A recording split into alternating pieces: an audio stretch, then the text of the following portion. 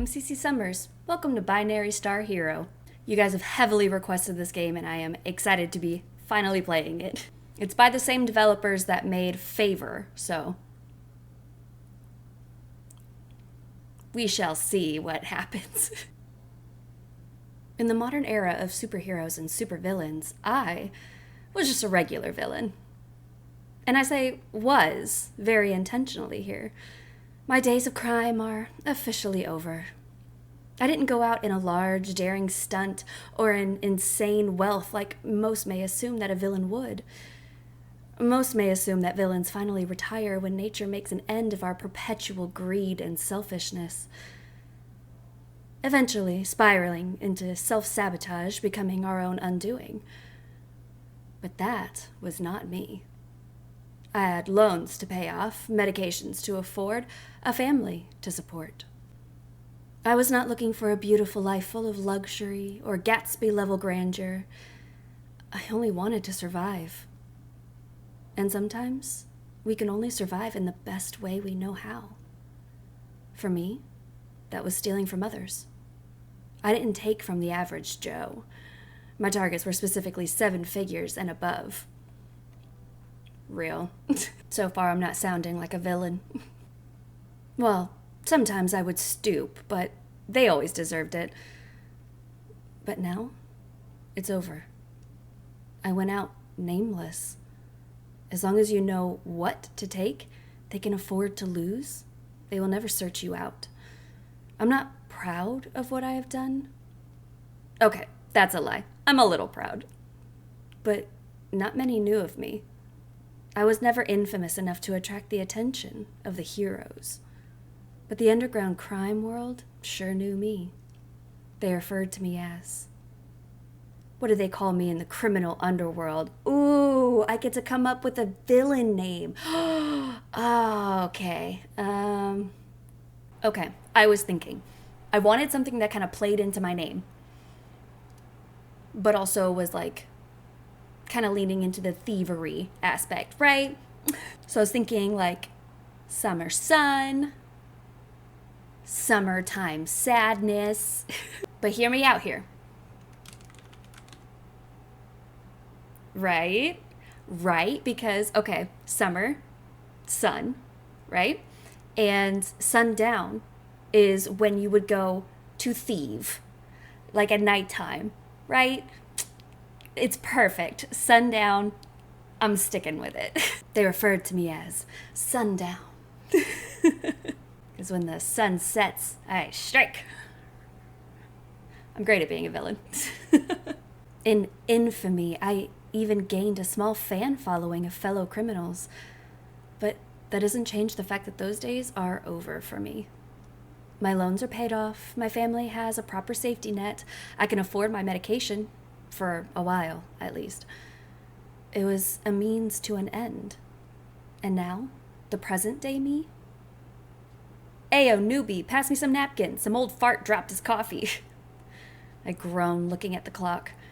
Only 9 a.m. I sigh heavily, my coworker's voice grating on my ears. I pass my 9 a.m. annoyance some napkins. If you sigh like that, you'll only bring yourself bad luck, newbie. Yeah. I'm going to need more napkins than this. Gramps spilled like his whole coffee. Whole bean coffee. Fucking watch it. I glance a glare at my coworker, Miles. I am about to ask if he's high at 9 in the morning when he cuts me off. Hey, by the way, what's your name again? If I ask Hal's, they'll explode at me. He laughs sheepishly, scratching his head. My name? Well, I fucking know your name, Miles, you little shitball. My name is Cece. We've been working here together for over a month, Miles. Miles, you little shit. Oh, right, Cece. Don't be mad, I promise I'll remember next time. Better I'll fucking steal your retirement. Who am I kidding? We don't have retirements. Miles walks towards the spill with an incredible amount of napkins in hand. Miles, you know we have a cleaning supplies closet, right? If you just wipe it up with napkins, it's going to be sticky. Sheesh, newbie. I don't tell you how to live your life. I shoot a glare at Miles. Please stop calling me newbie. Ah, okay, I get it, sure. My legs are like super sore from stock this morning, though. Do you mind cleaning it up and I'll man the register? Miles, you're playing with fire. Hal said you aren't allowed on the register anymore after charging a customer $20 extra. That was only one... For the third time in one day, Miles. Just be chill. Hal's only took your side because... Because what, Miles? Hal's tall, unimpressed stare gazes at Miles. Ah! Haley, how are you so quiet? Miles. Yeah? Go clean up the mess. Haley hands Miles a mop and a bucket. Miles hangs his head, walking towards the spill while dragging the mop and bucket behind him. Yeah. Miles grumbles, sulking back to the spill. Haley sighs deeply, leaning on the counter next to me.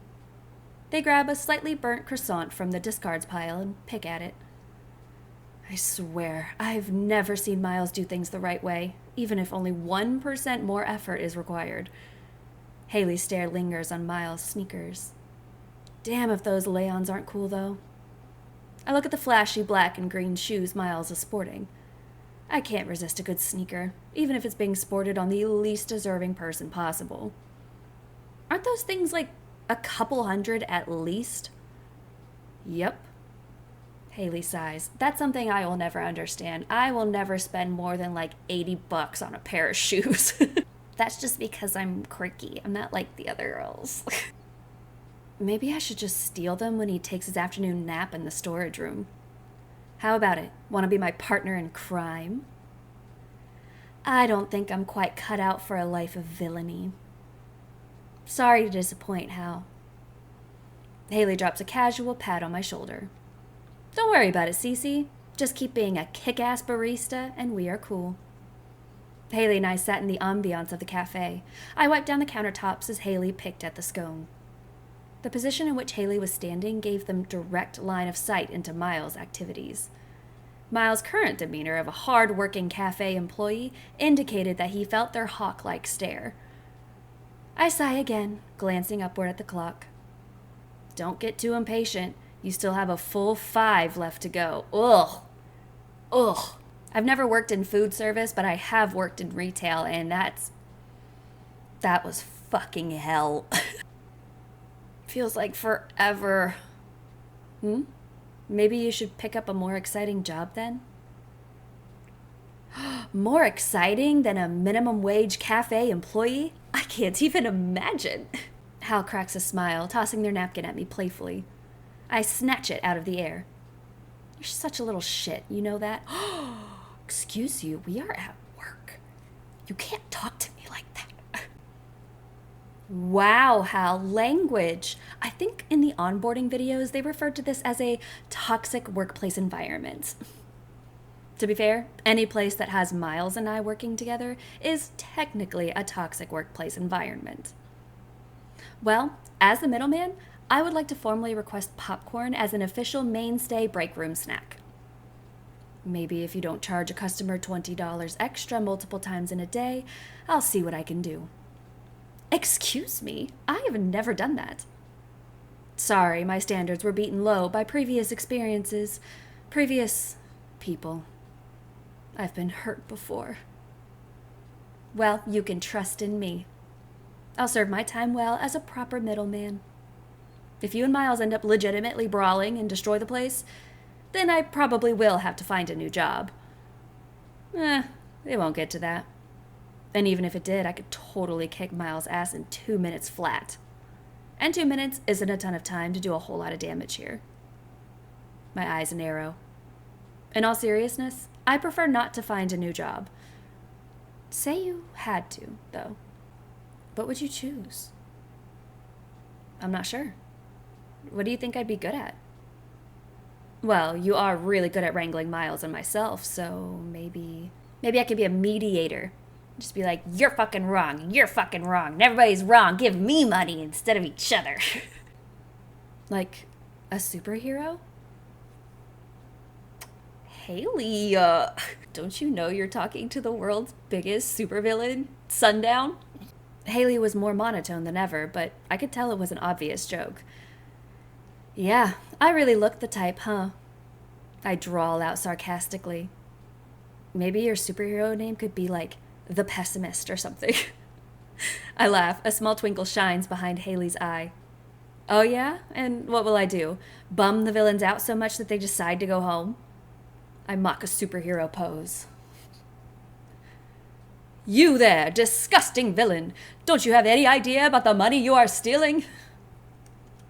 Inflation is on the rise. That money will be worth next to nothing in 2 years.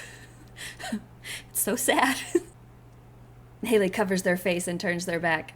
They attempted to regain composure, but I felt a little disappointed I wasn't able to see their expression. Wow, you could totally go for it. You're even bumming me out.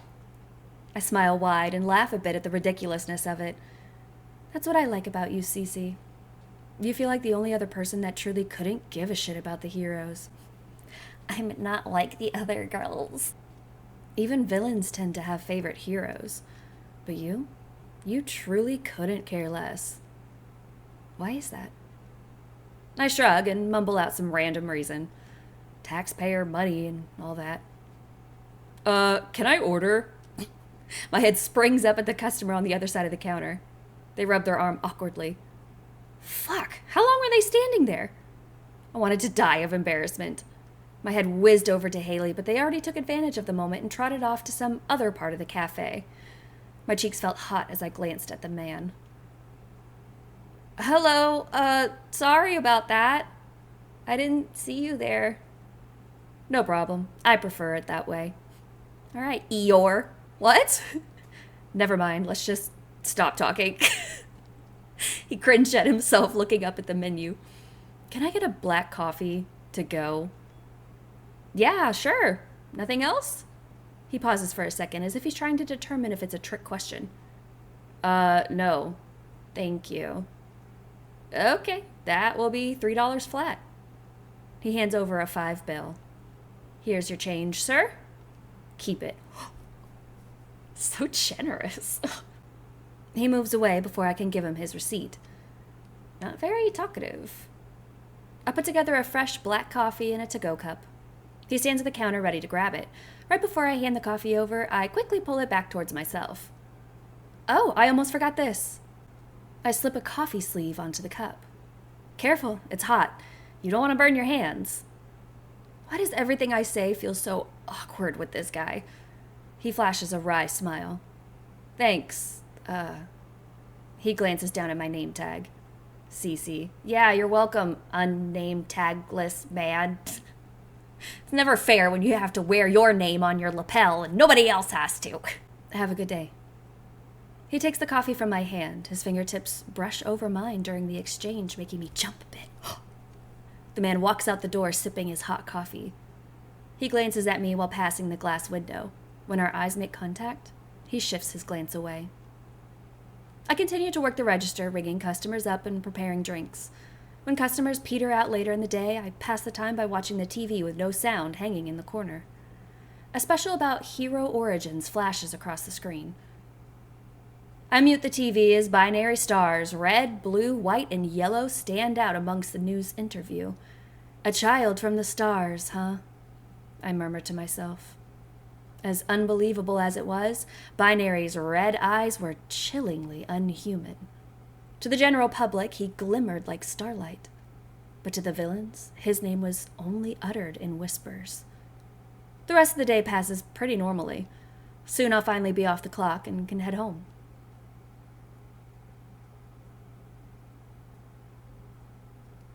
I yawn while looking through some boxes under the counter for more sleeves. The morning shift is brutal. I probably shouldn't have stayed up so late doom scrolling. Hey! Ow! I rub the back of my head where I hit the counter. Ducking my head out from under the counter, I see Haley standing there with her usual expression. Hal, you really have to make your presence more known. Haley shrugs. Do you mind bussing some tables? Sure, but where's Miles? probably pretending to do work in the storage room while browsing auction sites for hero action figures. I start to laugh, assuming it's a joke, but Haley's unamused expression never shifts. Haley sighs, rubbing their temples. Sometimes I wonder if firing him would be easier, but it would make my life way more complicated if I did. Haley glances up at me quickly. It's tough to find anyone willing to work a normal job recently. All Miles talks about is how he's going to quit someday out and be a hero. Haley barks a humorless laugh. Yeah? The guy can barely tell a coarse grind from a fine grind. And don't even get me started about how many times he is, "Yo, check out this Sidekick era Blaze figure I found." God damn it, Miles.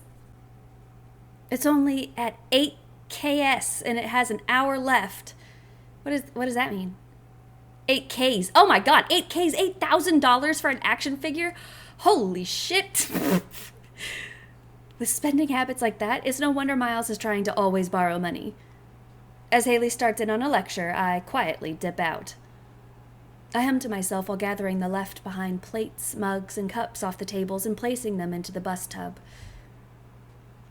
Ah! I walked into someone, almost dropping the bus tub. The stranger's hand grasped the container from the other side, keeping it steady. Whoa, nice reflexes. I look up and see the same stranger from yesterday. I feel a bit frazzled, my face heating up, remembering the caught glances and graze of our fingertips. Oh my god, get it together, you whore! My eyes shoot up to his.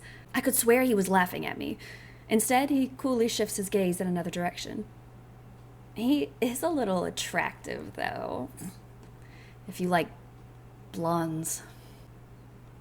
You think so? What? He smirks down at me. My reflexes. Ah, right, yeah. My eyes go wide, noticing the customer's hand still holding the bus tub. Oh, sorry. I place the bus tub down on a nearby table. The man stands there with a curious look on his face. I didn't get anything on you, did I? I flutter around him, making sure that no stains were on his shirt. He doesn't move, staring down at me intensely. I verified that there weren't any spills on him and backed up a little. I think you're good. I look down and notice a coffee at his table. Black coffee again? You know we have other things, too. I hope that didn't come off as judgmental. I like this. After a second of awkward silence, he continues. Well, I'm usually in a rush to get to work. So black coffee is just the fastest to get. Ah, okay. I see. Well, if you ever want to try something new, I can make something else for you. Sounds tempting. You flirt. Stop. I promise it will be really good. You won't ever want to buy coffee anywhere else, or your money back. Okay, can I get that in writing? Cheeky bastard.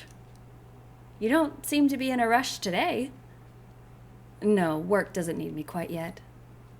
What do you do for work? You are asking what I do for work when you don't even know my name yet? I'm disappointed in you, Cece. I don't even fucking know you. Get out. How do you know my name? How do you know my name? He gazes down at me. His intense dark eyes scan my form. They linger as they move across me slowly. I end up feeling frazzled all over again. Is he staring at my chest? I glance down, seeing my name tag. Oh my god, you idiot, Cece.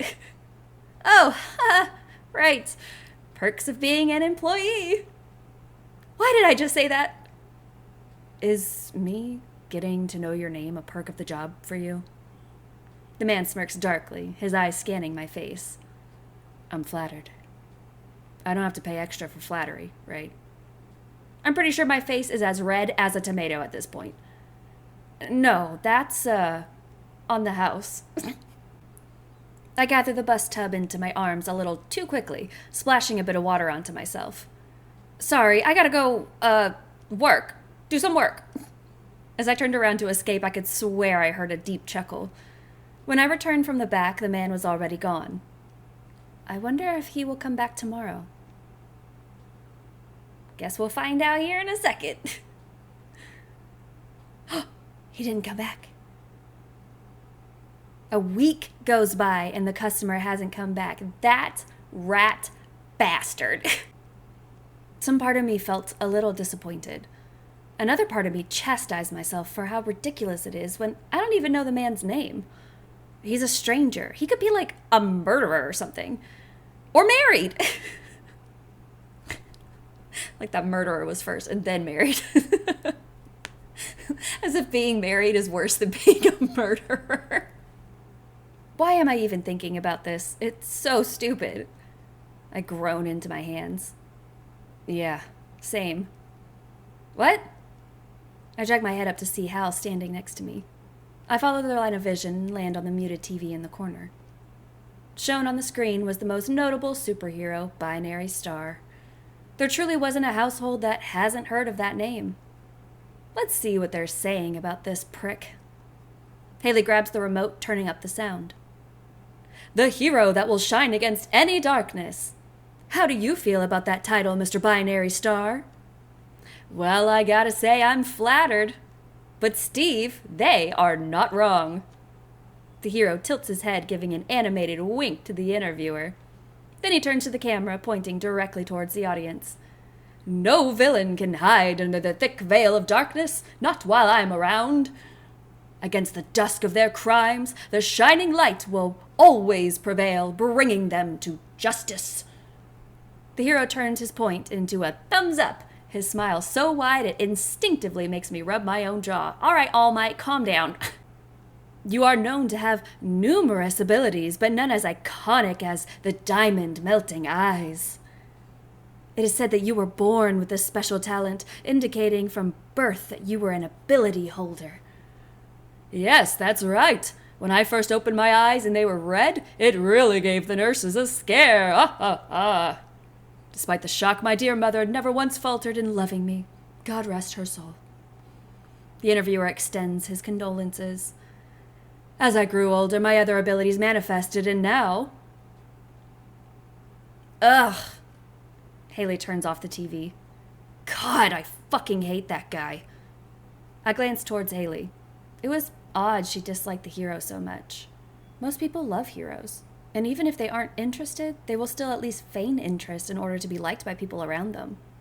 Heroes are seen as paragons of justice, so to openly dislike them is seen as odd at best, suspicious at worst. Why so much hate? Haley turns to me a bit shocked. What? I thought you didn't like him either. I don't. I'm just surprised you're so passionate about hating him. Haley rolls their eyes. It's just all so fake, honestly. All this showboating, bullshittery, just for heroes to go out and mercilessly slaughter anyone they deem as villains. All right, which one of your parents was a supervillain that a hero murdered right in front of you? It's honestly disgusting. Does anyone even remember when we tried to reform criminals? Now they just get slaughtered because that's easier than reformation. And the only group that seems to care even a goddamn smidgen is the fucking prison industry. Because, oh, God forbid they lose out on a 25-cent an hour labor. Like, is this world going crazy, or is it just me? I notice some of the customers are glancing over at Haley as their voice continues to get louder alongside their building passion. I agree with Haley to an extent. Heroes do have too much power.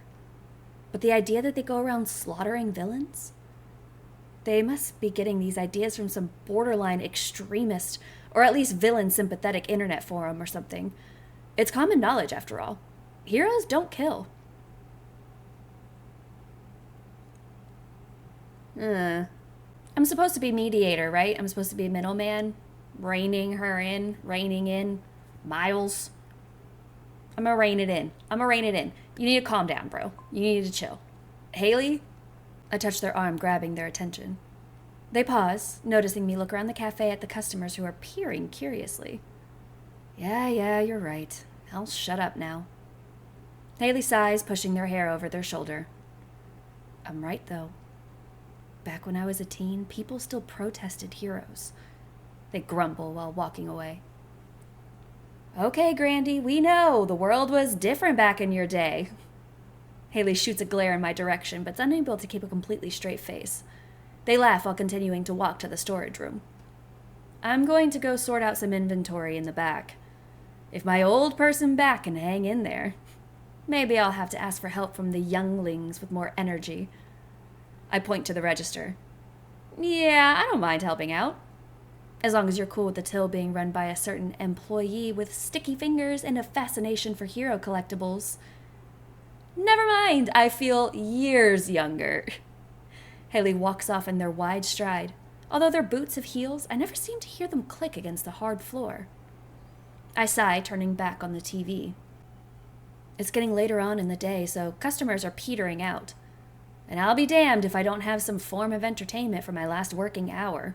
The hero's face lights up the screen as he saves women and children from imminent danger. Apparently, he has only been in the city for about 3 weeks, and the people have already fallen in love with him. They even claim that he alone reduced villain and criminal attacks by 60% in the last month. Watching him do his thing on screen, the fall in villainy wasn't much of a surprise to me. It's almost impressive seeing him fly around, battling against monsters and villains. His red eyes glow, cutting down everything in their path. Apparently, he has trained many sidekicks to become successful heroes. I can't help but to wonder how hectic his life is. The hero, after saving a child, smiles and waves at the camera. Citizens on clap and cheer for him in the background. Edited highlight shots of the hero plays. He gloriously flashes across the screen as terrified citizens scream for help, soon to be picked up and saved. Some part of me felt gross watching it. Imagining almost dying and immediately getting edited into a hero montage. Ugh. Not a fan, huh? I almost jump out of my skin at the sound of the voice in front of me. I look up and see the customer from about a week ago. Oh, sorry, didn't see you there. Yeah, I noticed. He glances up at the screen. It's okay, I'd rather be looking at Binary Star than myself, too. I smile sheepishly. I don't really like him or anything. Why do I feel the need to specify that? I cringe internally. Yeah, I kinda noticed that too. You did? Your facial expression kinda looked like you smelled soiled milk or something. My jaw hangs. I'm at a loss for words. What? But like 4-month-old spoiled milk, not a week-old spoiled milk. It was intense. I almost felt hurt for that guy. Nobody wants to get that kind of look from a cute barista. Shut the fuck up, Binary Star hero. Get the fuck out of my cafe. Cute? The man smirks, quirking an eyebrow. Do you want me to repeat myself? No, it's okay. I feel like if I heard him say it again, my face would simply combust. I already know it's probably bright red. While this guy just stands there with the same smirk. What a bastard. His smirk seemed to get wider. Why don't you like him? He motions his head towards the TV. Why not? Let's be honest, and let's just fucking rub it in his face how much I'm just like, I don't fucking give a shit about you, you little superhero bitch. You know, they make me kinda uncomfy. I bite my lip trying to decide how honest I want to be. To be honest, something about heroes kinda make me uncomfortable. How so? Something about them feels somewhat uncanny valley. Like a robot? Yeah, almost if Binary Star smiles any harder, his face will just crack and fall into pieces. Heroes are always saying what the public wants them to say, too. Like they know exactly what to say. I think most of them probably have PR writers. After all that media grooming, the heroes don't even feel human anymore. I mean, I guess Binary Star isn't technically human, but you understand what I'm saying, right? The man grimaces, but nods. The child from the stars. Binary Star. That poor bastard. I bet you're right. If his face did smile any harder, it would just fall off. and underneath it would be an endless pit. The man chuckles. Or something like that, right? That was fucking dark, dude. Jesus. Nah, I'm betting it's just a robot war machine under the human-looking face. The military getting in on the hero game with the latest tech, huh? I can't help but laugh. Yeah, they always want the fame and fortune, after all. A momentary look of softness travels across the man's face. But either way, I should probably take your order, considering you've been standing here for like 5 minutes. The man smiles. Don't worry about it. I think I enjoy our little interactions. I grab a medium-sized cup, the size he has ordered the last 2 times he came here. Black coffee again? Oh, you remembered. I try to remember our regulars' orders. I think with this being my 3rd time here, I hardly count as a regular. But I'll take the expedited honor anyways. Can I get your name for the order? I haven't needed it before, but I need it now. New store policy. In all honesty, I didn't really need his name. We tend to just call out the kind of drink rather than the name of the customer. But maybe I wanted to be a little selfish for once. Can I try your special? I give a blank look. The one guaranteed not to be found anywhere else, or I get my money back. Ah, of course. And if you don't like it, I'll make you something else. I thought you said I could get my money back.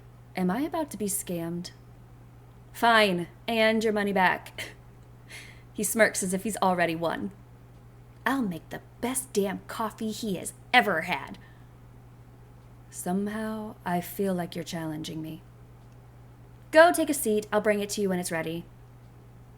You don't want me to pay? I'll take your money after I rob you of your pride. He cracks a smile. Cheeky thing. Fuck off. I'm Sundown, the rich people thief, everything. The man saunters off to lean against the far wall. I feel his eyes follow me as I move back and forth while making the coffee. After a couple of minutes, it's finally done. I bring out the most beautiful mint latte I have ever made. The man looks down at it, slightly grimacing. It's kinda green. What, you don't know any other color than black? The man eyes it up suspiciously. If I die from this... Oh my God, you are more likely to die from ingesting black coffee every day. Stir it a bit first and give it a try. You can also start to take out your wallet if you want. Wow, the barista won't stir it for me. Service is really lacking here. I am not going to stir it for you, sir. The man chuckles a bit and stirs the drink. He brings it up to take a drink. He takes a good amount in at once, swallowing deeply. He pauses, looking at me. The man places down the drink and takes out his wallet. So what do I owe you? Yeah, bitch, that's what I fucking thought. Give me my money. $87. I can't help but to smile. You haven't even told me how good it is yet. It's good. That's it? Nothing else? Maybe the word you were thinking of was delicious, heavenly, maybe awe-inspiring? Don't push your luck, kid. I got my pride, too. He smirks, rifling in his wallet for bills. Don't worry about the money. The satisfaction of your loss is payment enough. No, I lost fair and square. I have to pay up. No, seriously, my treat. He looks at me for what felt like a solid minute before putting his wallet away. If you say so. He looks at the drink, which is beautifully displayed in a glass mug. Then he checks the time on his phone and grimaces. Before he can even open his mouth, I present a to-go cup and a lid. I figured you wouldn't be able to stick around for long. He seems a bit surprised as he takes the cup, his face eventually falling back into his usual expression. You didn't have to go through all the effort to... I swiftly cut him off. It tastes better when it's presented well. Is that so? Mm-hmm. I nod enthusiastically. He pours the drink into the to-go cup, careful not to spill. Thanks a lot for this. He leans in close. My heart starts to beat faster. What? What is it? What is he doing? He pauses, snatching the permanent marker out of my apron pocket. I gape as he scribbles something on the to-go cup. He turns the cup towards me and the word Ray scrawled on the side. It would be Ray, like binary star, like a Ray. Listen, I'm the only one that's allowed to have an alter ego that's tied to my name. Ray. It's my name. Oh, cool. Nice to meet you, Ray. Nice to meet you too, Cece. Have a good day at work, if that's where you're going. It occurred to me that it was nearly 4 p.m. on a Tuesday. Was he going back to work? Or maybe he was done for the day? But he never comes in at the same times for coffee. He must have a job with very odd hours. As I walk away, something catches on my shoe, causing me to stumble. Whoa.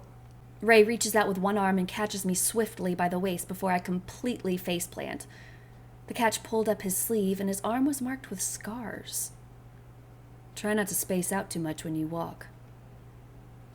Ray pulls me back up to my feet and releases me gently. His arms were surprisingly strong, considering how sleep-deprived he always looks. I can't help but think about how surprisingly marked up his arm was. Cuts, holes, slices, both old and new. Maybe his job is some hard manual labor or something. That would explain why he's so tired all the time. And he smelled nice, too. I wonder what cologne he uses. I get back behind the counter and watch Ray as he gives me a short wave before leaving. Some part of me hoped he would be back tomorrow. I stick my hands in my apron pockets and sigh. My fingertips nudge a hard object in my pocket. Huh? I'll pull out the foreign object that was in my pocket. A small wad of money? I felt a harder object with them. I pull out part of the coffee sleeve scrawled with a small message in permanent marker. Thanks for the coffee. The extra is tip. R. Ah. Yeah, you're right. There's a phone number scrawled at the bottom. I look at the bills. $50? After carrying out the transaction, I stuff the rest of the cash in the tip jar. A couple more days pass without any appearance from Ray. Well, I have his phone number. Why don't I, call him? Finally off of work. Despite my desperate desire to just go home, face plant on the couch, and binge shows for the rest of the day, I should probably get some groceries. I can't live off of mac and cheese for the next 2 weeks after all. Or, rather, I probably shouldn't. I do a bit of grocery shopping and grab some essentials for the next couple of days, but not too much that I'm unable to carry all of them back to the apartment. Partway through the trip back home, my phone buzzes. I have to bag onto my other arm and check the call. Unknown caller. The sinking feeling in my stomach gave me an idea of who it could be. I take a breath and pick up the call. Sundown. Yes? I could tell by the voice. It was my old partner in crime, Double Vision. Double Vision, myself, and the rest of the night crew used to hit houses and make quite a bit of money. We would even lift cars on occasion. Though I can't say we split on good terms. You moved. Yeah, away from you. You wound me, Sundown. We had a good thing. I could hear the thick malice in his voice. Don't be so cold, honey. Going to the lengths of running away while I was out of town. You wound me, truly. When you left, I did some things I'm not so proud of. But the honest truth is that I saw red. You remember Ripley, right? I swallowed hard. My hands shook, but I was unable to hang up. I can't guarantee that you will be able to recognize him anymore. He lets out a cold, curt laugh. He then transitions into a soft, cooing voice. You should have told me you were upset, honey. You can't just leave me like that. You know what that does to a guy. I get so worked up over you. I know I shouldn't.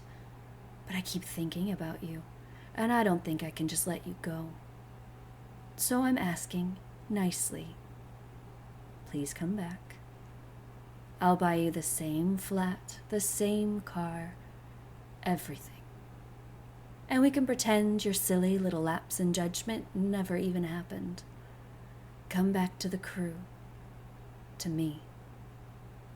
I gather any courage I can, breathing in a shaky breath. Go fuck yourself, Double!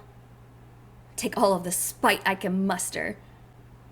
Go fuck yourself, Double. I spit out in rage. Double lets out a loud barking laugh. Oh, Cece, you never cease to surprise me. Listen to this close. If you really want to be free, then don't let me find you, honey. Because when I do... A heavy silence blankets the call like mist. I could hear my own heartbeat echo through my ears. Double finally talks in a slow and serious whisper. I'll fucking kill you. Uh-oh. You know, Double, on second thought. He hangs up and the line beeps. I collapse to the ground, my legs not quite feeling up to the task of standing. Double Vision and I used to be close. Closer than I'd like to admit, honestly.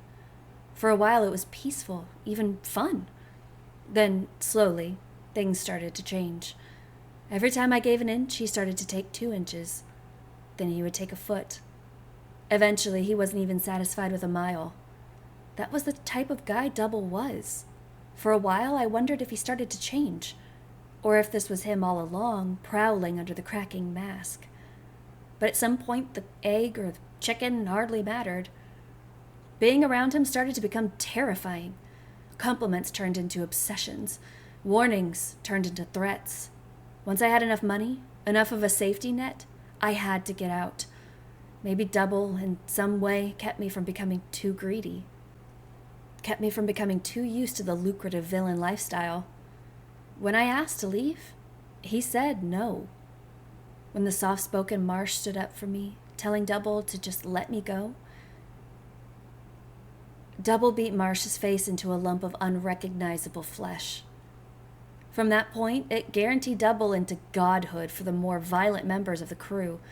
The non-violent members became too fearful to ever speak up against Double again. And so, I left the crew, alone. I fled in the darkness of night, taking my family with me. I moved my family into a different town with different names, far, far away. And as for myself, I became anonymous in a different city, far enough away from my family so that they could live in peace without me. So the question is, has he already found me? After all, Double always enjoyed playing with his food. My legs shook. I felt nauseated with the thought. I desperately scanned the area. I didn't see or feel anything off. Locals walked along casually carrying out their lives. I quickly gather up my bags. In my haste, my phone falls out of my hand. It tumbles to the stop against the shoes of a stranger. They pick it up and hold it out towards me. Ray? Here. He hands me my phone. You look like you've seen better days, Cece. Is everything all right? I get up from the ground, setting the groceries onto the ground to straighten out my clothes. I have to get it together. I probably look crazy right now. I mentally chastise myself, looking up at Ray's concerned eyes. I force a grin and pray it is convincing. Yeah, I was just taking a break. Ray raises an eyebrow. I motion towards the groceries. I think I purchased too much, and they're pretty heavy. I lie through my teeth. So you took a break in the middle of the street? I laugh awkwardly, unable to find a good excuse. Are you heading in this direction? He points to where I was facing. Yeah. I'm going that way too. Need some help? Before I can say no, he picks up a grocery bag. A grocery bag that was incredibly light. Ray pauses, turning to look at me. He gives me a look of suspicion and confusion. He opens his mouth as if he's about to say something, then he seemingly decides against it. He then silently picks up the other grocery bag, too. I stare embarrassed, unsure of what to do. Luckily for me, Ray reads the room and decides not to press me further. Are we going, or do you want me to carry you too? I hurry to catch up with his tired stride. These bags are pretty light. Do you have any food of substance in here? I don't want to hear about dietary habits from a guy who regularly consumes black coffee in the middle of the day. I recently took up mint lattes, thank you very much. Oh yeah? What made you decide to do that? When a cute barista asks you to try something, you can hardly say no. Someone like me has weaknesses too, you know. Someone like you? How far do you live from here? Yeah, good catch. Good job changing the subject, friend. Real slick. Not too far. Are you already getting tired? Ray looks down at me with a wry smile. Not on your life, barista. I have a name, you know. Cece. I honestly didn't expect you to remember my name. Ray is about to say something when his phone buzzes. He pauses to look at it and cancels the call, stuffing his phone back into his pocket.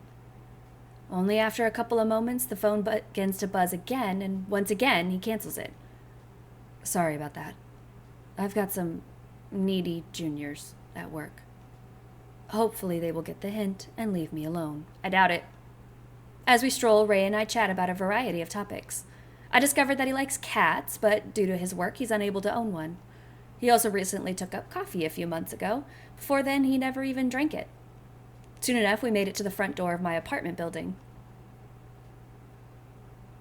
His phone vibrates again, and he fumbles to reject the call. Sorry, he mumbles. Work forces me to use a phone that has the silence feature blocked. That sounds like a unhealthy work environment. Ray gives a chuckle that sounded more tired than humorous. Yeah, suppose so. Unfortunately, I'm somewhat grandfathered into the position. You can't just quit? Not really. That sounds illegal. Ray just grimaces. He doesn't seem very chatty about work. He must be in a stressful career. Well, either way, this is me. I motion up to the apartment building.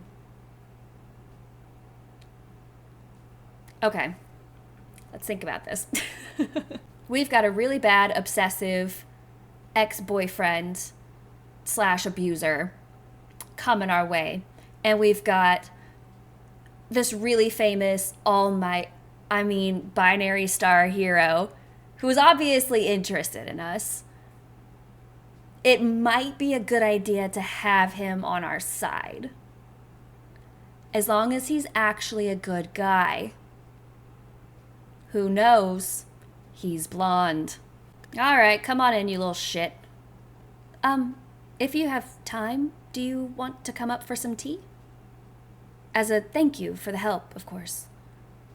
My heart was beating, and I was sure that my face was getting increasingly red. I genuinely didn't mean the invitation with any unholy intentions. But it was still such an awkward question to ask because of the implication. Ray looks genuinely surprised, almost dropping his phone. Yeah, of course, I'd love to. Platonically, bitch. Keep your shirt on. Get them collarbones away. Ray's phone begins to buzz again. Ray looks visibly annoyed by the buzzing of his phone. Let me just take this real quick. He puts the phone up to his ear. Yes? Absolutely not. No. It is my day off. What? Do you have no one else? Am I really your... He shoots a quick side glance at me. Option or something? I in fact do have a life. Is it so hard to believe that I have plans? Well, that's too bad, isn't it? You'll just have to find someone else to take it on. I'm not? Anyways, I'm hanging up now. If you call me again, this phone is getting a hole burned into it. I'm serious. Calm down, binary star. It's just tea. Relax. Ray hangs up and places his phone back in his pocket. He turns to me, smiling kindly. Sorry about that. Should we head up? He picks up the bags again before I'm able to. As he takes his first step,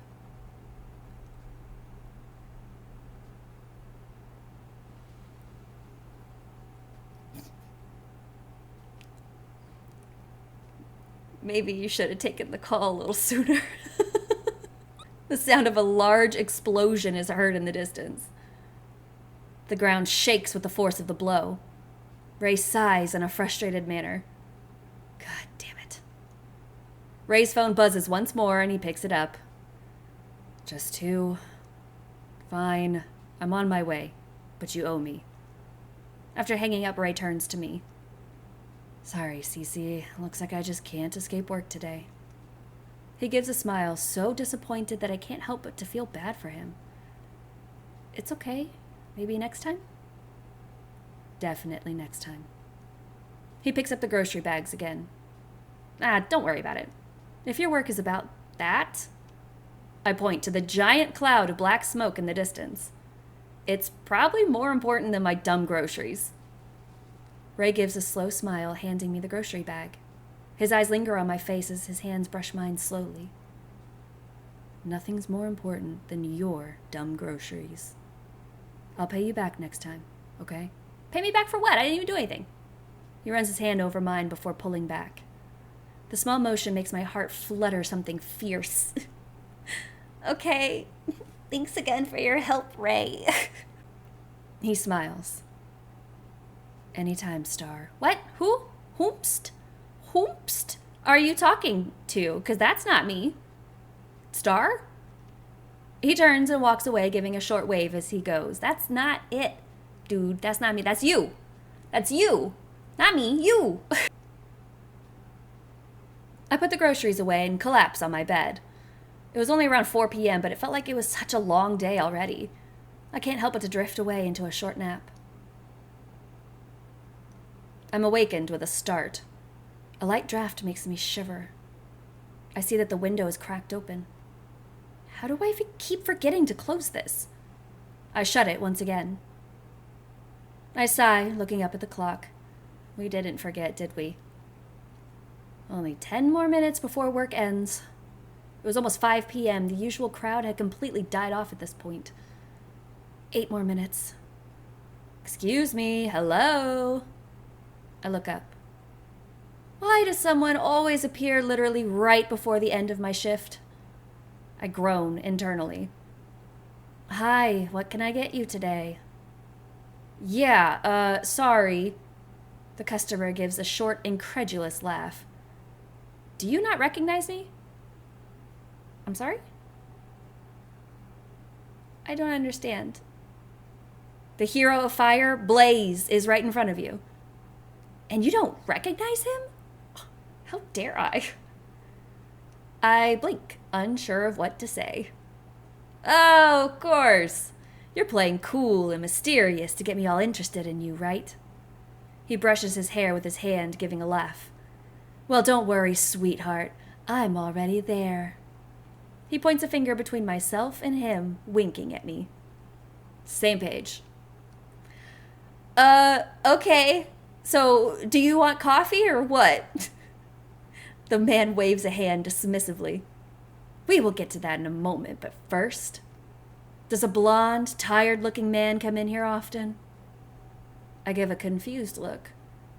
There are a lot of tired people that come in here. It's a cafe. He has hair about to here. The man waves his hand around his neckline. And his eyes are really dead, like 1,000-yard stare most of the time. Are you talking about Ray? Yeah, wow, first name basis, huh? Lucky guy. Should I be going around telling him about other customers? Like, that feels a little fucked up, especially as somebody who has an abusive, crazy, supervillain ex-boyfriend trying to find me. I wouldn't want other people telling them that I'm, around. Use your brain, Cece. Come on. I glance at the clock. I should have been off work 5 minutes ago at this point. I attempt to speed things up. So, no coffee then? I don't blame you for going for all that, but... He smiles. I feel like I could give you better. At this point, I am utterly confused. I mean, he does have his collarbones and his shoulder out. Maybe we hear him out. Look, sir, I don't even know your name. Blaze.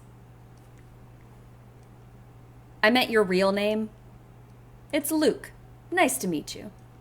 So as I was saying, I'm parked out front. It's the convertible.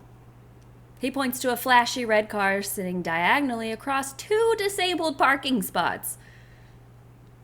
How about we get out of here, just us? He winks, and I smile harder to keep my face from cringing. This guy is really laying it on thick. Not to sound too full of myself, but you would be really lucky to have a guy like me. Not sure if you noticed, but I am a hero. He starts to look upset, most likely due to his passes not being received with the same enthusiasm that he expected. I need to clock out, so do you want to order anything? The man sucks his teeth, leaning up against the counter. Don't say you want to order me. Don't say you want to order me.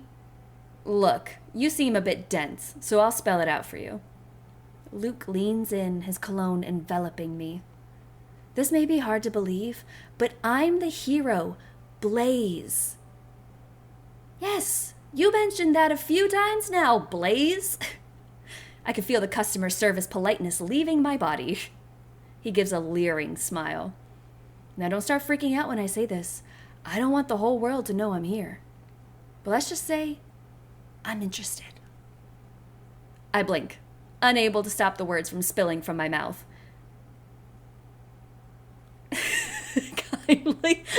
Kindly fuck off.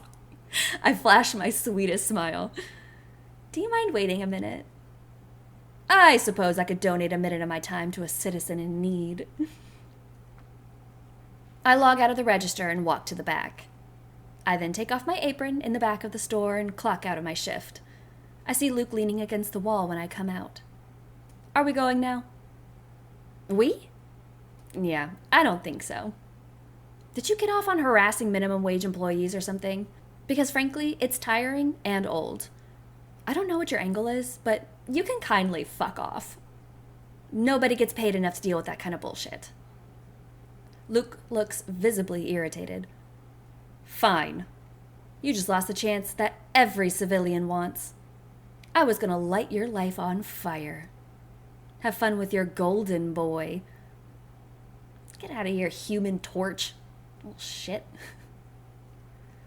A hero from the stars? Yeah, right. Ask Ray how he got his abilities. Luke grins a smile full of malice. Hope you know what you're getting yourself into, Cece. He gives a cold laugh. That guy is no hero. Luke angrily takes his leave, muttering some words under his breath on his way out. I sigh, exhausted. Wow, the fuck was that about? I look over my shoulder at Hals, who appeared behind me with a croissant in hand. Honestly, I have no idea. He said he was a hero and accused that new regular Ray of some ridiculous stuff. What kind of stuff? Of him being a hero or something. Which one? The star one. Binary star? Yeah. Hal chews on their croissant and thought. Weird. That guy seemed like a total dick. Maybe he was hopped up on some new designer drugs or something. Unfortunately, I got the vibe that was just his default personality. He was really laying it on you, though. Good thing Miles wasn't around. He would have flipped out. He really would have. It's actually not a good thing because Miles could have taken the attention and I could have just gotten out of there. Probably would have scared Blaze away with his enthusiasm. Damn, Miles could have saved the day. That's what I'm saying. Could you imagine Miles cornering Blaze to show him hundreds of pictures of his collectibles? That hero would be so creeped out. Who knows? He seems self-obsessed enough to probably enjoy it. I'm sure he has his own collection, too. I mean, let's be real, though. If I had an action figure, you better believe that I would have it on display in my house. I could totally see that. I know. We should implement a no weirdos policy. Haley. Stop. Haley leans up against the counter next to me. They laugh. It's a refreshing sound, like bells in the summer, with the little floaties. Oh my god, Haley, I'm blushing. Stop. Yeah, but then Miles wouldn't be able to work. Hey, I heard that. Haley and I chuckle at the far-off sound of Miles' voice. You are allowed to turn away customers, you know. I tried. They gave me a reassuring pat on the shoulder. Just call me next time. I'll kick his ass out of here. I gasp in fake shock. To a hero? Isn't that like a crime or something? Haley smiles deviously. Maybe I'll key his car for good measure. They say 2 crimes are better than 1. I don't think that's what they say. Wow, Hal's living the determination. If only that was reflected in your management style. We laugh a bit between the two of us. I have only known Hal's for around 3 months now, but we've become so close. They always know the right thing to say to cheer me up. Anyways, I should probably head out. Hey, before you go... Haley bites their lip, debating. After a couple of seconds pass, they speak up. That guy, you said his name was Ray? Yeah, I actually ran into him the other day and he helped me carry my groceries home. Well, look, I kind of get a bad feeling from the guy. What about him? What about him? Hal rubs their neck, looking away. It's I guess a feeling. Like, kinda bad one? Something doesn't feel genuine with him. Okay, well, thanks for letting me know. Maybe just keep an eye out for anything that's off. I haven't seen anything weird yet. What's weird? You're weird! I feel like I almost had a heart attack. Ray somehow walked up without me even noticing. Nothing weird. We just had some, coffee lids go missing recently. Is that right? Ray stares directly at Haley, who levels a glare right back at him. He shoots me a quick smile. Sorry, I don't think I've met your friend yet. Oh, this is Haley. Oh, coworker. Oh, you jelly? Are you jelly because you think Haley's my lover? Sorry, that's not about Haley. It's just about the word lover. Friend. Haley cuts in quickly. Sorry for interrupting the conversation. I'm just looking to get the usual before heading to work. It's almost 5 p.m. and you're just starting work for the day? Yeah, that's strange. What do you do for work? Law enforcement. Ray responds without missing a beat. A tense silence falls between the three of us. I don't quite understand what's going on, but I feel uncomfortable. Haley, what do you do for work? What do you mean? I'm obviously at work right now. This is your only job? Last time I checked, yeah. Sorry. You just look so familiar. I just can't put my finger on it. Haley looks genuinely annoyed. I could see them bite their cheek, probably to keep themselves from saying something too unprofessional. You must be thinking of someone else. Haley strains out. Ray smiles, but there was no friendliness to it. Maybe you're right. Haley smiles back with an equal amount of spite. You know, we had a celebrity visit. You just missed it. He was a hero, too. This place is quite popular lately. Ray's face falls into a frown. Haley looks at me for a second. I can't imagine why. It's not like we have some kind of hero discount or something. Ray's lips pull tight and he narrows his eyes. Is that right? Haley picks at their nails, seemingly uninterested. Yeah, What was his name again? Flame? Blade? Blaze. Ray mumbles under his breath. Right! That was it. He suddenly looks at me and gives a smile. Looks like I overstayed my welcome. I should probably head to work before my new phone blows up. Ray glances at Haley. Thanks. Well, we can still be nice. We'll still be nice. Haley's gonna be mad at us. Listen. Who do I think is going to protect me more against Double? I haven't seen Haley in action. Obviously, she's some sort of villain. But she also works as a barista, so she's not that good of a villain. And he has a reel of him saving people, so we're gonna give him coffee. And I'm sorry, Haley. Ray already begins to leave. I should grab him some coffee before he goes. Oh, Ray!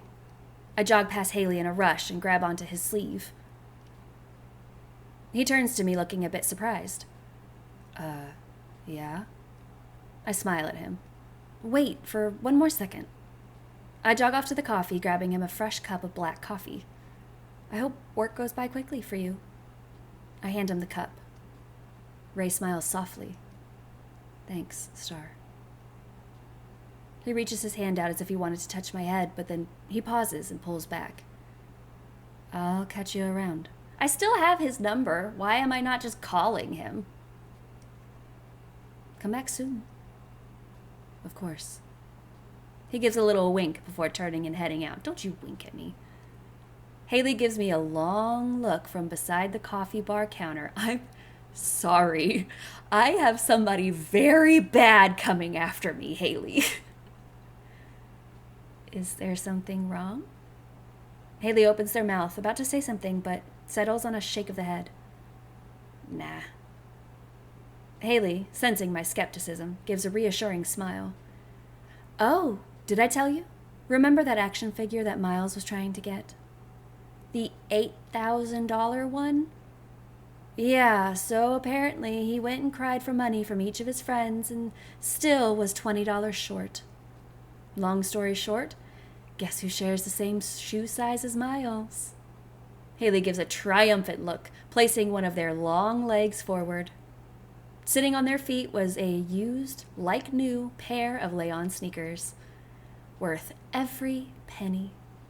Can you believe Miles and I are the exact same shoe size? Didn't Miles come in wearing those shoes today? Where are your shoes? Is Miles? Miles can rock a black-heeled boot. I think it's giving him more confidence. A loud crash can be heard from the storage room.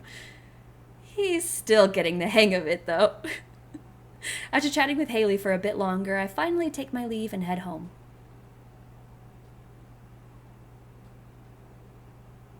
The next day, I get to work at 9 a.m. for a later shift. After clocking in, I start restocking some pastries. No, dude, I'm telling you, Blaze is going rogue or something. Why else would Binary do that? Blaze totally is going full anti-hero. Haley groans as they approach with Miles in tow as he chats their ear off. Miles, for the last time, anti-heroes don't exist. They could, though.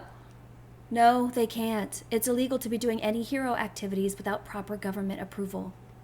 And that is especially so for some rogue anti-hero type of activities.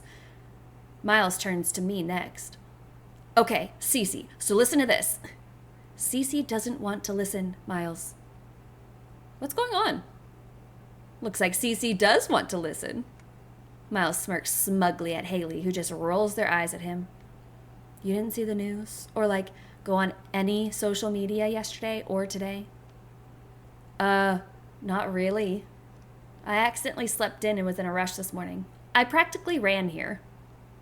Dude, you got to check this out. Miles is already tapping on his phone. He suddenly turns the screen towards me and I look closely. At first, it's kind of hard to understand what's going on. But on closer inspection, it seems as if a hero is throwing another hero off of a building? Is it a joke? I don't really get it. Miles fast forwards the video a bit. Okay, look, there's a close-up here. The video shows two heroes talking, and suddenly one tries to kick the other. The hero who was on the receiving end of the kick grabs the other hero by the ankle and throws them over the ledge of the tall building. Why do I feel like I might have been a catalyst for this? The hero lets go, but the other hero stays suspended in the air. They continue to converse. How are they floating like that? One of Binary's abilities is telekinesis. You didn't know that? Miles scoffs as if it's the most obvious thing in the world. After a minute or so, the heroes seem finished talking. Binary Star turns and starts to walk away, and the other hero plummets toward the ground. Miles shuts off the video. Oh my god. Don't worry too much, the guy is fine. Yeah, and get this. Before Binary grabbed his leg, Blaze said, "What are you going to do, stop me?" And then Binary grabbed him and just dropped him off the side of the fucking building. So badass. That was the only audio that was caught? Yep, so netizens are going crazy trying to figure out what it was all about. I wonder. Binary Star is squeaky clean. He's never done anything like this. So it has to be something about Blaze going rogue. Why else would Binary Star do that to Blaze, a hero that was previously his sidekick for 3 years? I doubt that going rogue thing. I think the more squeaky clean a hero seems, the more skeletons are probably hiding in their closet. Don't be so envious, Hal. It looks bad on you. Miles? Miles just laughs despite Hal's potent glare. What do you think, Cece? I don't care. To be honest, I just can't be bothered to care that much. Heroes can do whatever they want. It's not like any of us can influence that, skeletons or not. If Blaze does go rogue, anti-hero, or whatever, the government will definitely crack down on it. So I guess this doesn't really pertain to me in any way. I'm just one civilian, so I don't care much. You're wrong, Cece. It does pertain to you. You might not think that heroes affect you, but that's wrong. They affect all of us, whether we like it or not. I open my mouth to retort, but I can't find a proper response. Haley had a point. No matter where you look, posters of heroes are around, watching. People strive and work within this binary of good and evil that has been permeated by the concept of heroes and villains. Heroes are so ingrained in our society at this point, I don't think any of us can even imagine a world without them, even if we want to. I don't see how the whole heroes thing affects me personally, but I can understand what you mean. I guess I mean to say that I just wish it didn't pertain to me. Yeah, same. You just gotta watch out for yourself first and foremost. A chuckle. I know, Hal. I think better than anyone. Haley quirks an eyebrow. Before they can talk, I cut them off. Don't worry about it. I laugh awkwardly, changing the subject. So, I think we're running low on straws again. Good! Save the turtles, baby! They're made of cardboard, Miles. Oh. Then save the trees, Ugh, I've had enough of you people. Haley jokingly exclaims, walking off towards the back door. I glance up at the clock. It's about time for Hal's smoke break, so I can't say I'm surprised they took this opportunity to ditch us. Killing your lungs, I shout to Haley's retreating form. We're all dying anyways. Haley waves their cigarette of choice, disappearing into the back. A couple of hours drift by. The sound of clanking mugs and patrons quietly conversing amongst themselves can be almost comforting. If I wasn't so damn tired. Haley walks up to the register. So, I have to head out early. Are you cool to close by yourself? Yeah, no problem. I feel like I've done it 1 billion times at this point. Haley shoots a slightly worried look, but covers it with a smile. Make sure to call me if anything weird is happening, okay? I'll be fine. Stop worrying, Hals. Famous last words. Haley sighs. I'm never not going to be worried about you, Cece. Stop it. I'm not as helpless as you think I am, Hal. Haley smiles. I know it. I'm always going to worry no matter what, though. Yeah, now go clock out. I'll take Miles with me. Huh? Miles already left. Haley groans.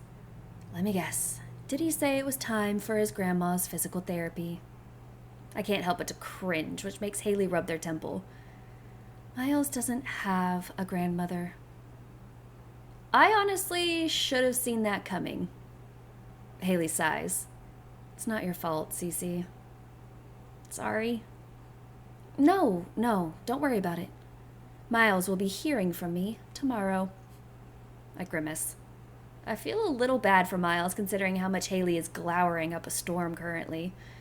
Haley takes their leave. After an hour, I start to close up the store.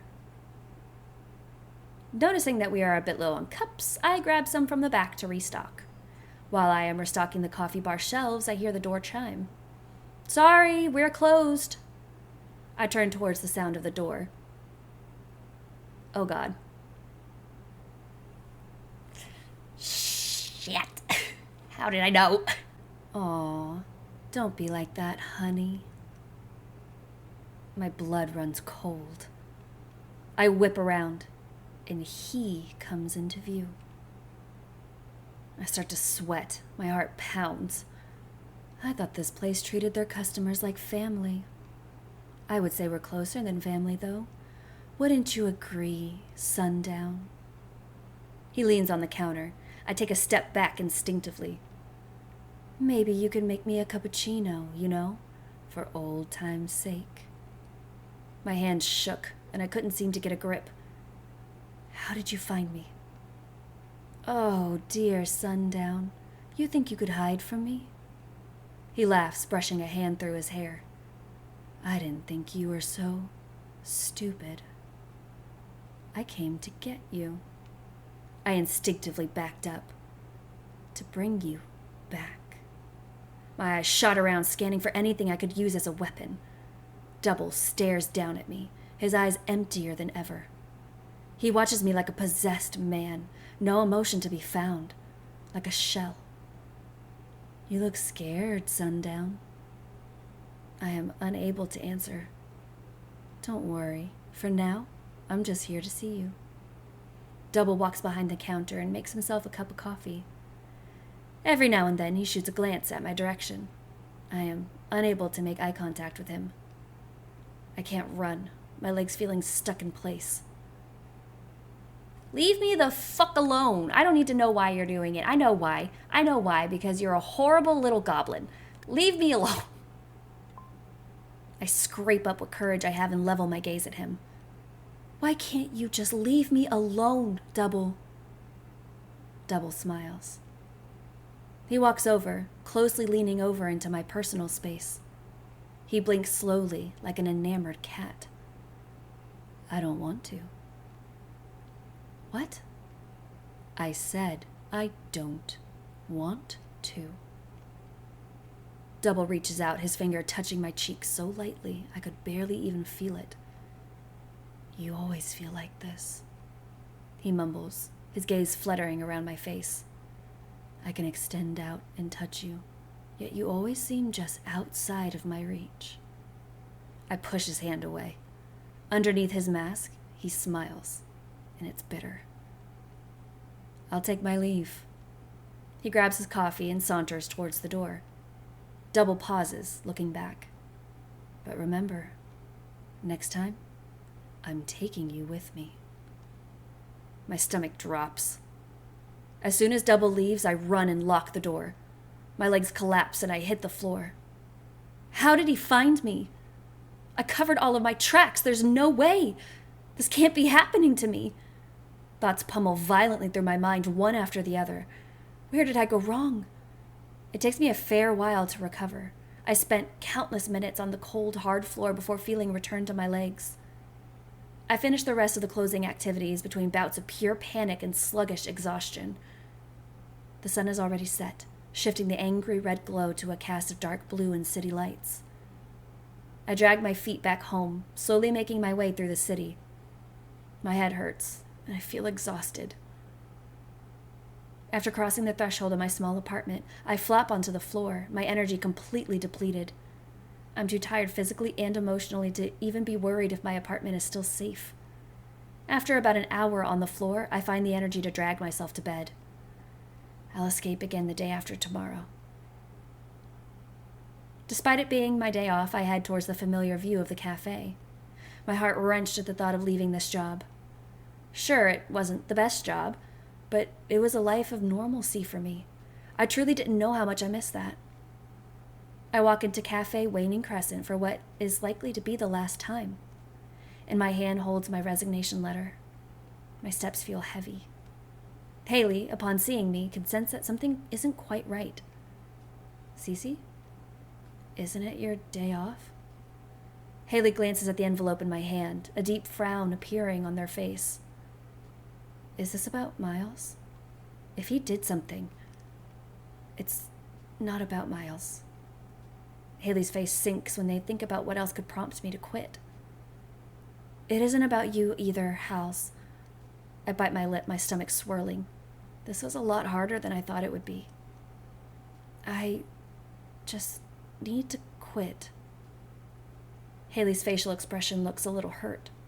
I glance down at the envelope, holding it up. I'm sorry to do this. If you want time off. No, I just need to get away. But I can't say that. I won't dare pull Haley into this mess. My mess. Need to get some fresh air. Haley has trouble making eye contact. Their face is more stoic than ever, but I know them well enough to see the flashes of hurt that swims across their expression. There's nothing I can say, huh? No. Silence drifts between us and I hand them the envelope. I desperately want to say sorry, but it dies on my tongue before it can surface to my lips. It's okay. Hal whispers. They force a smile. I'm sure it's for a good reason, Cece. I force a smile, unsure of what to say. Sorry, I'm just being selfish. Do what's best for you, Cece. Maybe someday, when whatever you're running from is over, you can come back. How do you know I'm running from something? I've looked in a mirror before, Cece. It didn't feel appropriate to ask any further, so I just hand them the envelope. I'm guessing you aren't finishing out the week? I shake my head. Sorry. Thought so. Don't worry, we'll be fine. Your last paycheck will be in next week. Haley pulls me into a hug. They pull back, looking at me warmly. Haley forces a smile, despite the sadness that swims under the surface. Well, stay safe, and I wish you all the best, Cece. If you need anything, and I mean anything, you have my number. I nod, unable to speak as a lump swells in my throat. You will be great wherever you end up, I know it. Everything will be okay. I promise. Thanks, Hals. Haley ruffles my hair, turning away. I'm going to file this and take a smoke. They look over their shoulder. Bye, Cece. Bye, Hal. I walk out of the store, looking back at it one last time. I decide to take the long way home to be alone with my thoughts. The wind picks up and it flies onto the ground. I pick it up to recycle it, the wind only becoming more intense. As I am walking back home, my eye glances at the magazine. Familiarity catching my eye. Binary Star? My guy. Binary Star adorns the cover, splayed across like a Greek god. I guess that Luke guy was onto something. Ray really does look similar to Binary Star. They could be cousins. If Ray had those red eyes, they could even be brothers. Binary Star's bright red eyes were unsettling to me no matter how hard his smile shined. I couldn't deny that the cover was attractive, though. I glanced at the headline. inside the dazzling world of Binary Star. Curiosity gets the better of me, and I flip to the interview. From Binary Star's time fighting for world peace to his new city, our favorite hero tells us everything. Everyone's favorite hero has moved home base and is more popular than ever. From posing for the newest names in Vogue to defending cities from alien attacks, Binary Star's brilliance never seems to fade. Today we had the chance to sit down and talk one-on-one with our favorite hero from the stars. Despite being everyone's favorite hero, you seem to have been taking on a new look recently. This new, dangerous, and dare I say sexy look is driving fans wild. Can you tell us what inspired this change? Binary Star. Binary Star gives a polite laugh. Well, I wanted to show a new side of myself to the fans. I want people to understand that us heroes aren't just robots. We are human, too. I enjoy my time off. I drink black coffee almost every morning. I've even been thinking about adopting a cat. He really, really wanted me to read this interview, didn't he? I find happiness in a lot of things that others may call boring. I just call them normal. I'd say your newest cover on Hero Fair is anything but normal. First, your dangerous stunt with Blaze, now this cover.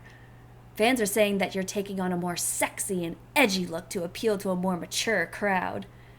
The current theory stands that it has been a while since you've been seen with a partner. Perhaps spring is upon our favorite hero. Binary Star. I'm lucky to have such dedicated fans that care for my well-being. I hope that my fans can see that I'm someone with depth, someone with emotion, and edge. Binary Star gives a coy smirk. Although I can't say that my change wasn't inspired by a special someone. Because I'm not like the other girls. Suddenly, the ground begins to shake. What? Is an earthquake happening? My footing becomes uneven as the ground is jolted in every which way. I hear a scream in the distance. Suddenly, smoke rushes, encapsulating everything. I attempt to run, but I can only get so far before giant, unearthly black shadows take form. It dawned on me what was happening. Some ungodly monster was attacking the city. The aliens, horrible creatures that destroy everything they touch. Suddenly, I think of Miles and Haley and my heart jumps into my throat. I have to help them. I sprint back towards the cafe in a pure panic, knowing it will take me closer to where the monsters roam. When I get there, the cafe is already half collapsed. My heart is beating out of my chest. I swivel my head desperately, but all I see is smoke. Screams surround me no matter where I turn, the smoke only becoming thicker. Haley! I scream. Miles! I continue to scream and sprint and search for my coworkers. Suddenly, I feel a vibration in my pocket. The caller ID read Haley, and I scramble to pick it up.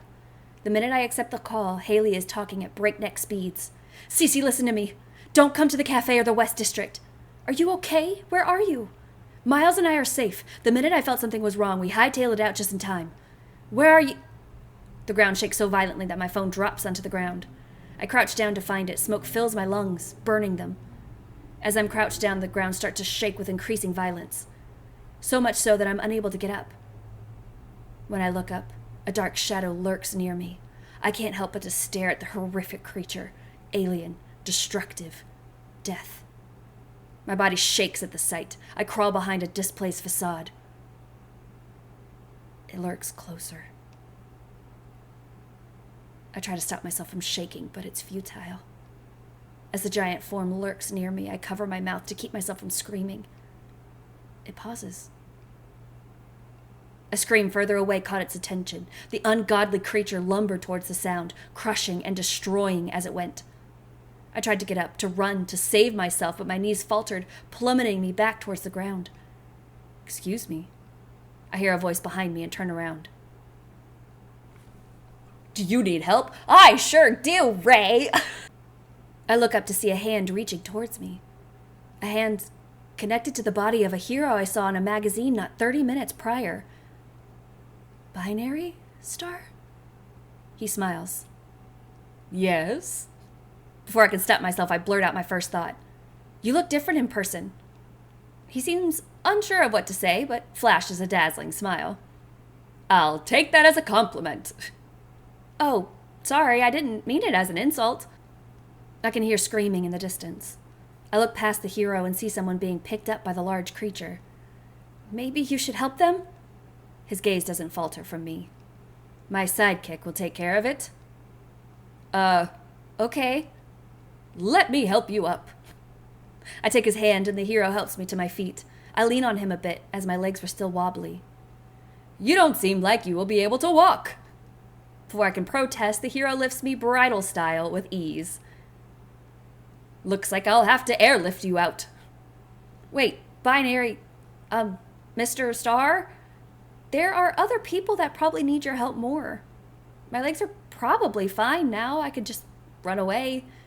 He glances down at me and does not answer. The uncharacteristic expression disappears as quickly as it graced his face. We lift into the air, traveling at fast speeds, his red cape flowing behind him. After a few minutes, Binary Star lowers me to the ground. There we go. How are you feeling? Confused?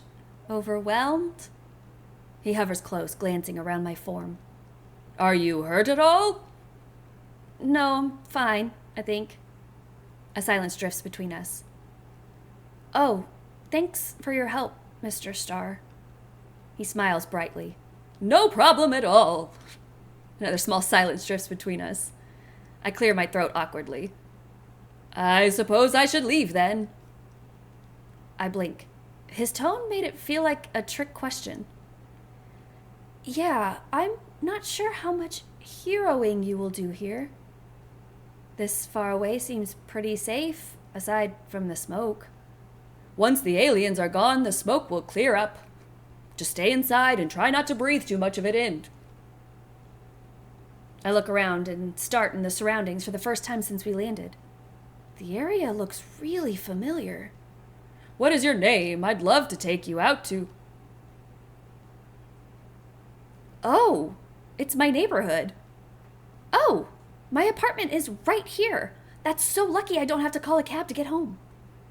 Binary Star looked a bit awestruck. I cringe, realizing that I just interrupted him. Oh, sorry. What were you saying? It's nothing. Okay, well, I should probably go inside and not distract you from hero duties. Thanks again, Mr. Star. I give a small wave goodbye while walking towards my apartment. I enter into my apartment, tossing my stuff onto the counter. I send Haley a text letting them know I made it home safe. Switching on the TV, I flip to the news station. On the news shows flashes of light and color as the heroes battle the long-legged aliens. The street signs of the cafe flies across the screen, slamming into one of the creatures. It suddenly occurs to me that Ray could have been in the area. I scramble to grab my phone. The phone rings a bit and goes to voicemail. Hi, Ray, this is... The phone begins to vibrate in my hand. It's Ray calling me back. I quickly answer. Hi. Hey, Cece, you called? Yeah, I'm not sure if you heard the news, but stay out of West District today. There's silence on the other line, and I thought I heard a scream. Ray? Yeah. Oh, sorry. I must have spaced. I heard the news. I'll be sure to stay out of West District. A large crash resounds in the background of the call. Is everything okay? Yeah. Why? I just thought I heard something. Is that so? Yeah, it was like... I glance up at the news program. On the live screen, in the background of the news report, showed national hero Binary Star talking on his cell phone. Hello? Cece? Binary Star's mouth's movements line up perfectly with Ray's voice through the screen. My mind couldn't believe what it was seeing. Hi. Are you doing okay? You seem kinda off. The movements of Binary Star's mouth match up perfectly with Ray's voice in my phone. Ah! Out of shock, I hurl my phone across the room. It slams into the wall, the screen going black. I see Binary Star. No. Ray. Mouth my name on the TV program first, confused, then concerned. Ray mouths my name one more time into the phone. He then puts his phone into his pocket. Half a second later, a cloud of dust remained from where he once stood. Uh-oh, here he comes. Some part of me knew it would only be a matter of minutes until he was at my door. I grabbed my jacket and keys, running outside as fast as I can. My heart was beating 1,000,000 miles a minute, and I knew I needed space for my thoughts to process what I just discovered. I sprinted from my apartment building. Once I knew I was in the clear, my gait slowed. Let's just think. My heart pounded in my chest as I walked the lonely residential streets. National hero binary star is without a doubt Ray, a guy who only orders black coffee and always looks tired. They just seem nothing alike. But I can't deny that Binary's interview in the magazine had the same interests as Ray. I mumbled to myself. Binary Star is always smiling. To the people, he is a shining example of patriotism, courage, and kindness. Ray, on the other hand, looked like he would willingly jump off a bridge at the slightest inconvenience. Felt. I continued to walk, making my way deeper into the suburb. Binary Star is so optimistic and charismatic, but Ray seems like every sentence he utters takes a week off his life. If I didn't see it myself, I truly wouldn't have believed it. I stopped in my tracks, a realization coming back to me. The Binary Star that saved me, his eyes weren't red. His eyes were a deep black, just like Ray's eyes. I noticed that. I wasn't sure. I wasn't going to say anything, but I did notice it. I swear, I'm not stupid. I wasn't sure if it was like an art choice or something. Like, I don't know. I bury my face into my hands and groan. Have I really just been flirting with Binary Star this whole time? The situation is just so fucking weird. What situation? Hey, buddy. As I look up, I only get a glance at his face before being knocked out cold. I soon wake up to the sound of dripping water. I glance around dreamily. Soon, I come to. This is not my apartment. I jolt awake, whipping my head around desperately. The scenery of a concrete warehouse graces my vision. Boss, Sundown is awake, one henchman calls. I try to scream, but the cloth gag prevented me. Classic. As if being summoned by my thoughts, Double walks up, crouching in front of me. Wakey, wakey, Sundown. He grabs my face, jostling it back and forth lightly. Aw, don't look so spiteful. You're going to make me feel hurt. I yank at my ties, but they're so tight that I don't even think I could slip out of them. Double winks, as if reading my mind. Reinforced just for you. And you think I don't know you? Let's face it, Cece. Nobody knows you better than I do. Nobody. Double pulls out a knife, and my blood runs cold. So, I'd ask you to stay put, okay?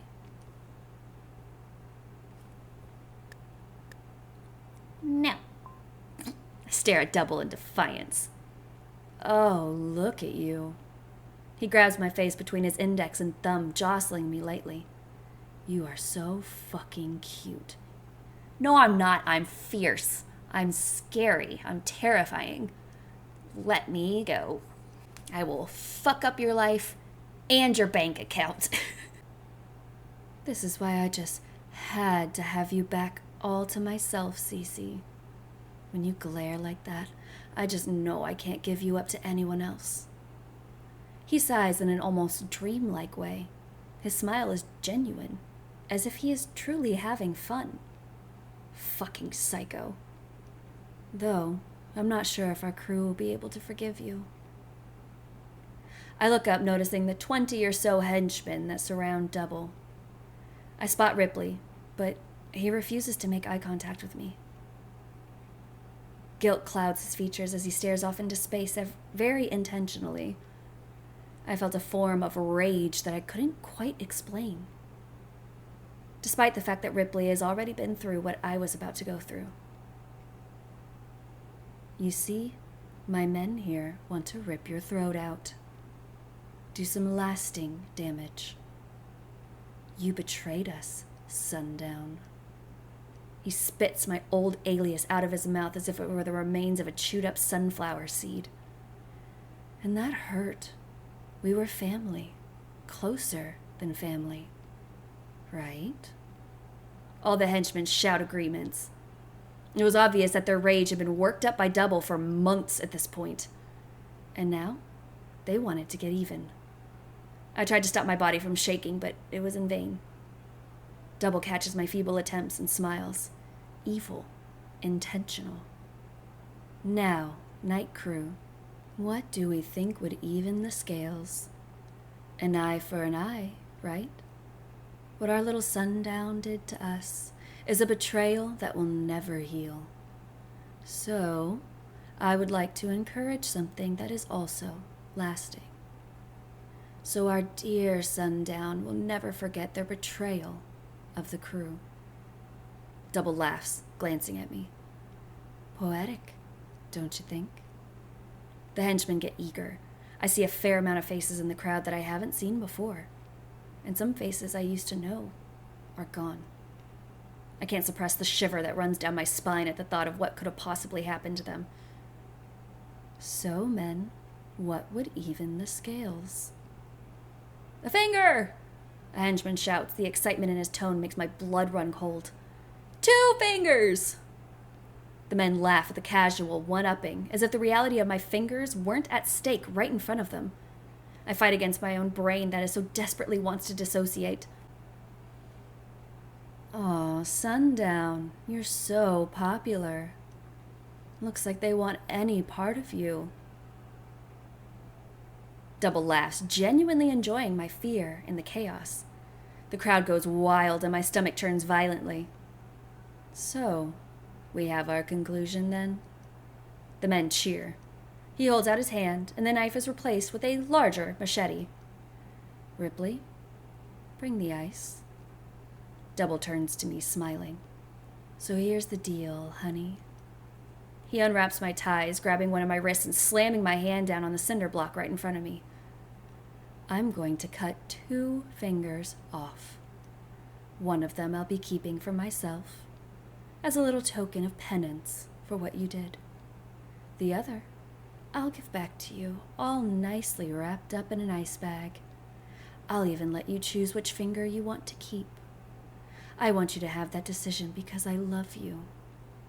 Then, you'll be free to desperately search for an ER to reattach it for you. Just like I desperately searched and searched for you. He leans back, a shallow smile on his lips. He folds my fingers, except for my index. Don't squirm so much. If I mangle it or make the cut too low, they won't be able to reattach it. Or, hear me out.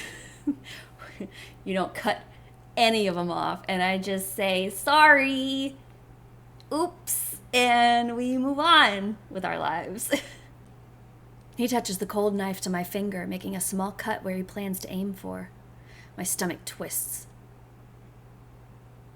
I attempt to look away, but his hand with the machete quickly moves my face. He grasps my jaw, forcing my face back to its original position. No, don't you dare look away from me, from this. You have to witness the loss of something valuable just like I did. If you close your eyes, I will take another finger for good measure. Tears begin to streak down my face. Oh, Cece. Oh, it's okay. Double coos, stroking away some tears before moving back to my wrist. Don't cry, honey. This will be over before you can blink. The tears refuse to stop as I begin to sob out of fear. I'll take care of you nicely through the healing process. I promise. He leans forward, placing a few kisses on my tear-stained cheeks through his mask. Then he leans back with a wide smile under his mask. I shake, knowing what's coming next. Oh! He raises the large knife in what feels to be slow motion. What the fuck do you think you're doing? We're saved! Eee! Look at that. I offer him coffee. He saves my fingers. I look in disbelief. Ray. I start to yell under my mouth gag. Double is going to kill him if he stays here. I panic, but my screams are stopped by the gag that wraps in my mouth. Double becomes annoyed and grabs my face violently, looking me square in the eye. I become silent at Double's stare. Ray seems incredibly upset. Let go. Ray glares at Double, who just laughs. He gets up facing Ray, who steps closer. I'm sorry. Who are you? Ray just stares, the same deep glare adorning his face. Look, for your own well-being, I'd advise you to just move along.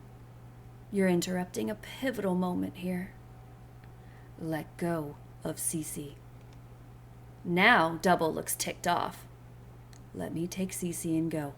Then you and your cronies can be free to do whatever you do. Double laughs without humor. Fine, you want to stick around? Don't tell me I didn't warn you. Ray's stern voice cuts off Double. I don't think you heard me properly. I said, fuck off. Oh, his eyes are red. Ray's eyes flashed a familiar red. A red glow I had seen adorn posters and news programs for years. Double laughs. Oh, you have got to be fucking kidding me. Double turns to me incredulously. This is your watchdog? Fucking binary star? Double paces, clearly frustrated. Out of everyone, this is your hero boy toy? God damn it. Ray just stands there glowering at Double. Ray shoots a glance at my face and his expression becomes more furious than ever. Fine, whatever. I guess I'll be the first to take down Binary Star then. Double throws a knife, but in a split second it is cut down by an angry red laser. With a yell, the henchmen run towards Ray, their weapons in tow. Blood spatters across my body. Oh, he's killing people! As the henchmen fall to the left of me is sliced cleanly in two. His blood splashes against the ground. What happens next is only what can be described as a one-sided bloodbath. The henchmen soon realized that they were no competition for the top hero, Binary Star. Some attempted to flee, but that didn't stop Binary Star from slaughtering them like a child stomping a line of ants. As I sat, tied up, severed body parts dropped to the ground like piñata party favors. Organs spilled out of torsos mid-run. They splayed across the ground with splatters that made my mind go numb. Double took advantage of Binary Star being distracted with his henchmen. In a split second, Double used his ability and phased away. I couldn't move. I couldn't scream. My mind was no longer living in the same moment my body was. After what felt like was hours, but likely only a few minutes, the last body cracked against the floor. As the concrete floor was decorated like an abstract painting, the Binary Star approaches me. Ooh, you're looking a little intimidating there, Ray. He hunches down with the knife he picked up from the ground. With the knife, he cuts the ties from my wrists. I notice eyes are back to black. Some part of me is thankful for it. But like a gun with the safety on, I feel as relieved as I can, knowing danger is only an impulse away. Cece, are you okay? I can see him say something in a far-off place, but my brain does not register. Cece? He brushes my cheek with his sleeve. I can feel the wet being smeared off. I exist in a different world at this point. I can't even feel my beating heart or my uneven breath. I simply know that they are there without me, and that is all. I look at his face, smeared with death. He has a peculiar expression, something I can't quite place. Don't worry, we're gonna get you home. As he says my name, I try to respond, but no words surface. Do you think you can get up? Like a puppet, I try to follow his words, but the minute I stand, the world spins and I plummet towards darkness. I wake up with a start.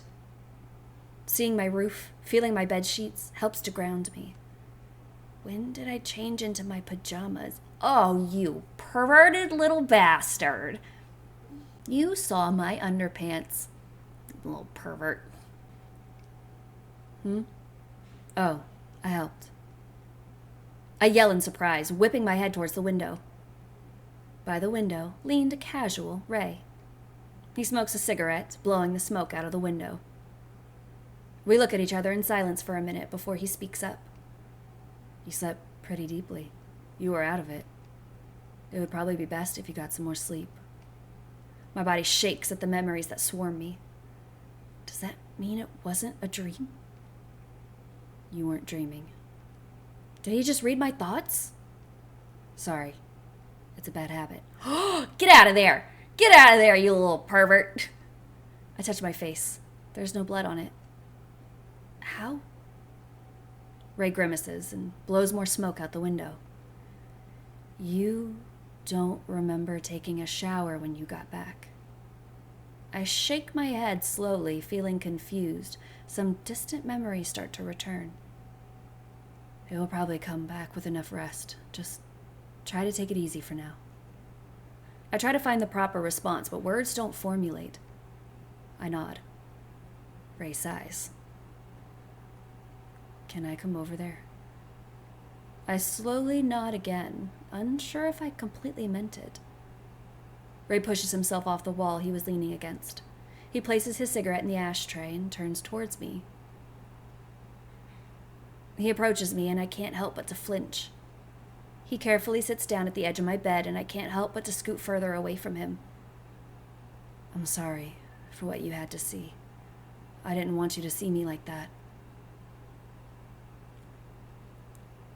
I mean, he was acting like a psycho murderer. He was cutting people in half.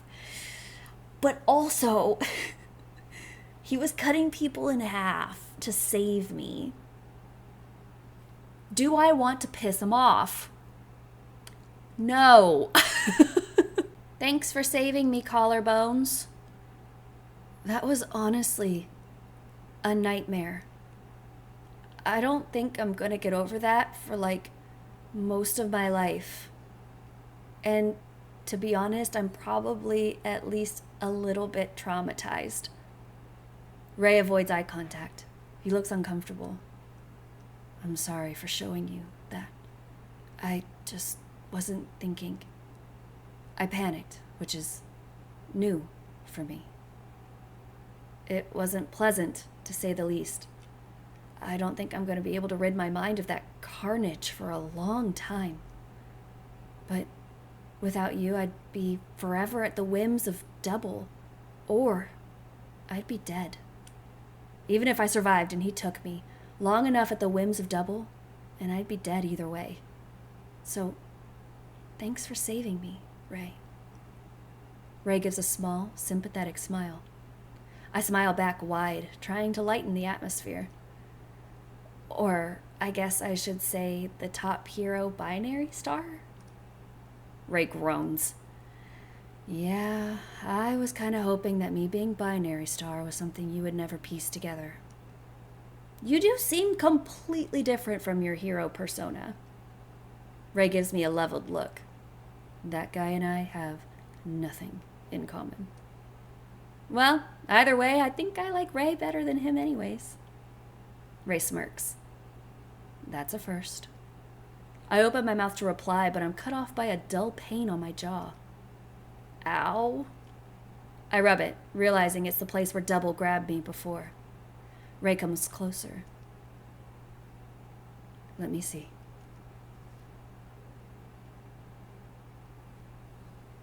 Still there. Jaw's still there. Don't worry. He softly turns my face so he can see where the pain was originating from. His face falls into a deep frown. I don't think you want to look into a mirror for a couple of days. A couple days? I need to go grocery shopping.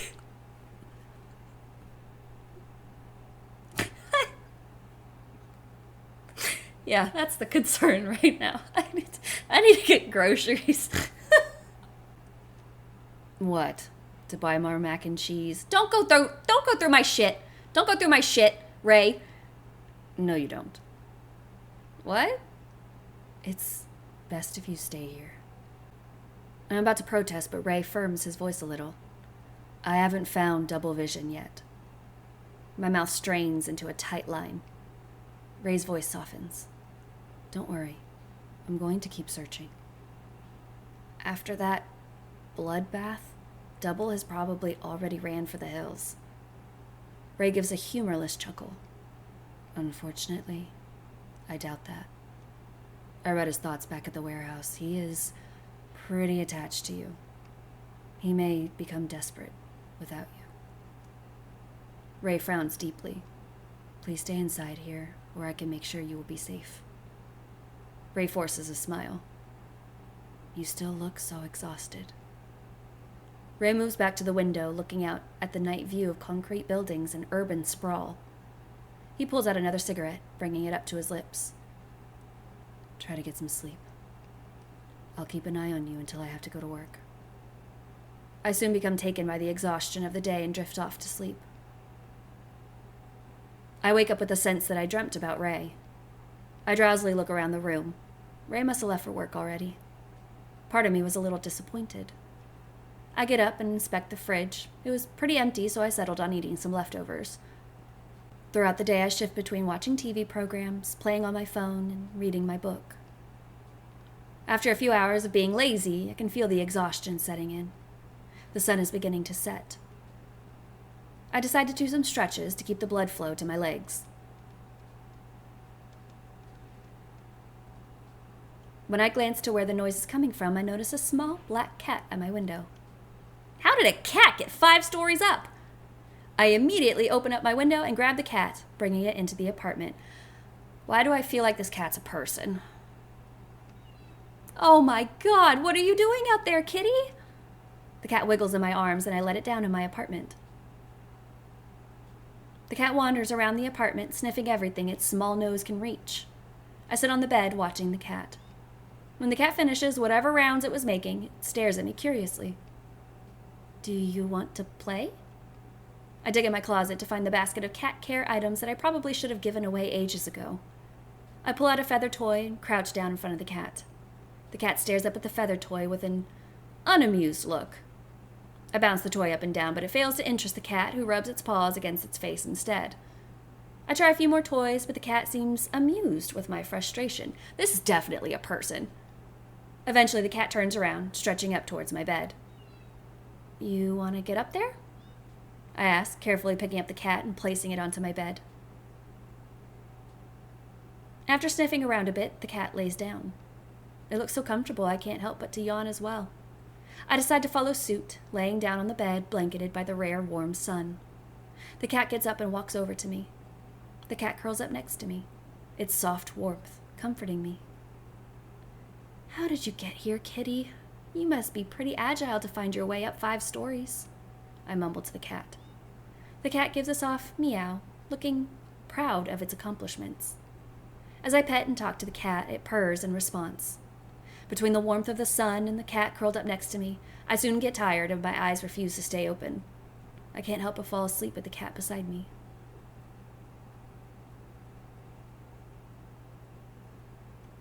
The door clicks closed and my eyes drift open. Still tired? Ray walks in with full hero attire on, carrying a sizable duffel bag. His expression looks more exhausted than usual. Part of his hero outfit is ripped in different areas. I grimace at a particularly nasty slash on his side. Ray follows my eyes and covers the slash with his arm. It looks worse than it is, I promise. I get up to take a closer look, but Ray quickly takes a step back. I rushed back here to check on you, so I haven't taken a shower yet. Oh, sorry, I didn't mean to... No, it's okay. I just can't guarantee I don't smell entirely horrible right now. Do you want to shower here? Oh, do you mind? I was just stopping by here to make sure you were doing okay. I was going to head to mine and come back here later, but I guess that would save me a trip. Yeah, feel free. There should be some fresh towels in the bathroom. I look at him. I don't think you'll fit in my clothes, though. Ray drops his duffel bag on the ground. No worries. I always take extra clothing to work. Never know what's going to happen, right? I push out the memories of the carnage from my mind. Yeah. Ray, surely sensing what I was thinking, looks somewhat awkward. He forces a smile. I'm going to... He gestures towards the bathroom. Yeah, of course. He saunters towards the bathroom. A couple of seconds later, Ray speaks through the door. Hey, Cece. Yeah? I approach the bathroom door. Do you mind helping me with something? It's nothing weird. It's definitely something weird. Sure. Do you want me to come in? Yeah. I open the bathroom door to see Ray hunched over the sink. The top part of his jumpsuit is off and his hair hangs partially wet. I eye the gash on his side, red and angry looking. I can't reach the top part that well. Do you mind cleaning it? Ray looks awkwardly away. You can say no if you want. I'll just wash it in the shower water and hope it's good enough. What were you fighting? Ray grimaces. He knows what I'm getting at. A crawler. The type of alien that you saw before. Their attacks are becoming more frequent. And it was destroying the city. Okay. I walk towards Ray and grab the bottle of hydrogen peroxide from his hand. I clean the wound as thoroughly as I could. Ray doesn't even flinch at the touch of the hydrogen peroxide. He sighs. Thanks, Cece. No problem. I stand awkwardly, trying not to stare at Ray's undressed upper half. I'm going to take a shower now. Oh, right. I'll get out of your hair. As I open the door, it suddenly closes by a weight behind me. I turn around and see Ray looming over my body. He stares intensely, his face coming ever closer. He pauses just as his breath drifts across my face. Ray lifts a hand to my face, brushing his thumb across my cheek. He then holds up a small black hair that must have been sitting on my face. My face heats up. There was a cat in here earlier and... A cat? On the 5th floor? I blanch, unsure how to explain it. Was it Haley? Maybe a neighbor let it out?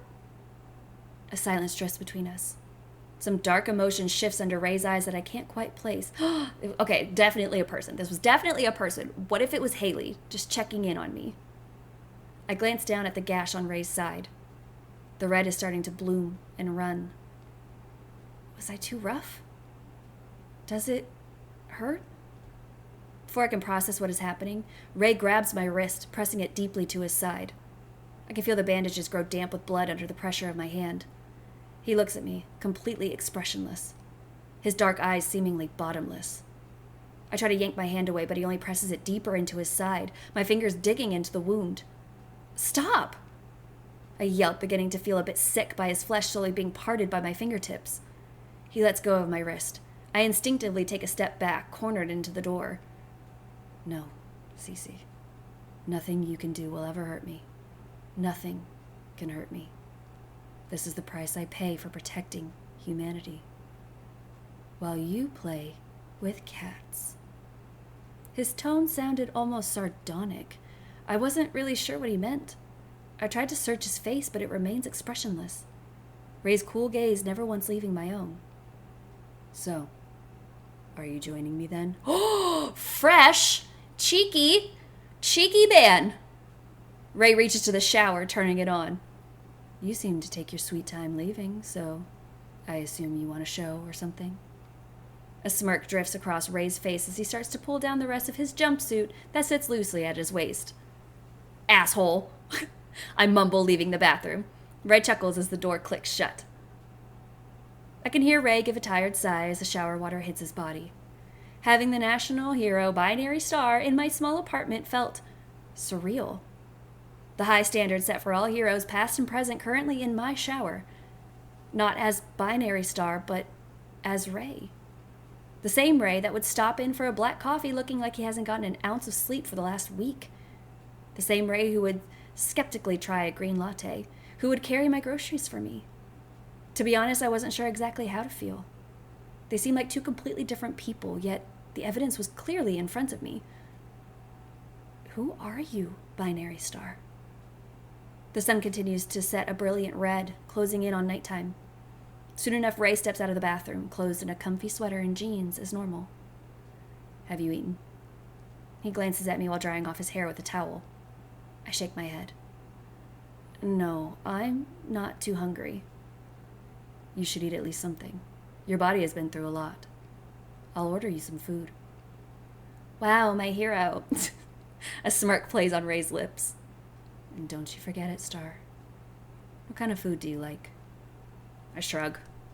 Maybe something comforting? Ray chuckles. Catch. He tosses me his phone and leans against the wall. Get whatever you want. Whatever I want, huh? Maybe I'm feeling some Wagyu and lobster. I peek up at Ray, who just smirks down at me. Okay, can we address this? What is this? What is that? Is it a mole? Is it a hole? Is it a really deep dimple? Or is it the tiniest little goatee patch you've ever seen in your life? What is this? I need to know what it is. Is it just the cleft of his chin? Or is he rocking the tiniest little goatee you've ever seen in your life? I must know. Are you trying to scare me? Get two. I groan. You are no fun. I fight villains all day.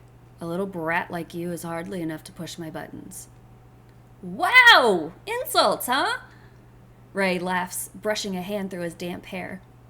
Part of me wondered how Ray would react if he found that I used to be a small-time villain. When he pushes his hair back, I notice his pierced ears. Kind of strange for a hero like you to have their ears pierced. You think so? It doesn't really fit the hero image. Yeah, I guess not. When did you get them pierced? Sometime when I was a teenager. I don't exactly remember when, to be honest. Went through a rebellious phase, huh? Something like that. They were so strict at the NAHA, it was hard not to be a shitty rebellious teenager at least once. A lot of people get recruited into being a hero, but you were basically one from birth, huh? I was talented like that. Do you still get to do, normal kid things? Ray's face falls for half a second before snapping back to its original expression. Of course, my childhood was pretty normal, even boring. Somehow, I don't get the feeling that you can be the judge of what normal things are. As I'm pretty sure lattes aren't usually green. Rude! I hold up his phone as if I will throw it. Ray chuckles. It was a joke. A joke. I glare at him, phone still in the air. Okay, I'm sorry. I didn't mean it. I'm sure you had a very normal upbringing and turned out very normal from it.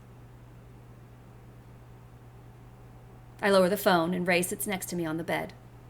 I hand his phone back. You didn't order anything? I can just do it on my own phone. I don't want to have you spend money on me like that. Ray rolls his eyes. I'll go out and pick you up something then. There's some food in the fridge. I'll just find something from there. I get up and open the fridge, finding some fruits to snack on. Ray narrows his eyes at the small amount of food, but doesn't comment. I sit on the kitchen counter and start to eat the fruit. So, what are those alien things anyways? Ray sighs. We aren't really sure. Every couple of weeks they send one or two more. Lately it's been happening with more frequency. They're really destructive and seem to kill rather than eat or capture. So you have to be really careful if you end up around one. Their sight isn't too good, but they have excellent hearing. Ray approaches me, looking down at me from where I sit on the counter. If you are ever in trouble, just yell for me, and no matter where I am, I will save you. His intense gaze pierces my eyes. I look away, his depthless eyes making me feel flustered. He places his hand on my face, redirecting it back towards his own. He brushes away some fruit juice I didn't realize was on my cheek. It's never boring with you around, that's for sure. I blush, embarrassed. After finishing my fruit, I throw away the container and head towards my bed, flipping on the TV.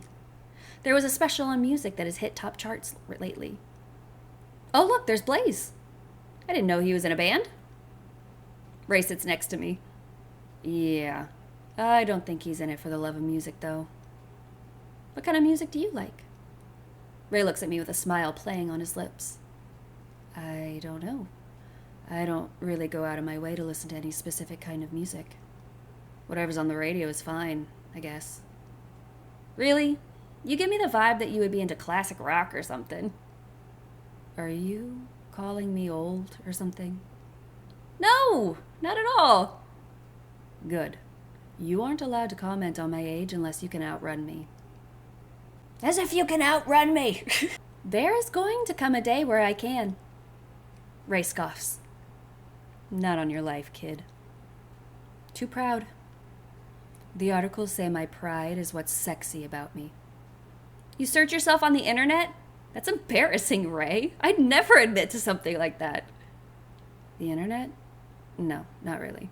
Magazines, sometimes, when I see one with my name on the cover. It's hard not to be curious. Magazines? I take it back. You really are an old man. Ray's smile looks a little annoyed. You are such a little brat. I laugh. Blaze's face shows across the screen, sweating on stage while he screams into a microphone.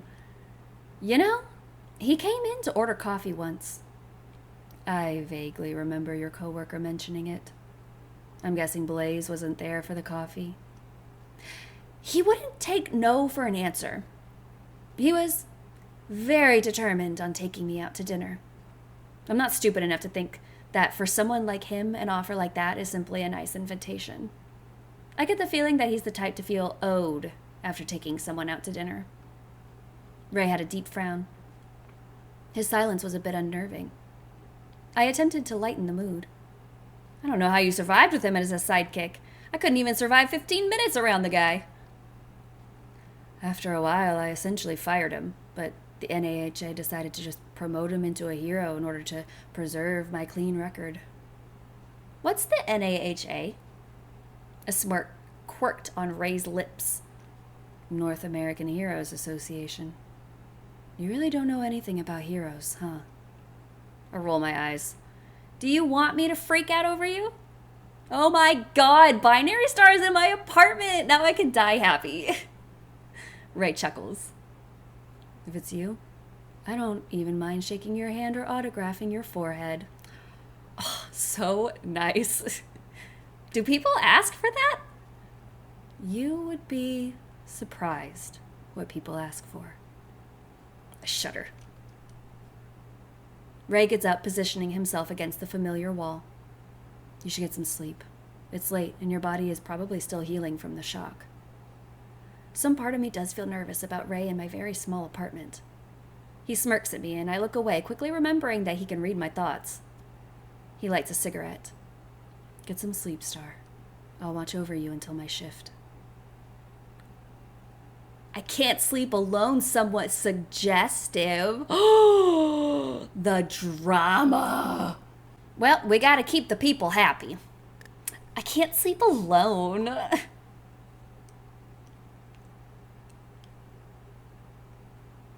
Excuse me. I'm too scared to sleep alone. So can you sleep with me? You stare at Ray pleadingly. Ray sighs. He puts out his cigarette and closes the window. He approaches the side of the bed. I have to report to the office in a few hours, so I won't be able to stay all night. Just till I fall asleep? Please, Ray.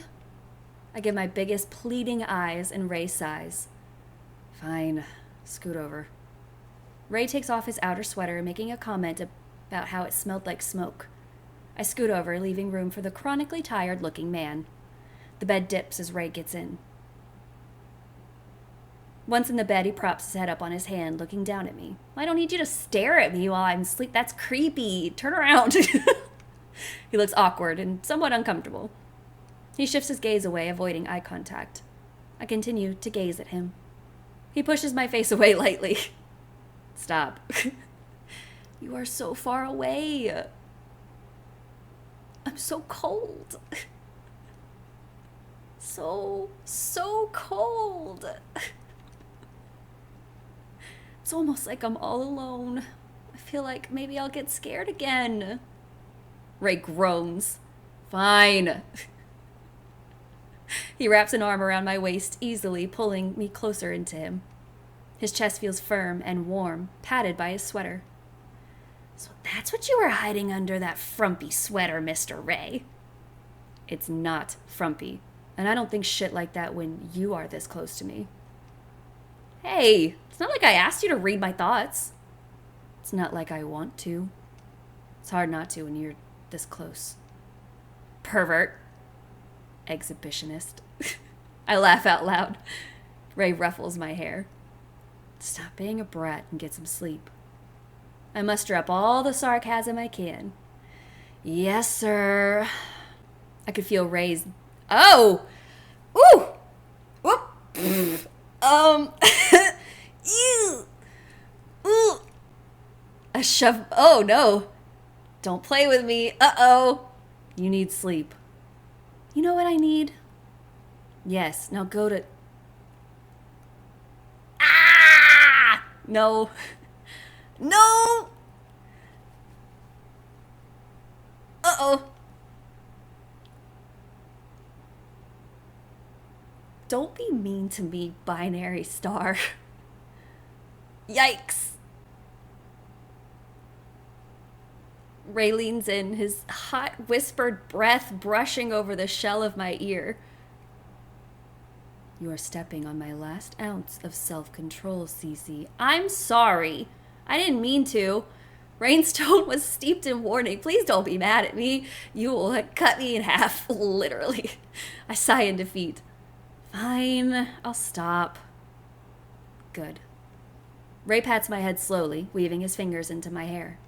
His other arm wrapped firmly around my waist. With the comfort of Ray right next to me, I'm able to drift off into sleep. When I wake up the next morning, Ray's nowhere to be found. I stretch and get up. I spot a note on the bedside table. I left some breakfast for you in the fridge. Please refrain from going outside. If you have to, call me first. Rest up, Cece. I'll see you again tonight. I notice an additional note at the bottom. P.S. I didn't get a single wink of sleep thanks to somebody. I won't name names. Excuse you, I was perfectly polite, gentlemanly. In fact, I only went to sleep. I don't know what your problem was. I spend most of the day sitting around reading and flipping through TV. There was a special showing on Heroes. Despite Binary Star being rated top hero, there wasn't actually much information about him. His parents died when he was young, and so he was taken in by a top hero at the time, Steel Sheriff. Steel Sheriff lovingly raised him as a normal boy, also training him into the hero that we now know today. I decided to search Steel Sheriff on the internet to learn more about him. 10 reasons why Steel Sheriff is a true Golden Age hero. Steel Sheriff is reaching his 60s, but even in retirement, he isn't slowing down. Who gets to retire in their 60s? I feel like that's the most unrealistic part of this world. All of the top results were articles that felt very PR-driven. I decided to check social media to get a better understanding of common opinion. The first result that appeared was a thread from a couple weeks ago that amassed 120,000 likes. Thread: Steel Sheriff got away with everything. We should be talking about it. I click in the thread and start to read. During the golden age of heroes in the 80s, Steel Sheriff was quite popular. Now he seems to be living remotely and out of the spotlight as his name has been steeped in controversy. The thread was long, but essentially it boiled down to a gross misuse of power. Steel Sheriff has been accused of many sexual assaults, and worse. Not only that, but he seems to have been blatantly homophobic and misogynistic in the past. After retirement, he spiraled into alcoholism and lives in a remote area of Oklahoma, where I hope he fucking rots. Nobody sees much of him anymore, but his 60th birthday coming up has reignited feeling about him amongst the populace. I can't help but wonder how having someone like that as a caretaker may have impacted Ray. Apparently, Ray never had any brothers or sisters, so after his parents passed, Steel Sheriff was the only one that Ray could call family. I wonder how Ray feels about him. I decide to shake the weird feeling and change the channel. It lands on the news. Across the screen shows some heroes fighting an alien. I watch the live news segment, but I don't catch the familiar flash of blue, blonde, and red. I thought Ray said he had to work today? I try and shrug off the suspicion. I'm sure heroes also have assignments that aren't in the public eye. While scrolling on social media, I see someone talking about fan fiction writing tips. I wonder if Ray has fan fiction about him. I am positive that Ray has not only fan fiction, but just the nastiest, smuttiest fan fiction you have ever read in your life. I searched up some fan fictions of Binary Star. Most of them were admittedly great portrayals of Binary Star that is shown in the media. I can't help to laugh to myself at the difference between the fan portrayal of Binary Star and how Ray actually acts. As the nightclub continued around them, Binary Star leaned in closer, his voice becoming softer. Your name, your smile has the power to ignite a light within me, a light that burns brighter than any danger. I have fallen deeply in love with you. Your name's breath caught in her throat as she stared into Binary Star's mesmerizing red eyes. A wave of emotions washed over her, threatened to pull her to the sea, and she found herself unable to form words. Instead, she expressed her feelings through a heartfelt smile that mirrored his own. Your name's heart soared at his words, her eyes shining with unspoken affection. She felt a deep connection with Binary Star, one that extended beyond his heroic persona. I scrolled past a couple of chapters of the lovey-dovey stuff to find the risque parts. Binary Star looks down at me with lust draped in his ruby eyes. His formed chest heaved in lusty promises. Your name, I need you more than light itself. Ever since I saw you at that club, dancing your worries away, I knew I needed you desperately. I will save the world over and over, just to have your body once. He places a deep, needy kiss onto my lips, hands following the dips and curves across my body. I can't suppress a moan. Binary Star gives me a bright smile. Don't worry, I will treat your body with care, dear Your Name, just like when I saved the bridge from collapsing. I laugh out loud. I wonder if the inconsistency in character is because nobody really knows how Binary Star would react to being so horny. Every word makes me laugh, and I can't help imagining Ray saying these ridiculous lines. Time flies by as I become absorbed in Binary Star fan fiction. The door sounds, and Ray enters through my apartment door. After walking in, he pauses, giving me a curious look. You look like you're up to no good, Cece. Always. He looks tired, smelling a bit like smoke. You aren't in your hero uniform? I didn't do any frontline hero work today. Just some paperwork. They have to do paperwork? I hop up, approaching him. You smell like smoke. Oh, do I? Sorry. There was a fire nearby the office. It must have settled in my hair. Don't lie to me. Don't lie to me, you little shit. I already know you're a hero and you fight fucking aliens and shit. Mind if I take a shower here? Sure, you know where the towels are. Thanks. Ray showers, and the smell of soap fills up the apartment. I put on some music and open up the window to let some fresh air in. I think back to the news on the TV earlier today. It's a little weird that a building fire wasn't featured, as opposed to the gigantic fucking alien that was just wreaking havoc through the city. Ray gets out of the shower, drying his hair off with a towel. Ray, I think I'm going a little stir-crazy. I don't know how much more time I'll be able to stay cooped up inside. Ray grimaces. I know, I'm sorry. I'm just worried something will happen to you and I won't be able to find you. I was actually thinking, in the meantime, until we find Double, would you move in with me? That's a little soon, Binary Star. What the hell? What kind of girl do you think I am? My place is larger, so you can move around a bit more. It also has better security, so you won't have to feel worried about staying here. I chew on my lip. I don't know. That's kind of sudden. He pats my head. I guess that was a bit sudden, sorry. Maybe just think about it. I don't think it's very safe for you here. As long as Double is around and knows where you live, there's a chance he can come get you at any time. And honestly, that scares me. Cece, there isn't much time. Uh-oh, who's calling? Sorry, I have to take this. He picks it up, leaving my apartment. My heart can't stop pounding at his offer. Much time for what? What the hell? That was so sudden. He isn't wrong that I'm in a very worrying position, but abandoning my apartment to move in with him seems extreme. After a half an hour or so on the phone, I can hear the front door close.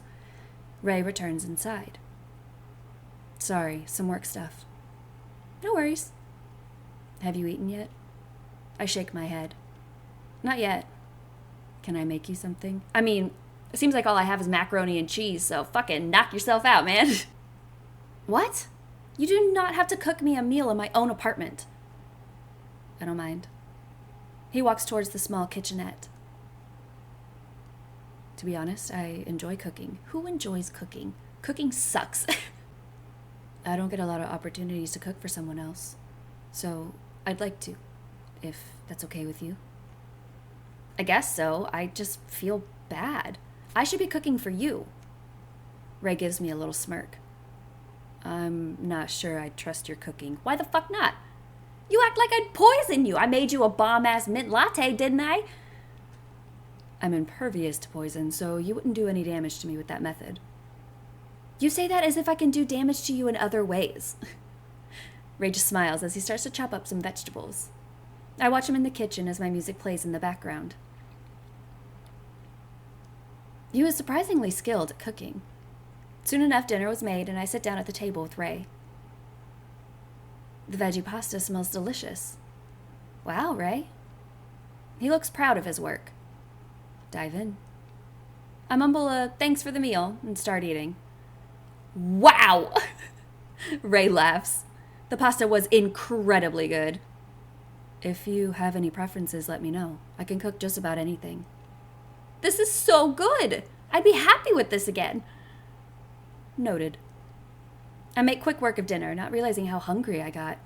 After dinner, I tried to do the dishes, but Ray ended up helping anyways. It was a strange feeling, living together, even though we technically weren't. When cleanup was done, we sat and chatted about various things. My place has a pretty large kitchen, and it does feel like a shame not to use it. So I try to make the most of it. I level a look at Ray. What? I'm so surprised you could cook so well. I have other skills outside of saving citizens in distress, you know. I read about some of your skills earlier today. I joke. Ray gives me a skeptical look. Is that right? I pick up my phone and click on a random Binary Star fanfiction I was reading earlier. When Binary Star looked at you from across the club with his ruby red eyes, you felt undressed on the spot. He grabs your hand, taking you to the quieter hallway, where he pushes you against the wall, his plush lips encapsulating your own. Binary Star pulls back, heat in his eyes. Heroes have to blow off some steam too, and you look just like the citizen to help, he whispers huskily. What the fuck? Poor guy. Ray walks over, standing over me. I hand him my phone and he starts to look, his eyes widening at the increasingly graphic nature of the fanfiction. My lord. Wow, Ray, pretty bold of you. In public at a nightclub, too. Ray glances up from the phone with a skeptical look. Did you write this? No! It's fanfiction. There are thousands of these. A smirk appears on Ray's lips. He leans, towering over me closer. Is this the kind of stuff you like, Cece? A dangerous smile stretches across his face. Get the fuck away from me. Do you want me to drag you to the back of a club? And take you over myself? Get away from me, Ray! You're too close. Walk up. Fresh. Cheeky little man. No, sir. No. My teasing has fully backfired. Ray gives a look of warning. My face heats up and I scoot back because I'm sure he can hear my heartbeat from where I sit. No, I just thought it was funny. Ray shrugs. Too bad. Let me know if you change your mind. I shan't. Naughty. Too bad! Ray saunters off to the window to light a cigarette, per usual. I'm unable to look him in the eye, and I hear him chuckle. I get up and get ready to go to sleep. I lay down in bed, hyper aware of Ray's presence, but he stands looking out the window. After a while of failed attempts to fall asleep, I look towards Ray. Ray? He glances at me. Can you cuddle with me until I fall asleep? A small smile plays on his lips as he puts out his cigarette. Sure. He walks over, taking off his sweater. Hello again. The bed dips and he drapes an arm around my waist. There was some comfortability with Ray that I wasn't used to. With him, I felt safe. I mean, he is the #1 hero with just a slew of superpowers, so that tracks. I think about the special I watched earlier in the day. Ray? Yeah? Was being with Steel Sheriff hard? Ray sucks his teeth in thought. It certainly wasn't easy. He wasn't a good person. Probably still isn't. We don't talk anymore. When was the last time you talked? Maybe 6 years ago or so. He was my guardian for about 11 years. Steele was a deeply troubled person that hurt people wherever he went. Ray looks at my worried expression. He ruffles my hair with a sympathetic smile. Don't worry, he couldn't hurt me. He tried to, once, and learned his lesson. Good for fucking you, Ray. I hope you knocked him to the ground. Since that day, he lost interest in messing with me. Steele is the kind of trash that only punches down at people who won't fight back. The minute I turned 18, I left Steele for good. The NAHA was forced to figure out the PR spin for the situation. I think they landed on something like Binary Star paving his own path towards hero-dom. Something like that. Did you have a hard time with Double Vision? I chew my lip in thought. Double wasn't always bad. He was very courteous to me most of the time. But things started to go bad and then didn't stop snowballing. I think maybe he was manipulative and violent all along, but because it wasn't pointed at me, I refused to look, and other people got hurt because of that. I sigh, and Ray pulls me closer. He runs a hand through my hair comfortingly. The way he was in the warehouse, it was never that bad. Before, I had an inclination that he was capable of killing me. Now I know for sure that he is. It will be okay. I promise. I will keep you safe. I glance up at Ray, who gives me a little smile. Why are you doing all of this, Ray? You have no obligation to spend all of your time watching over me. I'm thankful for your help, but I don't really understand your motives. Ray levels a look at me. A silence crosses over us as Ray studies my face. You don't have to say why if you're uncomfortable. Sorry. Ray places his hand on my cheek, pulling it softly so I face him. He looks at me quietly, a softness passing through his eyes. Cece. I love you? I love you? What? It's been like 3 days, my guy. Like, damn, I know I'm not like the other girls, but fuck. What? I'm in love with you, Cece. No, you're fucking not. From the moment I saw you, I fell for you. This is just fanfic shit. This is all you're doing. You better stop. Every interaction with you after that only served to further solidify my love for you. I wanted to make you love me too. Ray gives a self-deprecating laugh. But I suppose I'm no good at making people love me without a PR team. My mouth hangs open, face heating up at the bold confession. You don't have to respond. I'm not looking for affirmation. I just thought you should know the significance I hold you in.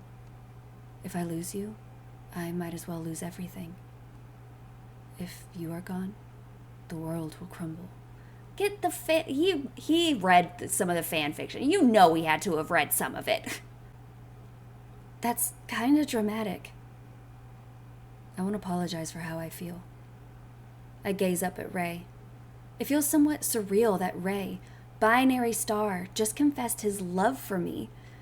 I continue to stare and his face starts to blush and he looks away. What is it? Nothing. You really love me? Don't repeat it while staring at me like that. He's embarrassed. I'm not embarrassed. Aw, you are so insufferable. Yeah. I laugh and Ray's expression softens up. He touches my face again, looming ever closer. You are so unbelievably perfect. It's been 3 days. It's been Okay. Cece, can I kiss you? My heart leaps out of my chest, Ray's face so close to mine I could almost feel the heat rolling off of his skin.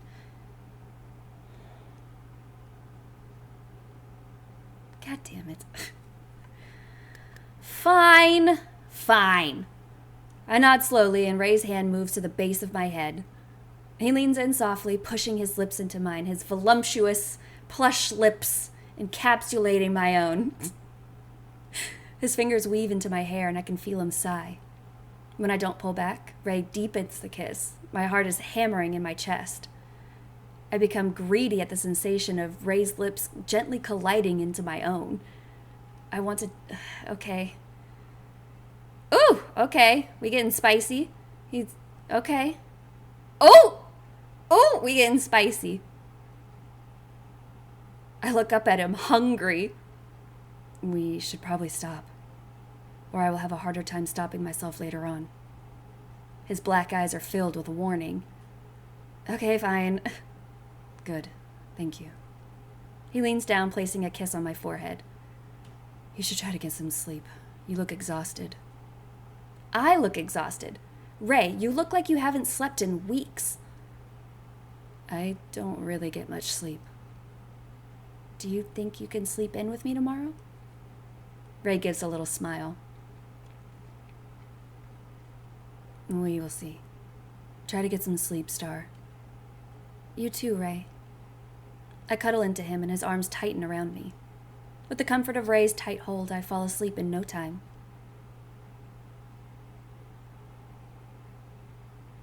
Spicy. No, not good. I wake up in the middle of the night. Ray's lowered voice bounces off the walls softly. Yeah, I did it. What else do you want me to say? So what are you gonna do? Actually, let me rephrase that. What can you do? Did he kill Double? No. I'd rethink that if I were you. If you want to put me on trial, the reputation of your best hero is tarnished. You can fire me if you want. I'd gladly take the vacation. See?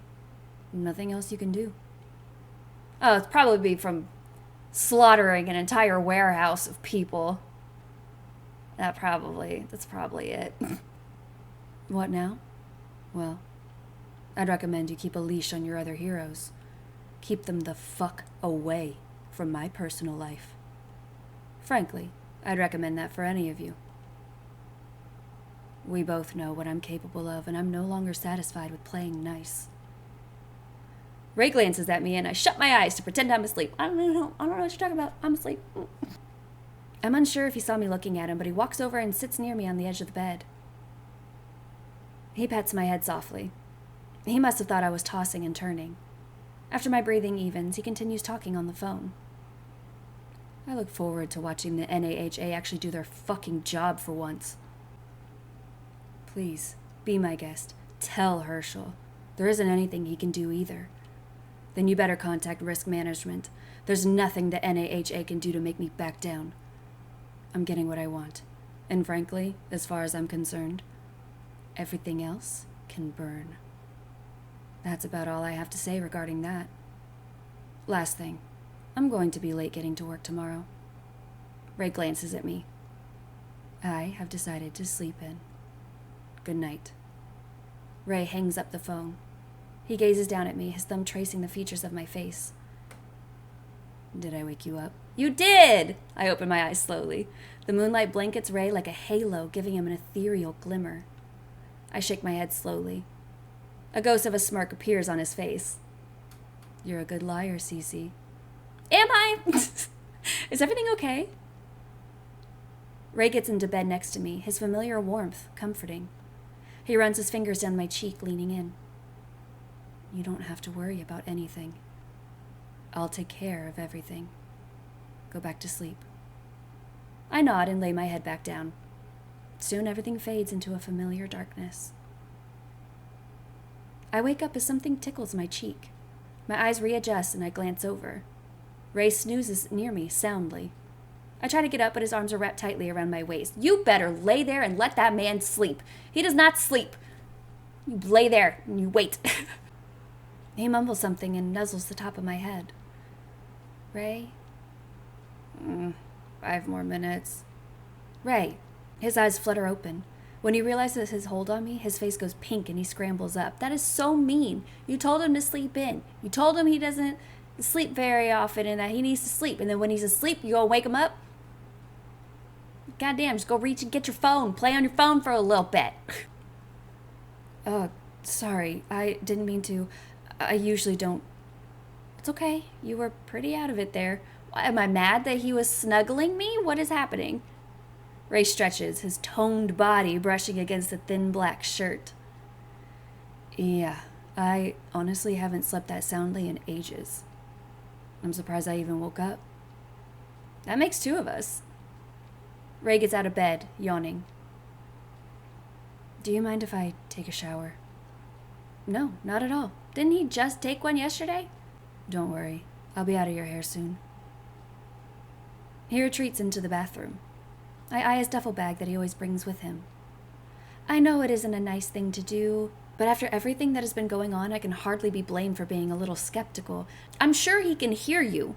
Like, he can read your thoughts, and he can probably hear you just going and rifling through his shit. Like, how do we think this is a good idea? I can't disregard what I saw in that warehouse. I can't disregard what was spoken about on the phone last night. I can't disregard my safety by having him be around my apartment so often without knowing if he's dangerous or not. I first poke at his duffel bag. Then I slowly open it.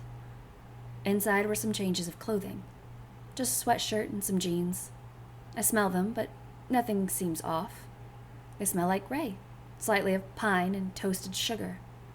While I'm digging around in his clothing, I accidentally shake loose a carton of cigarettes. I would probably need some stress relief if a whole city relied on me too. I feel something hard in a pocket. That looks like a pen I used to have. There isn't much in his duffel bag. Some clothing, a notebook, some keys, a couple of phones.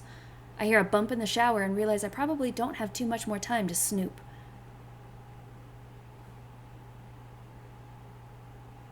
This is bad. This is very, very bad and naughty of me. I should not be doing this. All right, well, I suppose the phone is going to have more information on it, right? Let's look. I tap on one of his phones in the duffel bag. It's password protected, but I can read a couple of the newest text messages. None of the texts come from saved numbers. I expand the first message. Hey, BS, this is Mist. I got your number from Chandra. Chandra? I texted you last week, but you never responded. Can you please consider talking to Herschel for me? The second message comes from the same number. Look, I know I fucked up. It won't happen again. My family took the shut-up money and signed an NDA, so if you could vouch for me, I promise it won't come back to bite you. While I was reading the second message from this Mist person, a new message appeared onto the screen. Need to talk to you about your recent performance. I have been informed of actions inappropriate by the standards of the NAHA. Tomorrow, 8 a.m. EST. Herschel. While trying to close out, I accidentally hit the reply button on the message from Herschel. I should have just closed out immediately, but part of me wanted to see what would happen if I respond. Absolutely not! No! I shouldn't respond. No, I'm not doing that. Absolutely not. I closed out of the text, deciding it wasn't worth it to respond. Ray might find out and get upset. Yes, that is not my business. Absolutely not. I put the phone away. As I'm returning everything to the duffel bag, a wallet tumbles out, flopping against the floor. A square paper slides out of the wallet as it hits the ground. I snag it off the ground, opening the wallet to put it back inside. As I flip around the small square, my hand pauses. My heart threatens to leap from my chest. On the small square that was tucked inside of the wallet was a very familiar view. One I saw when looking into the mirror. A view of myself around 3 years ago. God damn it. I tried. Man, I tried to stick up for you. I tried to vouch for you. I was like, maybe he's different. Maybe he's not a creepy psycho stalker killer man. It's me in my villain outfit, petting a cat? As the shower shuts off, I'm jolted back to reality. I shove the picture back inside of the wallet and bury it back into the bag, zipping it up just how it was before. I lay myself casually onto the bed, pretending to read a book that has been sitting on my nightstand for over a month at this point. A couple of minutes later of pretend reading, Ray exits the restroom. He approaches and leans against the wall where he usually does, by the window. This time, instead of smoking a cigarette, he is fully focused on me. His intense look makes me squirm. There's something distant, disconnected about his eyes. He probably heard you rifling through his shit and is mad. Yeah. So you were digging through my stuff or something? Yes, I was. I don't know how I thought I could hide it. Going through my phone, huh? You're a nosy little thing. Kinda an invasion of privacy, don't you think? Despite him saying those things, his tone seemed more teasing than serious. Ray levels a look at me. It seemed like you are unnerved by me on some level. That you don't trust me. He pushes himself off of the wall and walks towards me. So ask me whatever you want. If you ask, I'll tell you anything. What do you want to know? Why do you have a picture of me in your wallet, Ray? Yeah, how? Why do you have a picture of me in your wallet? A photo from 3 years ago. Do you remember what you were doing in that photo? I try and think back. What was I doing during that time 3 years ago? My eyes widen. I was robbing a house! I looked panicked at Ray. I'm not gonna turn you in or anything, dummy. At that time, I was on my way to my next assignment when I saw you break into the house of Legislator Keck. I was going to quickly take care of you, but I couldn't bring myself to do it. It was an odd feeling. Before that moment, I never really had any issues getting rid of criminals. I truly believed that if someone commits a crime, they are opening themselves up to punishment, that the world was better off without them. But that day, something changed. I kept watching you run around, playing with the cat, and something in me just couldn't compute that you were a criminal. His eyes peer into mine. You had a bag of everything you came there for in hand, all the jewels, money, blackmail. So without a doubt you were a criminal. But I couldn't get myself to dispose of you. Dispose of me? Dispose of me? That sounds like murder, my friend. Gonna murder a petty thief? So I became curious. I kept trying to predict where you would hit next just so I could catch a glimpse at you. That's so creepy. Sometimes I was right. Sometimes I was wrong. Stalker? Ray laughs. I guess I became a little obsessed. You broke my ideals, and I had to figure out why. Why didn't you say anything? I couldn't just talk to you. If you, a petty criminal, knew that you were on Binary Star's radar, you would have disappeared from the city, possibly even the country, the next day. But eventually, you disappeared anyways. By that time, I didn't realize how much of me depended on you. I couldn't sleep, couldn't eat. You were all I thought about. This is so creepy. This is so creepy. I do not enjoy this. You had become my binary star, and without you, my balance was off. I became a zombie during the day. I would just smile and say what they wanted me to. And at night, I sought you out. I finally found you 3 weeks ago. I transferred to work in this city. I purchased a condo. I formulated the perfect plan to meet you. You were never supposed to figure out that I was Binary Star. I was hoping that you would either fall for me or Binary Star. Not both. Ray sighs and rubs his forehead in frustration. I just didn't expect your old partner to also try and chase you down, too. And now I know he truly won't stop until he's 6 feet under. Ray levels an intense gaze at me. After 3 years, I came to the conclusion that you are what matters. Because I played with a cat while robbing somebody? That's a little extreme. Not crime, not justice, not criminals or villains or civilians or even Earth itself. It's you, Cece. What in the Wattpad? Ray levels his gaze at me so closely I feel like I could hear his heartbeat if I focused hard enough. Cece, I promise I will keep you safe. I may not be the perfect shining hero from the stars that everyone claims I am, but I will be your hero. Right, Enrique Iglesias. I'm not sure how to respond. Some part of me knows thank you isn't an appropriate response for the situation. Ray can sense the conflicting expressions that drift across my face. I know that was probably a lot. I'll let you rest. He pauses, as if he wants to say something, then decides to just leave with a wave. Ray gathers his stuff and exits my apartment. I'm left in silence with only my thoughts. It's obvious that Ray, or rather Binary Star, is dangerous to some extent. But when he talks about himself without the mask on, something about him just feels so lonely, distant. I sit down, thinking over the previous interaction on repeat. I spend most of the day trying to research information about Binary Star, but I can't really find anything of value. The sun is already beginning to set and the restlessness sets in. After a while, I can't help but to do something about my complicated feelings at hand.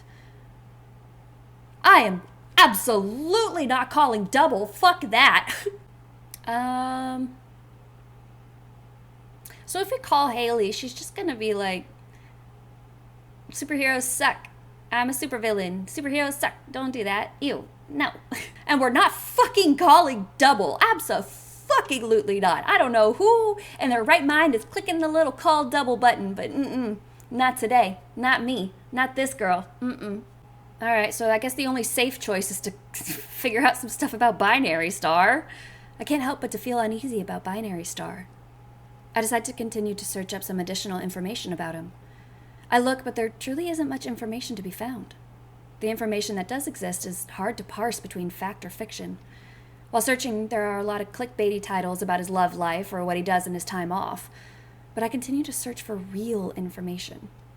I finally stumble across a post that sounds different from the others. I click on it. Binary Star, the truth the Hero Association doesn't want you to know. 5:15, 6 p.m. User 49824. This is going to sound crazy. I have nothing left to live for, so I'm just going to say it. User Blanket Imp. Nobody asked. User 49824. Binary Star is human. User Blanket Imp. Didn't ask. User 49824. I'm not making this shit up. My dad passed away last week. We were cleaning out his office and found some documents from his work.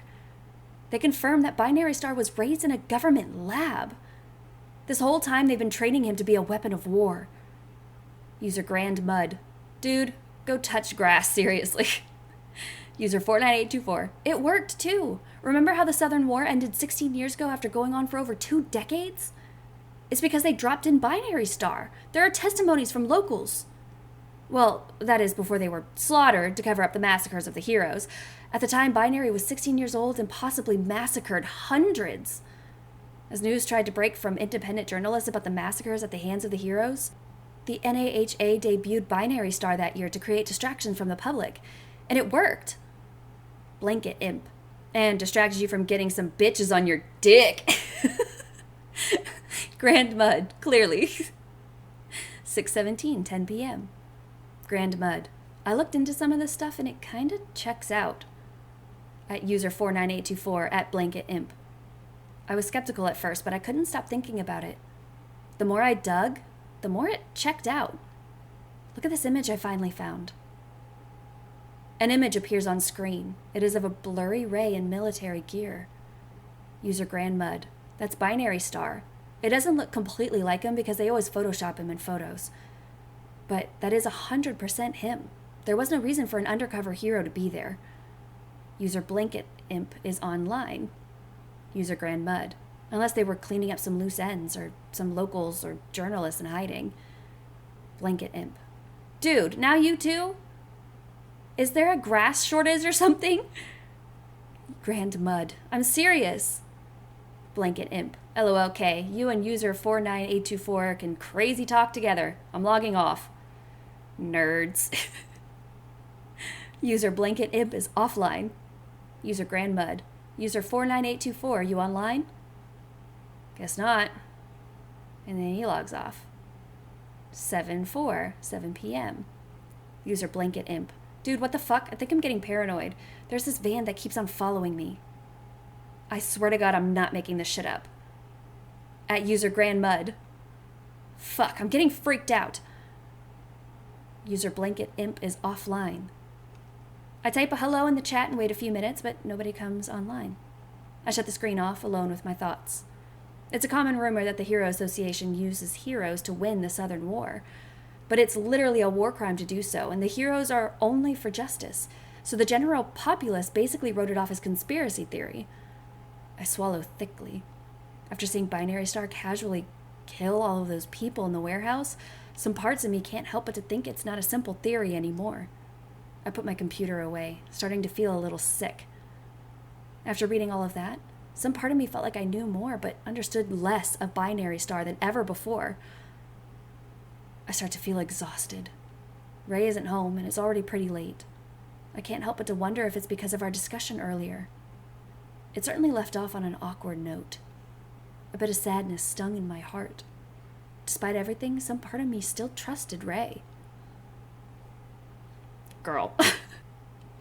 I get into bed, resting my body against the plush blankets. My eyes close, covering me in the familiar darkness of sleep. I dream of a peculiar dream. One where Double, Haley, and myself are all heroes. We fight to defend the ultimate villain, Binary Star. I drive a sword through his chest. He erupts into planetary dust, showering glitter all over myself. I don't feel sad, yet tears swell and pour down my face. The planet heals. It's finally over. The dust falls into sparks, and soon the earth catches fire. A wild flame licks my face and my body. I can't breathe. Help! I can't... As I dream, the smell of smoke drifts across my senses. I cough a bit, turning over. My eyes flash open as the scent of smoke permeates the area. I immediately sit up. My whole apartment is consumed by flames. I blanch. How could it have spread this much without me waking up? I quickly stumble out of my bed. The ground is hot as flames like the far wall. I cough as the smoke starts to get in my lungs. I can't stop coughing. This is bad. I glance around my apartment as it is doused in flames. I cough harder as I kneel over. The smoke is suffocating. Well, hi, Double. I have to do something fast. The balcony. Go for the balcony. I don't think he's here. Just run. I make my way towards the balcony door. It's the closest to me, so it only takes a few seconds to get to. When I reach to the doorknob, I can feel the heat even before touching it. I turn around, yanking a sheet off the bed and wrap my hand in it. I try to push, but the balcony door doesn't budge. I curse under my breath. Why does it have to be jammed now of all times? I use my full body weight to push against it, but again, no dice. My vision begins to spot as my lungs desperately search for any air they can gain purchase in. I again press my body weight against the door, but it doesn't even flinch under my full pressure. My legs collapse, shaking as my vision swirls. I reach towards the door, crawling on my knees. My body heaves and coughs, unable to relieve my lungs of the soot. As my vision begins to fade, suddenly a rush of fresh air hits me. I'm disappointed in you. Why? Binary Star looks down at me, radiant as ever. Even in these circumstances, he glows. You would really rather die than ask me to save you? I didn't know you were there. I didn't know you were there. I'm sorry. Okay, I'm going back. Okay, I'm sorry. I take it back. Apparently he is nearby. I knew things were going bad fast. I yell out his name with all the force that I can manage. Binary Star, help me! Less than a moment later, a gust of fresh air bursts past me from my balcony. I look up and the shining hero stands before me. Did he set this fire? Fuck, now I'm reconsidering again. Because listen, okay, hear me out. Because he wanted me to move in with him, right? And I was hesitant and I didn't really talk about it again. And now he's just hovering around nearby, looking at me. And then the first thing he says is, you would rather die than ask me to help you.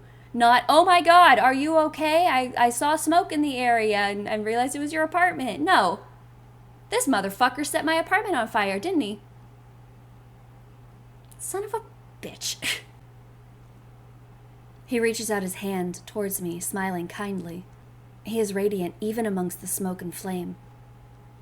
Despite the destruction around me, I feel no semblance of fear. I'm here to save you, Cece.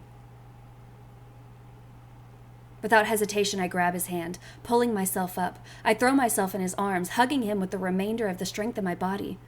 He freezes, surprised by my action. Binary Star clears his throat and shifts his gaze to the side in a feeble attempt to hide how red his face is. After a few seconds of patting my head awkwardly, he shifts back. He squats lower, settling his forearm under my bum. Binary Star easily lifts me up, securing my back with his other hand. He steps out onto the balcony, looking at me with a coy smile. Hold on tight! Suddenly, we're flying through the starry sky, his iconic red cape trailing behind. The night air is brisk as he flies past skyscrapers and stars. Soon enough, he settles me down onto a high-up balcony in the middle of downtown. You can see the whole city from here. Mm-hmm. That's kind of the point of why they placed me here. He opens up the doors and beckons me inside. My jaw drops. This is your apartment? Condo, but yes. He smirks. Glad you like it. This is where you'll be living from now on. He did. He fucking did. He set my fucking apartment on fire. Oh, this little shit. Fuck. This sneaky little bastard. What? Unless you want to go back to your apartment, which I wouldn't personally recommend in its current state. Which you didn't even try to put out the fire, you little shit. He walks up to me, looking down with a serious expression. Plus, here I can keep you safe. I know where you are. I guess that makes sense. I promise not to impede. I'll be out of here right when I get a new apartment. An indecipherable look passes across Ray's expression, and I could almost swear I heard him chuckle. He turns away, walking into the apartment. Oh, you creepy motherfucker. We will see about that.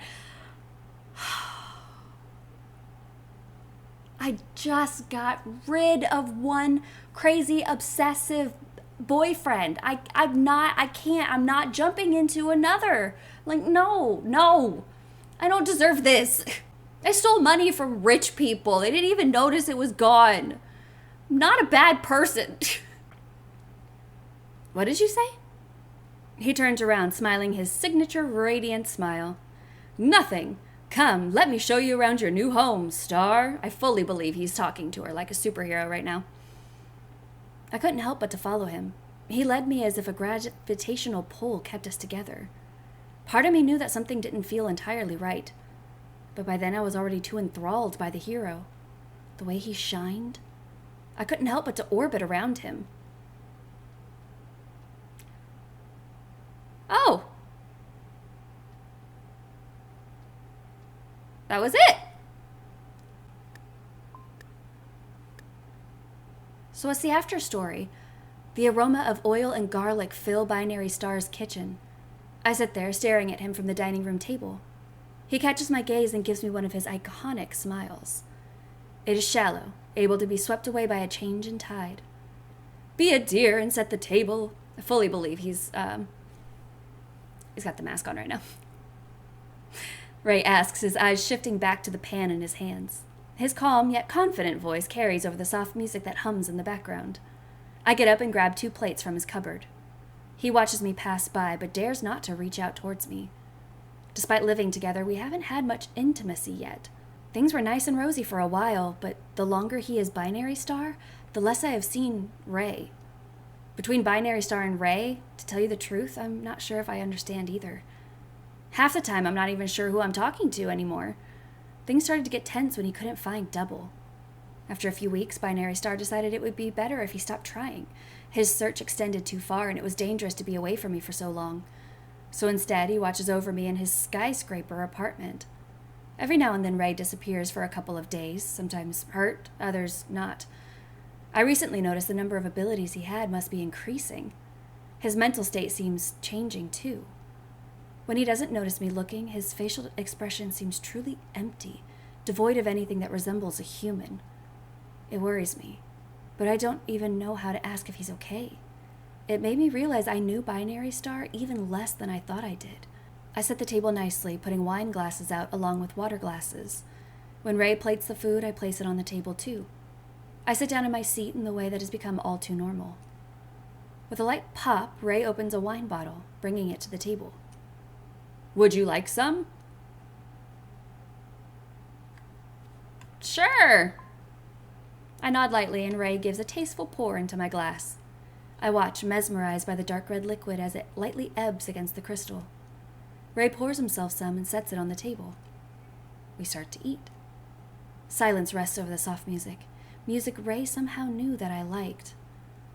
"Is it all right?" I nod. "It's very good." "Great! I learned this recipe to cook for you specifically. I was hoping you would enjoy it."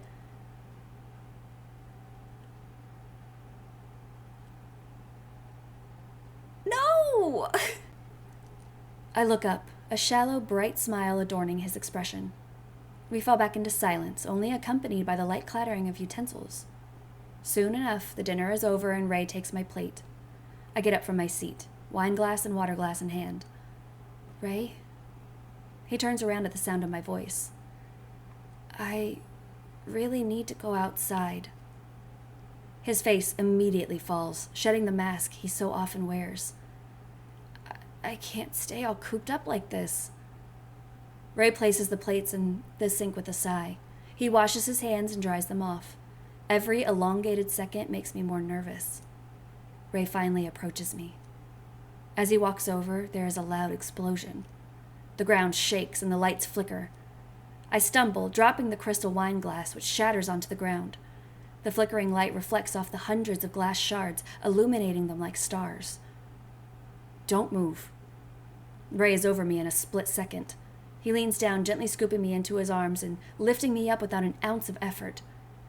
Ray holds me in his arms as he saunters over to the window. "My star, look."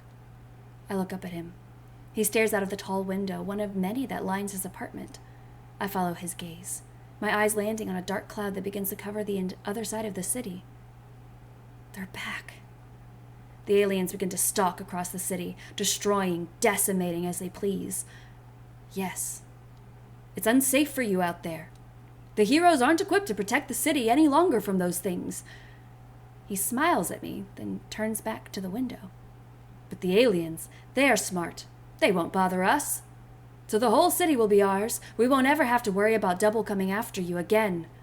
I press my finger against the window. The alien moves underneath it, flames and smoke trailing behind. "Where's everyone else? What happened to the other heroes?" Ray looks down at me. He gives a sad smile. "They couldn't keep up with the demand. The aliens got smarter, but the heroes didn't. Between the aliens and villains, heroes just started to drop like flies. It's a harsh world out there." I watch as more aliens move across the horizon, the glass chill on my fingertip. As I watch a tower in the distance topple and crumble, it makes me feel scared as hell. It makes me feel scared. These terrifying beasts lurk and kill. We have no real idea how many of them there are. What they plan to do? Ray holds me a bit tighter. "Don't worry, I'll protect you till my last breath. They won't be able to touch a hair on your head. It's painful now, but it will be good for us in the end." I watch someone running for their life, only to be picked up like a toy. How will this ever be good for us? For anyone. You won't have to worry about double anymore. I look at the carnage below. It's not worth it. Ray looks at me. His jaw sets ever so slightly. How could my safety be worth this? Hundreds of lives. Thousands. The other heroes may not be able to do anything. But you could stop it, Ray. You could save them. Ray sets me to my feet. He gives me a hard look, studying my face. No. What? What do you mean? Like you can't, or do you not want to? I have everything I could ever want right here. If this opportunity makes life better for us, I'd be a fool to stop it. Your safety is what is most important. Over the lives of thousands of people? That doesn't make sense. It makes perfect sense. Ray, it can't just be us. Ray frowns. The expression felt real. It felt honest. He leans in. I take a step back, but my back is pressed against the cold glass. Star, it is just us. It's always been just us. Ray, please. My pleas fall on deaf ears. He turns to walk away. Some part of me knows I have one more chance.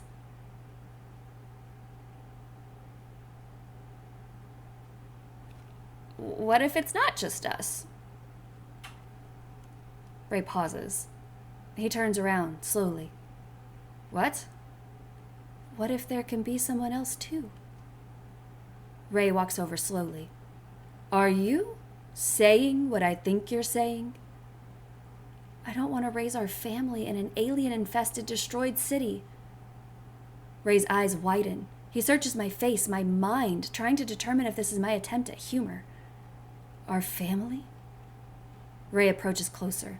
He places his hands on my face, cupping it lightly. Our family. Binary Star places a deep kiss onto my lips. I can feel his hand shake slightly. He pulls back, breathless. I don't think I've been happier in my whole life than in this moment. I want our kids to have friends, neighbors, companions in the same city they grew up in. Kids? He kisses me again, pulling back, and there's so much love in his eyes it threatens to knock me off my feet.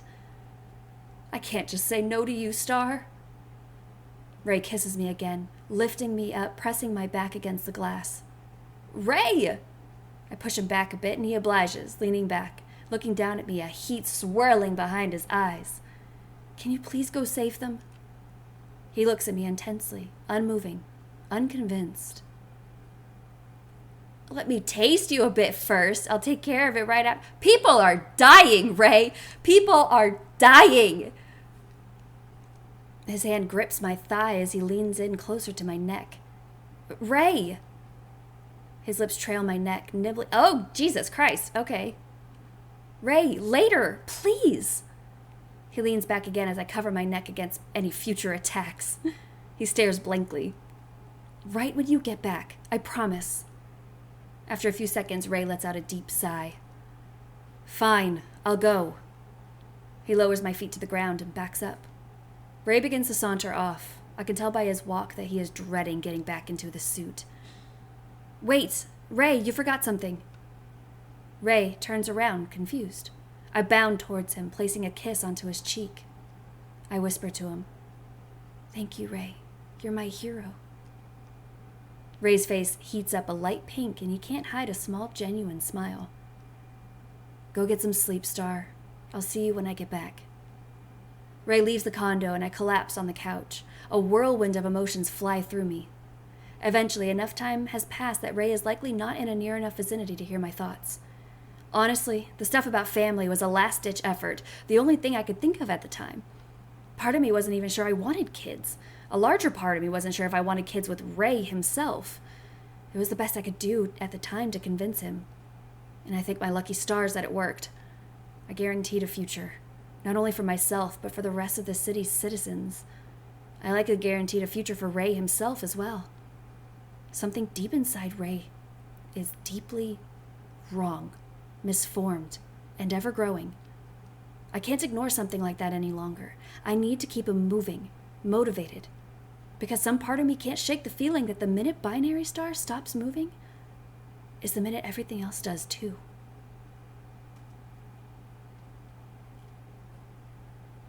Goddamn, that was bleak!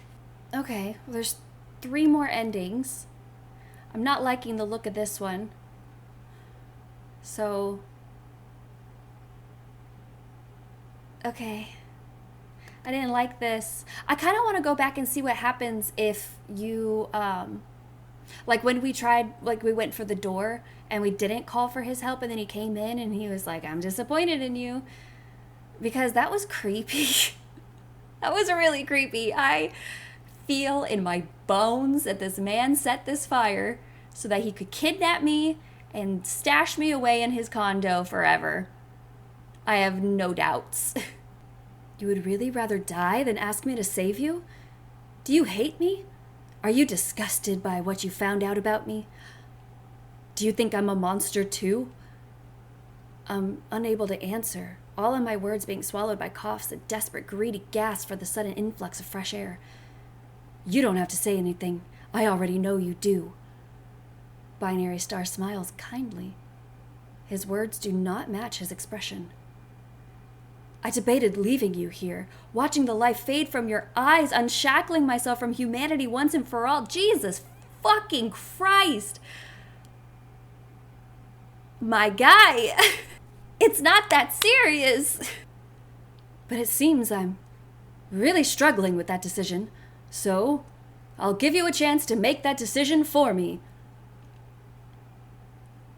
He approaches, smiling as kind as ever. I struggle to my feet, to meet the hero eye to eye. Why? I choke out between coughs.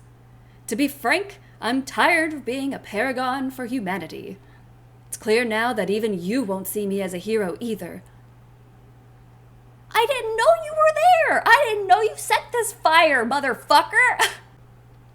You probably don't even see me as human. Not 1 ounce of affection left in your heart for me. This is huge fucking leaps of logic here, my guy. This is a gigantic assumption. Because I was panicking because my apartment was set on fire. And you are even right to think so, to do so. And I want to retire, I guess. He pauses in thought. Well, I guess retire may not be the correct word for it. He chuckles. What you experienced earlier with the alien attack was just a recon of sorts. They have many armies waiting for the word to attack. It will happen in a week or so. They will have ships, bodies, and weapons beyond our comprehension. The other heroes will only serve as special fodder for ungodly mechanisms. I could defeat them. It won't be pretty, but I could.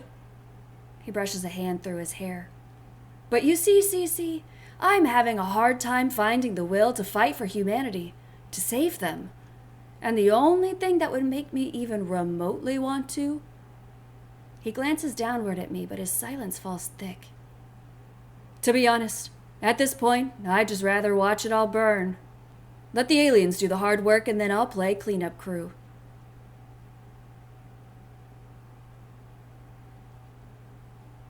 Bro.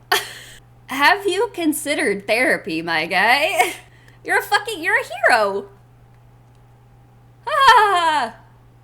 Binary Star looks at me in genuine surprise and laughs.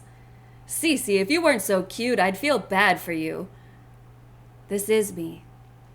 For so long I imagined and marveled over what worlds I could be from. A child from the stars, they called me. Imagine my disappointment that all along the star that birthed me was this planet Earth. To a mother that would rather sell me off as a government project than to miss a hit of fentanyl. Earth was my star, a sullied, fading star, infected. He levels a look at me. His eyes look like eternity. When I am the only being sitting upon this rotting star, amongst the trees, wind, and silent northern lights, then maybe I can finally exhale. He smiles peacefully. Some part of me thought you could save me. He chuckles in a self-deprecating way.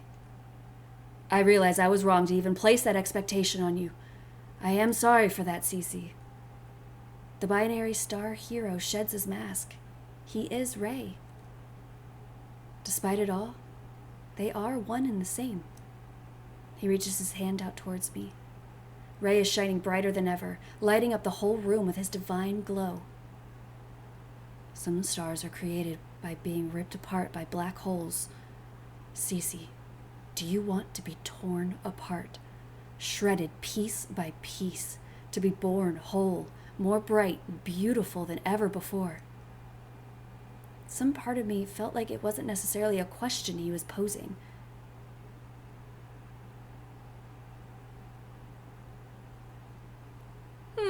Do I want to die in a fire or be trapped in Ray's house forever and ever, and figure out what he means by ripped apart and put back together, which does not sound like it's going to end well for me. All right, all right, come here. I take Ray's hand. My heart thumps out of my chest. He smiles beautifully, full of cathartic hurt. I understood in that moment that I am the bone that needs to be broken in order to be set in place and heal properly. Well, it's a good thing that she realizes that, because I sure am not realizing what is going on. I am not understanding a goddamn thing. The day I met you was the first day I learned something new about myself. I learned that I could love, that I could hope to be human. Ray holds me close. His hand strokes my cheek. Thank you for letting me dream, Cece. I thought I could change, that I could be something other than human or monster. But in the end, I have a quasar that shines around me like a halo.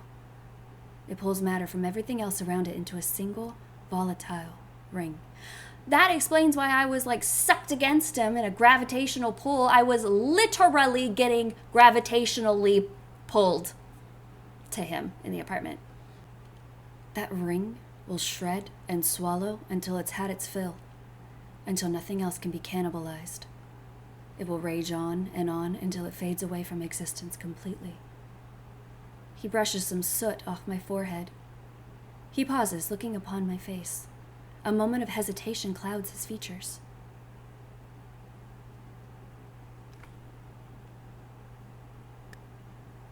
I hope you find what you're looking for. Okay.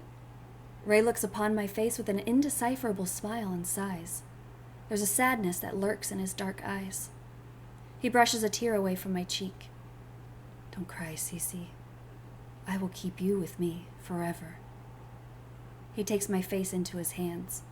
In a moment that felt shorter than a second and longer than an eternity, Ray presses his face to mine. His lips passionately gain purchase amongst my own. I push back, desperately trying to convey what words cannot. At that moment, I feel the sun. Everything radiates. My heart beats. My skin hums. I feel metamorphosis. I look at Ray. He shines. Parts of me fade, being pulled apart, shredded into dust by the star before me. Ray holds me in his arms. He kisses me desperately between sweet murmured words. I can taste the wet salt that runs down his cheeks and falls between our lips. He holds me tighter, wrapped in my own cocoon. I can no longer talk. I can no longer see. Soon, my mind is no longer my own. I shine with Ray, brilliance spread amongst matter and being. I fade. I am reborn.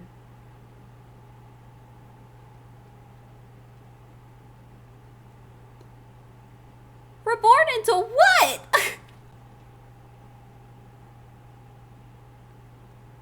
That was madness. What happens if I don't take his hand? Is he gonna leave me there to burn? Probably.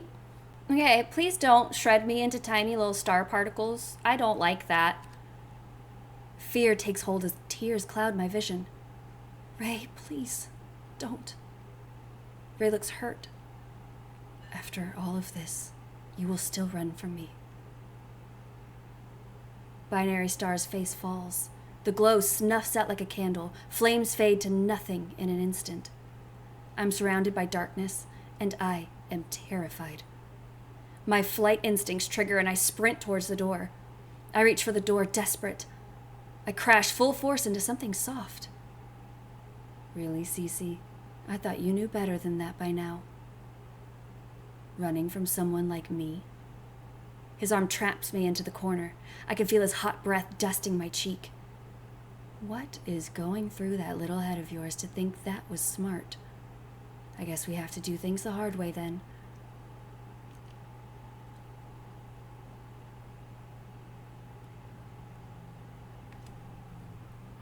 I rooted for you! We were all rooting for you! Binary Star smiles.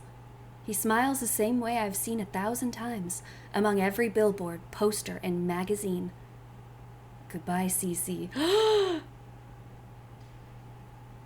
A flash of red, a surge of pain. Everything goes black.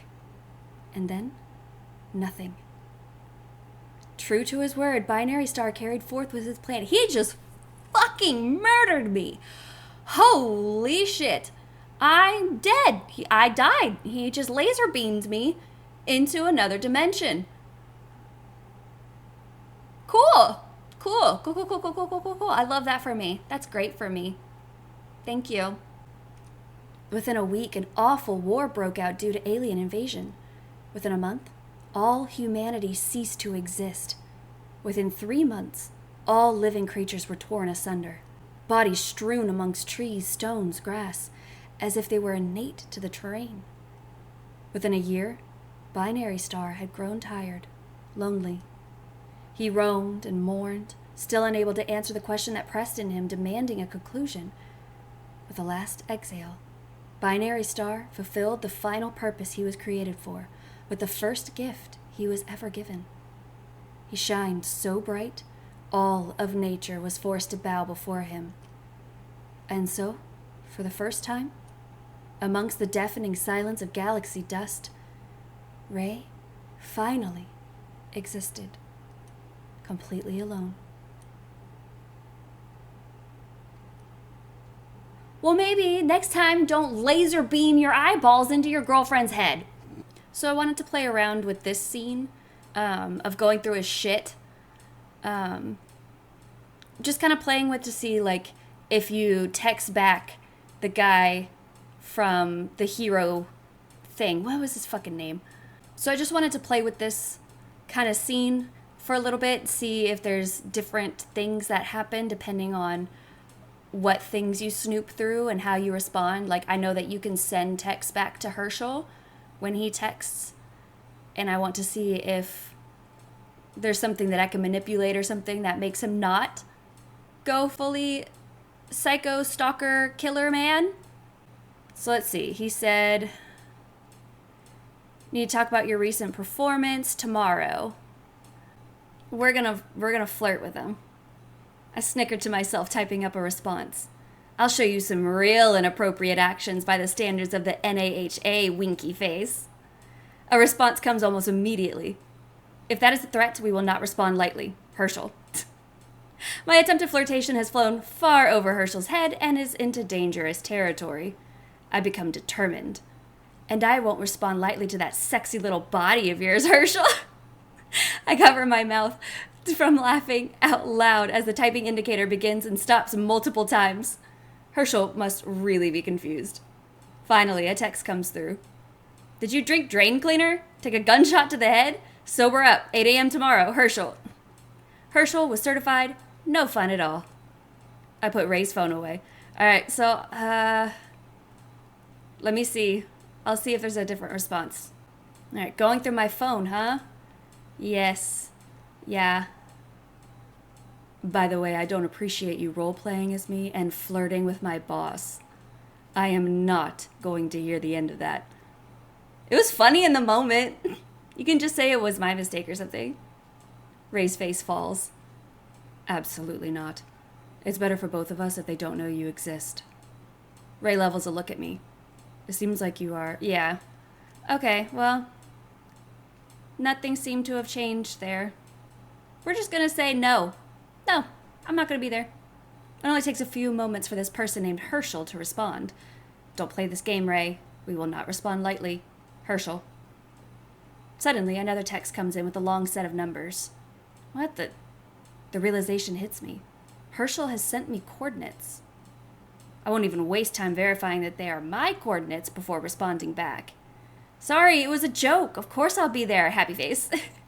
Herschel takes a few seconds to respond. 8 a.m. tomorrow, Herschel. God, Herschel sucks. Alright, so we're just gonna pretend as if him having a picture in his wallet of me from 3 years ago of me robbing a house and him obviously like taking a picture through the window is not super weird. And we're just gonna breeze past it. We're just gonna blow past it. It's fine. It's fine. How did you get your abilities, man? Let's talk about that instead. I recall what Luke, Blaze, told me a couple days ago. Ask Ray how he got his abilities. I look up at Ray and he looks back with a slightly stressed expression on his face. He knows what I have thought. Tell me, Ray. His lips tighten and he works a hand through his hair. His body is tense and he glances back at me. Ray, you said anything. I know. Ray. Fuck. He curses under his breath. I narrow my eyes. What's your ability, Ray? He looks at me directly, his eyes so deeply black they might just swallow me whole. Even the room feels a bit dimmer due to his pressure. They call me Binary Star. Why? Because you shine so brightly against the evil of night? Ray lets out a sound somewhere between a scoff and a laugh. If only that was the case, Star. What are binary stars? Is this a science lesson or something? Ray stares down at me with an immovable expression. He is clearly not in the mood for jokes. A solar system where there are 2 stars? In a binary system, there is a primary star and a secondary star. Depending on their orbit, they can be classified as wide binaries and close binaries. I'm unsure where this is going, but the tone of Ray's voice keeps me from speaking. In a close binary, mass can be transferred between the 2. The primary star can exert gravitational force strong enough to pull in the smaller star, cannibalizing it completely. Yeah, that's what he did to us. He just fucking pulverized us into stardust. A silence settles between the 2 of us, an understanding that leaves me queasy. I am said to be the hero with countless abilities, but in reality, my ability is just one: to pull in smaller stars and devour them whole. So what, is he saying that he steals quirks? Because, I mean, that's what we're doing. Fucking all for one over here? Shit. Every ability I have, I killed for. Criminals, villains, civilians, even other heroes. Some were forced upon me. Others were of my own volition. My stomach sinks. It's not out of the question that he would be able to slaughter people so easily. After all, I witnessed it myself. But some part of me felt disturbed. I won't deny what I am, Cece. Luke was right. I am a monster. I'm not a hero from the stars. I am essentially only one thing: a government-funded military weapon. Nothing can change that. Despite Ray's stony facade, I can sense some sadness in his tone. I may be a monster, but I promise I will keep you safe if you let me. I'm not sure how to respond. Some part of me knows thank you isn't the appropriate response for the situation. Ray can sense the conflicting expressions that drift across my face. I know that was a lot. I'll let you rest. And then he leaves. Okay. Well, let's see if that changed anything. Nope. He still sets our apartment on fire. Alright, so it's clear that we fucked up way before that point. So I guess we're going to go back to the beginning and figure out what the hell we need to do. Okay, so I think we're just going to badmouth superheroes as often as we can, just so he won't turn into the creepy, horrible stalker superhero at the end. If that makes sense. That's what we're gonna try to do. Speak your fucking truth, Haley. I lean back on the counter watching Haley as they continue to rant. What world do we live in where murderers get praise and have fucking TV shows and interviews? I swear to God, all these heroes are just full-on psychopaths. They can do whatever they want and literally nobody will stop them. Nobody. What kind of fucked up, piss-poor definition of justice is that? And what do? We make edited montages of them, commercial goods, paste their goddamn faces on every surface imaginable. Fuck, it pisses me off. Haley, unable to contain their anger any longer, storms off. Despite their stormy disposition, their angry heeled steps are almost silent. Truly the definition of light-footed. 'Cause she's a cat. She's a shapeshifter and she turns into a cat. I'm calling it. I already called it earlier. I'm calling it now. She's a fucking cat.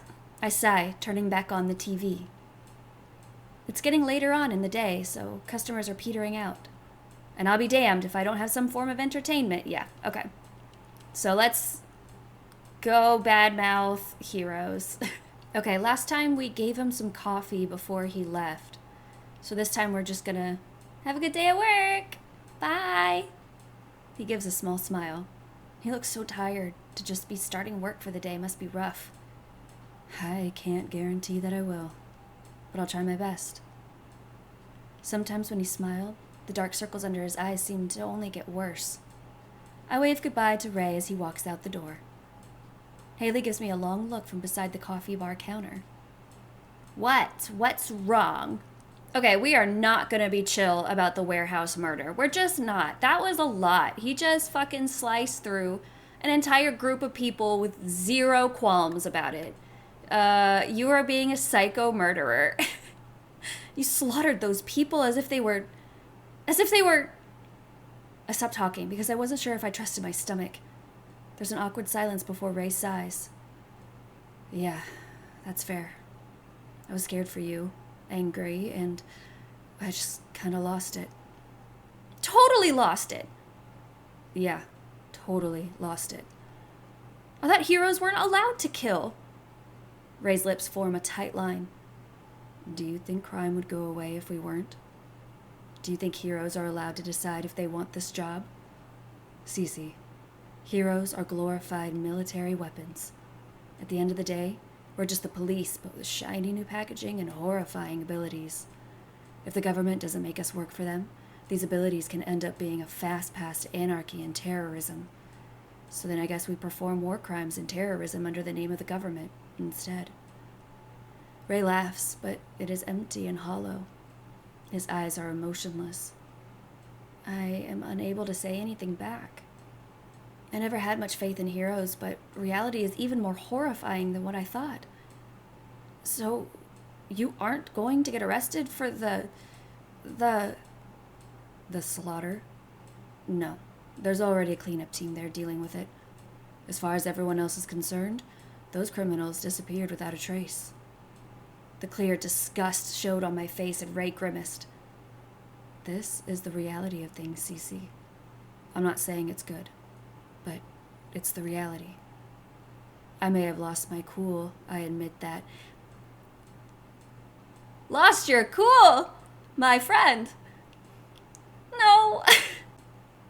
But if you heard what they wanted to do with you and their thoughts, you would feel the same way I did. I open my mouth to reply, but I'm cut off by a dull pain on my jaw. Ow. I rub it, realizing it's the place where Double grabbed me before. Ray comes closer. Let me see. I scoot further away instinctively.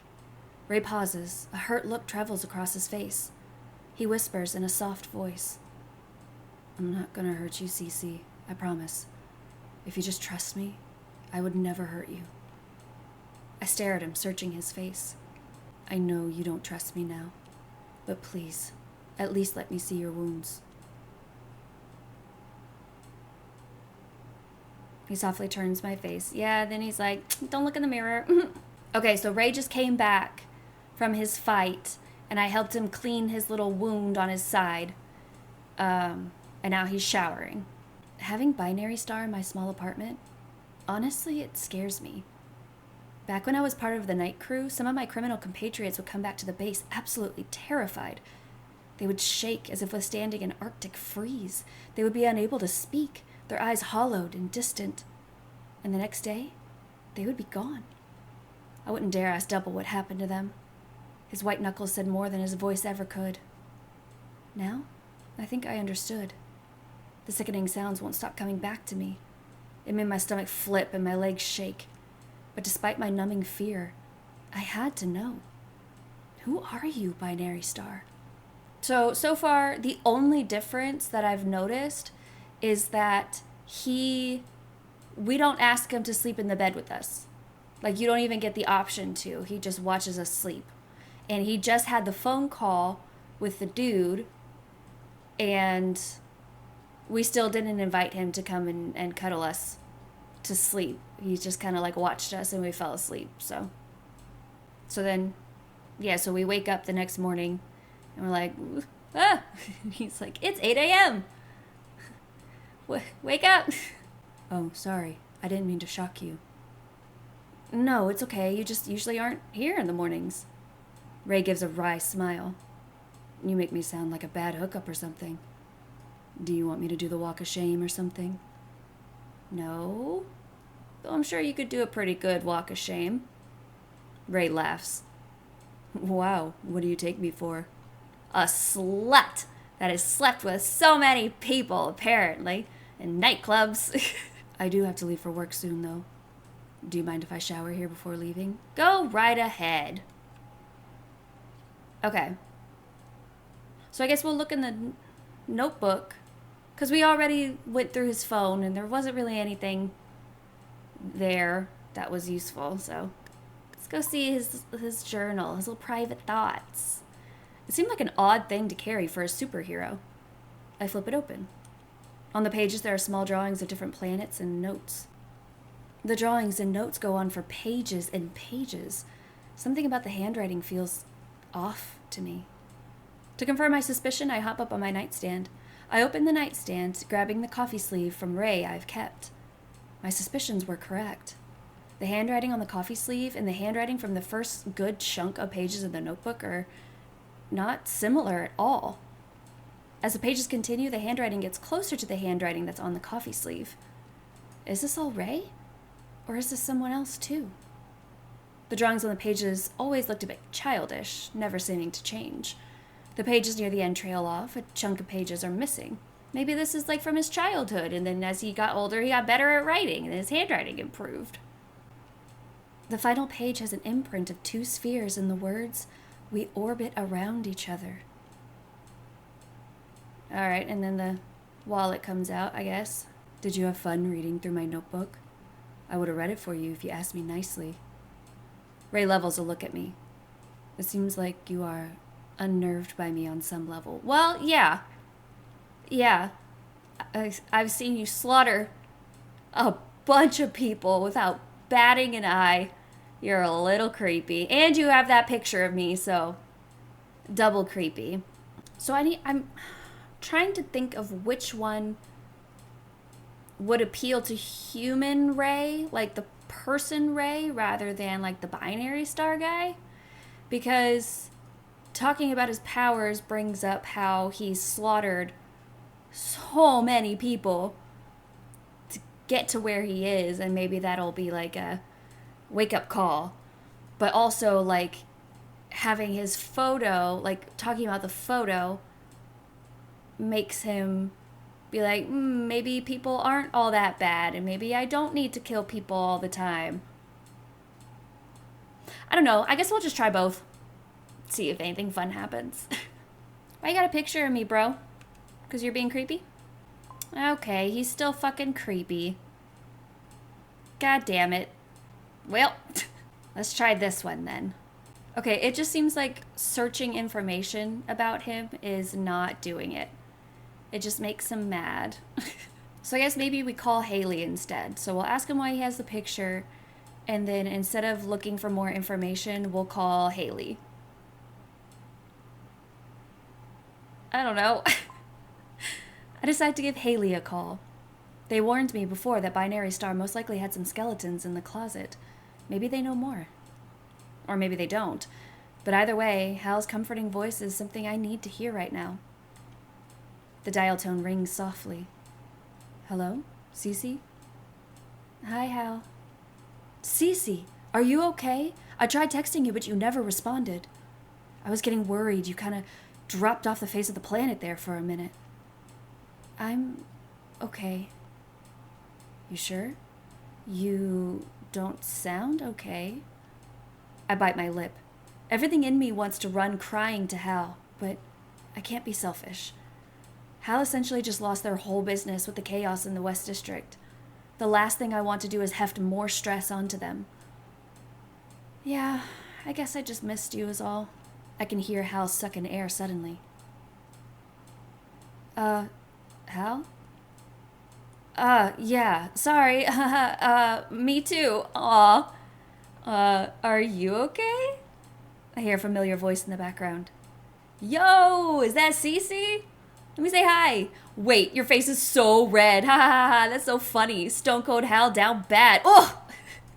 A large smack sound reverberates over the speaker. Miles groans in the background. So, did you call for anything specific? Not really. Remember how you mentioned that you think all heroes have skeletons in their closets? Mm-hmm. The more powerful the hero, the more packed that closet's going to be. Why do you think that? If you have unlimited power, who will stop you? The government will do anything to protect their assets, after all. What do you think about binary star? Once again, there is silence on the other end of the call. Please, Cece, listen to me closely. Run away from binary star. I did some asking, some digging, and nothing good can come from being around him. He will only cause you misery and chaos. You will never know peace again if you accept him. The best thing you can do is run as far and fast as you can. There's another pause on the other line. I have to go. Just please tell me you will leave tonight and run very, very far away. I was unable to answer, unsure what to do. Haley's tone left no question of severity of their request. I'll find you again when you're in a safe place. The phone call cuts off suddenly. Haley probably hung up. Okay, what are we gonna do?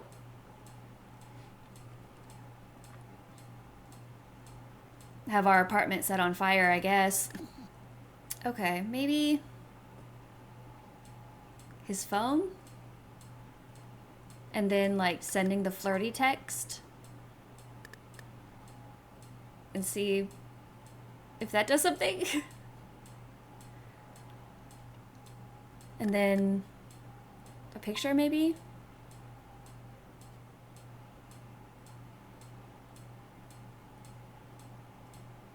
And then who? I don't know. Well, it wasn't that. Look at this. Okay, so the first time I went through, I've just been sitting here playing around with so many fucking options. And the last time I went through, like the very first time, I only got, I hope you find what you're looking for. I didn't have any other option. And now I have, save me, Ray. So, I don't know, maybe this is what's going to make him not turn into a crazy stalker man? Save me, Ray. You told me to call out to you for help. Now I am. I don't want Binary Star to save me. I don't want him. I want you. I'm asking you, Ray. I want to stay with you. I don't want oblivion. I don't want silence. I don't want a greater purpose. I want you. I want to be with you. Human or monster, it doesn't matter. I don't care. You will never trust me. I can't help but to laugh, even in these circumstances. Ray, after everything, do you really expect me to be able to trust you? You hardly have ever given me a reason to trust you. But I can tell that you care for me, and all I know is some part of me does love you, and I don't want to throw that away because of some uncertainty. I want to try and learn to trust you. The real you. Ray looks at me, like he doesn't quite know what to say. I want to go on normal dates with you. I want to get in fights, cry, apologize, laugh, and have awkward misunderstandings. I want to surmount differences together. All this time, you have been what people wanted you to be. But the truth is, I don't want you to be anyone. I want to grow into someone with you. Even if I'm not the hero binary star that you want. I fell for Ray in the coffee shop, not the edited hero on the magazine. And I'm not ready to give that up yet. So please, give us a chance to figure this out together. Please, hold on for a bit longer. Defend this planet a bit longer. Please don't give up on this. On us. I entangle our fingers together.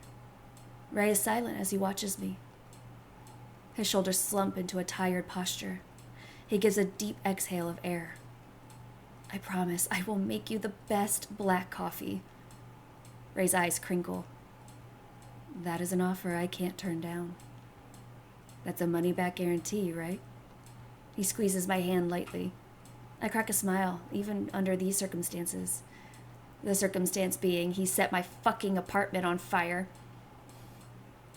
Always. In an instant, Ray places a sweet kiss on my lips. He lifts me up easily in his arms. Ray? I gasp in shock. What?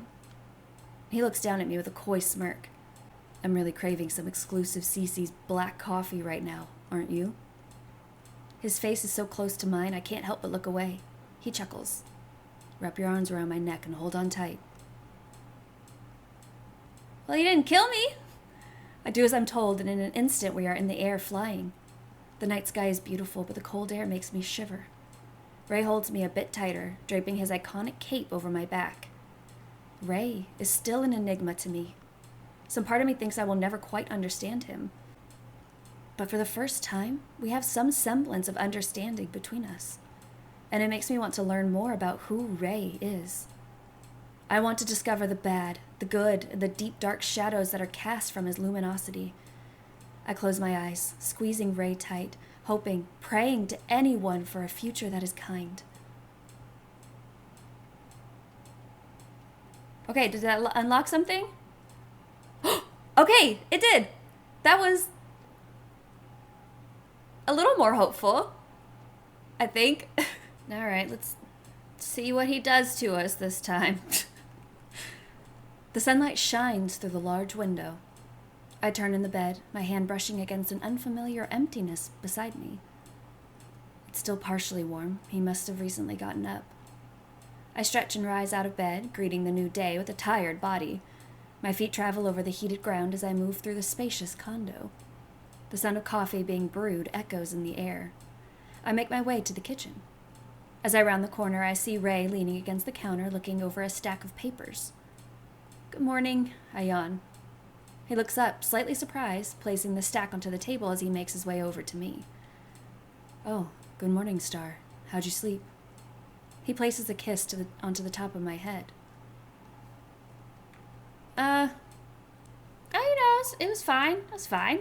We're all good, man. Please don't get mad at me and keep me hostage here forever.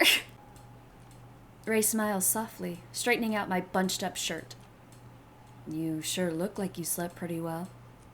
I pull a face and Ray laughs. Don't pout, Star. You look cute. You were so peaceful while asleep. I tried my best not to wake you when I got up. Ew, you were staring at me while I was sleeping? You creep. I tease him back. A flash of annoyance drifts across Ray's expression. Keep taunting me and I'll take you right back to bed, he warns coolly. I shut my mouth and sit down on one of the kitchen seats. Do you want any coffee? Ray asks while picking up a mug. Sure, why not? Yeah. Ray pulls out a second mug, pouring a generous amount. Milk? Sugar? I hop up, moving to my mug. I got it, I say, grabbing the mug and preparing my coffee to my taste, which for me is about like this much coffee, this much creamer. I am not a black coffee kind of girly. I bring the coffee back to my seat and relax into it. I can't help but to sigh after taking my first sip. Nothing beats coffee in the morning. I glance over at the papers he was looking through. His eyes follow my own, and he walks over, picking them up. Ray gives a tired smile and places them on the sleek countertop in front of me. Some rental properties? I shift through the stack of apartments. A good portion of them are pretty solid finds. You said the last ones were too expensive, so I tried to find something a bit more reasonable for you. I continue to flip through them. You didn't have to find all of these for me, I say, feeling a little guilty. I glance up at Ray. He smiles at me in an embarrassed way, probably realizing he may have overdone it a tad. Well, you said being here was temporary and you wanted your own place. Okay, so he's actively trying to find us a new apartment after we told him we wanted to move out, so that's a good sign. That's a good sign, okay? But, of course, you are more than welcome to stay here. In fact, I would love you to. I look at Ray. He seems genuine. I do care about him and I like being around him. But our relationship, or whatever this is, didn't really start out on the best footing. And I can't just live with him. I need to rebuild trust with him first. We can take it slow. Take all the time needed to rebuild it. Ray. Oh, sorry. He cringes. We previously set boundaries where Ray would not read my mind, but after a lifetime of old habit, a new habit can be hard to build. We're learning. It's okay. Ray smiles, seeming genuinely relieved. I dog-eared the ones that I thought looked good. I started flipping through, looking all of the bookmarked ones. Something similar seemed to carry throughout all of them. Are all of these within a 3-block vicinity from here? Ray gives a little smirk, sipping his coffee. I still want you close to me, Star. Sue me. Ray gives me an indecipherable look. You should be happy I'm even letting you go. I mean, yeah, but can that not be the standard that we're holding? Like, great, you're not holding me hostage. You're the perfect boyfriend. A second passes before he smiles. Kidding. Are you? He was not kidding. So, what are your plans for today? I think for a moment, but decide on not responding to his former statement. Probably job hunting, visit some of these rentals. This one looks pretty good, I say, pulling a paper from the stack. Ray sips his coffee, looking thoughtfully. Sounds nice. Maybe I'll join. I don't remember inviting you, and don't you have work? Ray sets down his coffee. He brushes a hand through his hair. Not really feeling it today. Ray, you protect the whole city. What do you mean you don't feel like it? They can deal with me skipping a day. If the city can't protect itself for a single day, it doesn't deserve to have the peace that it does. Didn't that supervillain Vandal announce that he was going to attack the city today? Ray sips some coffee, waving his hand dismissively. Not my problem, he states dismissively. Plus, I'm depressed. The object of my love and affections is moving out. Ray gives a sad expression that was obviously forced. I think I might have to lay in bed and watch sitcoms all day. He's really playing it up. You hate sitcoms. Nature documentaries, then. Depressed people don't watch nature documentaries. Oh, so first you break my heart and now you put me in a box? You are so ruthless, Star. Ray cracks a smile, unable to keep a straight face. You are so insufferable. I learned from the best brat around. He gives me a cocky wink. Ray starts to rinse his mug. Ray, are you really not going to protect the city? Ray doesn't answer and just places his mug in the dishwasher. I get up and approach the tired-looking blonde man. Ray, please? No. Ray. Ray sighs, his shoulders slumping. Fine, but I just need to steal some energy from you first. What? Ray turns around and wraps me into a tight hug. His arms and chest around me like a cocoon, his soft sweater plush against my face. His hot breath brushes against my ear, making goosebumps rise on my skin. My face heats up and I start to squirm. He continues to hold me. I can feel his calm, steady heartbeat. Something in me knew that he was holding on to me as if I was his last thread to this world. Stay with us, Ray. Don't disappear. He breathes me in and exhales, grounding himself to humanity. A minute or so passes. Finally, Ray pulls back. Okay, sorry. I feel energized again. I'll go to work now. Sorry for worrying you, Star.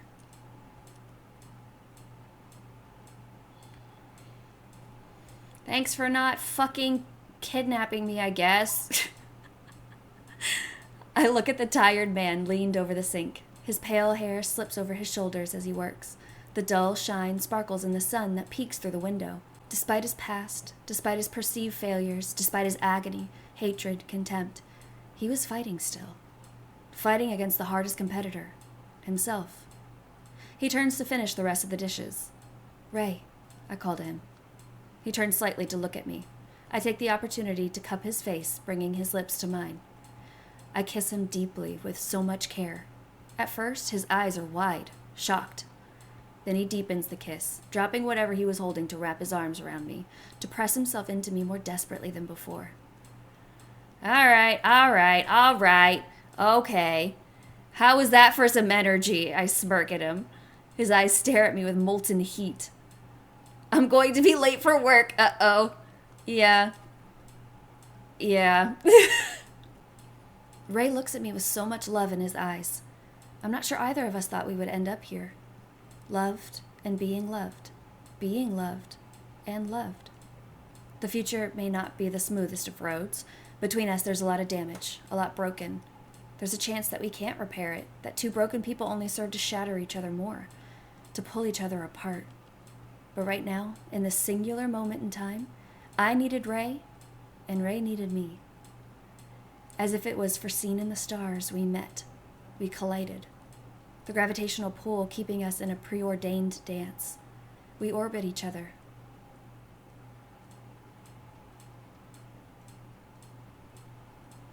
It's better! Still getting some bad vibes, but not nearly as bad as when he was still binary Star and forcing me to live in his condo with him, so better. Okay, so it looks like that's all the Ray endings, and we've got a Haley ending and a double ending. I don't want to do the double ending. We're gonna do the Haley ending. I'm gonna try to see how it seems like we end up with Haley, because Haley's amazing. They're the best. That's who I should have ended up with. So far, it seems like everything that I've done has gotten me to the ending where I am in the apartment on fire. And when I go for the front door, it's locked and I die. And when I go out the window, I fall to my death. And then when I go to the balcony, Ray's there. So I'm going to have to play around a little bit and try to figure out how in the fuck I'm going to go with Haley. I'll be back. Okay, look. This is different. So I just got cornered by Double in the coffee shop, and now I'm going to turn in my resignation letter, and I have new dialogue about Haley. So, yay, we're on the right track. Finally. Some part of me knew that leaving Haley was going to be one of the hardest things I will have to do. Despite our short time together, Haley and I have become incredibly close.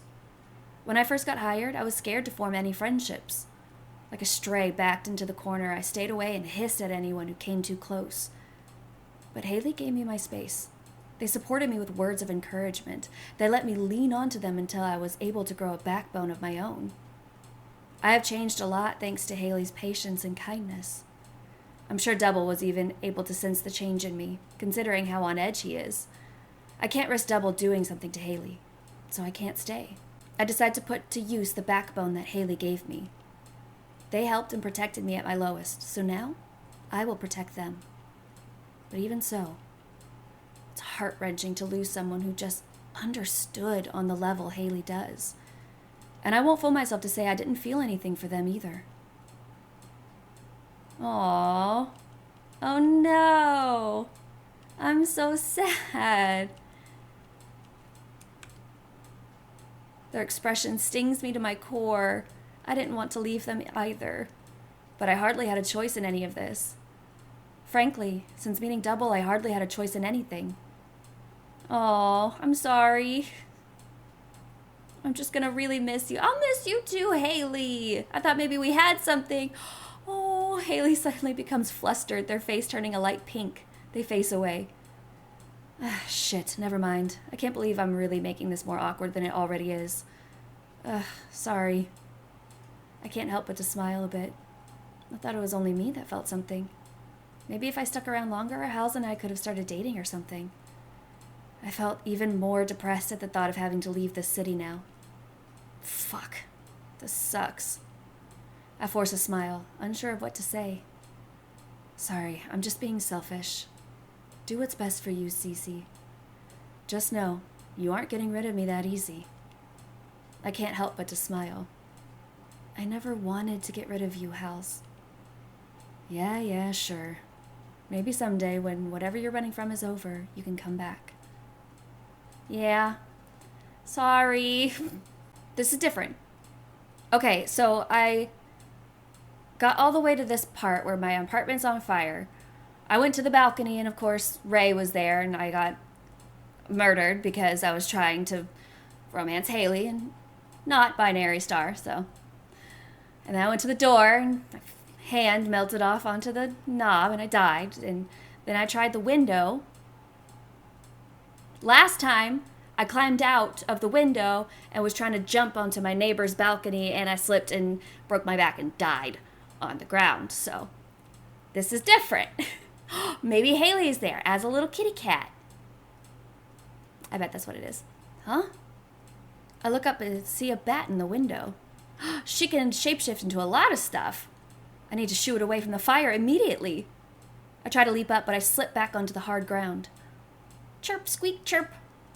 The bat begins to morph, to change shape. Am I hallucinating? I rub my eyes, but the morphing of the bat continues. The bat begins to take a more human shape, fur shedding into skin, wings into arms. Am I dead? No, but if we don't get out of here, you might very well be soon. The bat has formed into a very familiar figure. They sit across my window frame, cool and composed despite the chaos surrounding me. Their green hair sways in the wind. Despite the bat ears, a very familiar sparkle in their eyes make it impossible not to recognize them. Hal? Haley smiles. They sport a cat suit and a mask. A suit like that isn't cheap. It looks even custom made. And was Haley just a bat? And a cat? Cece, are you okay? Why are you... What are you... It's dangerous. You have to... My brain malfunctions and Haley laughs. I think the smoke is getting to your head. Let me get you out of here, and then I promise I'll explain everything. Haley hops through my window. They make their way over to the balcony door. Cover your face. I do as I'm told, and in one smooth kick, Haley shatters the glass. God, you're so cool. Okay, now I know your brain has lost too much oxygen. Haley plucks me off the ground and stands me to my feet. Haley begins to morph again. Soon a large Siberian tiger is in my apartment. My face pales. Get on my back. The tiger talks in Haley's voice. I'm gonna get you out of here. The tiger is Haley. I approach it cautiously. Oh my God, hurry up. The tiger, Haley, scoops me up with their head onto their back. They walk onto the balcony and head up the very edge. Hang on as tight as you can, okay? I wrap my arms around Haley and shut my eyes, putting my full faith into Hal. Haley takes off into a sprint. Soon the air hits my face and we land again. I look up and see that we're on the neighbor's balcony. One more time. Hang on, okay? There's another sprint and then a leap. The loud metal sound resonates as we land onto the fire escape. Haley doesn't stop moving. They continue to sprint down the stairs, never breaking stride. When they hit the soil, their gait only speeds up. I look up and even the night sky is a blur. Keep holding on until I tell you to stop, okay? I hear Haley huff below me. I can't help but to think how soft their fur feels under my face. After some time, Haley finally slows to a stop, placing me onto the ground. Oh my God, what are you doing? I told you to keep the car running. Haley roars furiously at a certain Miles who is standing outside beside the car. And just like that, I started living a new life with Miles and Haley in a new city. Apparently, Haley had been living a double life as an infamous villain this whole time. Well, color me shocked. Well, villain isn't necessarily the correct term. Cat burglar is probably more appropriate. When I used to be a villain, Haley's alias was plastered all over magazines. Shrouded villain Chimera strikes again. But Hal never hurt anyone, always worked alone. The only reason they were labeled a villain was due to the fact that they were taking from the rich and powerful. Sounds like somebody we know. It's me. And they were damn good at it. So good, in fact, that Miles' dad hunted Haley down and offered an incredible amount of money for Haley to take on Miles as their villain apprentice. Yeah, that makes sense as to why he still worked at the coffee shop and had access to thousands of dollars for nice shoes and superhero figurines. Although that's fucking hilarious that he holds superheroes in such high esteem considering he's studying to be a villain. Oh, and did I mention that apparently Miles comes from a long, infamous line of villainy heritage? His dad, brothers, uncles, aunts, mothers, grandmothers, grandfathers, great-grandfathers, and so on. Some of the most well-known villains of all time. Miles, of course, would rather be a hero, but good luck to anyone who tries to convince his father of that. So now Miles, Haley, and I roll together. Sharing a small apartment, we sleep in the day and we lurk in the night. We take what isn't ours. We funnel the money into offshore accounts, preparing to flee whenever he finds us. Because according to Haley, it's not a matter of how, it's a matter of when. Having Haley at my side, I feel like I could take on anything. I would take on anything at the chance of a future where I can keep smiling and laughing with them. With Haley at my side, things are happier, peaceful even. I found my stride again. I didn't know how much I needed them. They look at me. A familiar smile adorns their beautiful face. Falling asleep by Hal's side is a piece of heaven that I'm willing to fight for, to preserve. Be it heroes or villains, come what may, I'm ready. That's a much sweeter ending than either of the Ray endings. Like, I'm genuinely happy. And I'm a criminal again, but I'm fucking over rich people, so who gives a shit? I liked it. I want to see what the after story is. How cute is this gonna be? It's gonna be so fucking cute. I'm so excited. The three of us ride through the early night, the warm summer wind brushing around us in the cheap convertible. We finally make it to our destination. A road far in the middle of nowhere, twisting, turning, beautiful manicured gardens leading up to a mansion. Our next target. We leave the van and Hal and I scout the outside of the ostentatious house. After a round of scouting, we meet back up. Hal has found our way in. Next, Hal works to disarm the security system. I scout the exit route while Miles keeps watch out front. Everything is going pretty well to plan so far.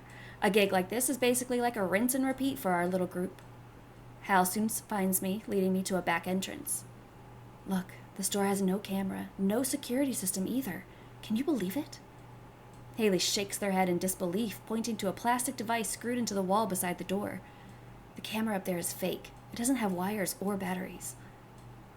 What? Really? Why would they do that? Haley gives a dry laugh. How do you think his mistress enters without alerting his wife? Good point. And for that reason, the cameras inside are also easily turned off. Wow. Jackpot, I guess. Haley mumbles in agreement while easily unlocking the nondescript back door. Can you grab Miles? By the time I return with Miles in tow, Haley had already dismantled the indoor cameras. We enter in the mansion, the marble floors clicking under Hal's boots. Hal turns to us. So, everyone remembers the plan, right? There's some silence, and then Miles leans over to me, whispering, plan? Miles, do you seriously have to forget every time? Miles pushes up his sweatshirt sleeves and holds up his arms. I wrote it on here, but then I kind of washed it off in the shower. Haley face palms with a groan. Well, thank God for that. You could just wear a shirt that says, I'm going to rob this house instead if you wanted. Oh, was that part of the plan? No. I could almost see the migraine surfacing on Haley's forehead. Miles, first, move the car to the back exit route.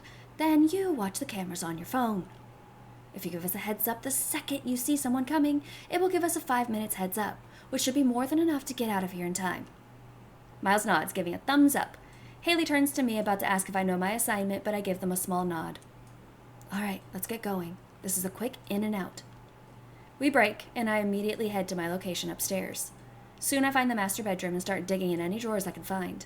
I place aside any item that looks like it may be worth something, making sure to throw some clothes around as I go so the scene appears as if the robbery was done quickly. But I know exactly what I'm looking for. I easily sift through the nightstands and then make my way to the closet next. I open the closet and blanch at the incredible amount of stuff. Books, clothes, pictures, perfumes, jewelry, boxes. The value in this closet alone could have estimated $1 million easily. After stretching my neck a bit, I get to work. I start pulling out fabric, jewelry, digging through boxes. Wow, that's a lot of shit. I nearly jump out of my damn skin at the sound of Hal's voice. Fuck, Hal, are you a ghost or something? Oh, sorry, I didn't mean to sneak up on you there. Did you already get the files? Yep, I didn't even have to force my way in or take the drive.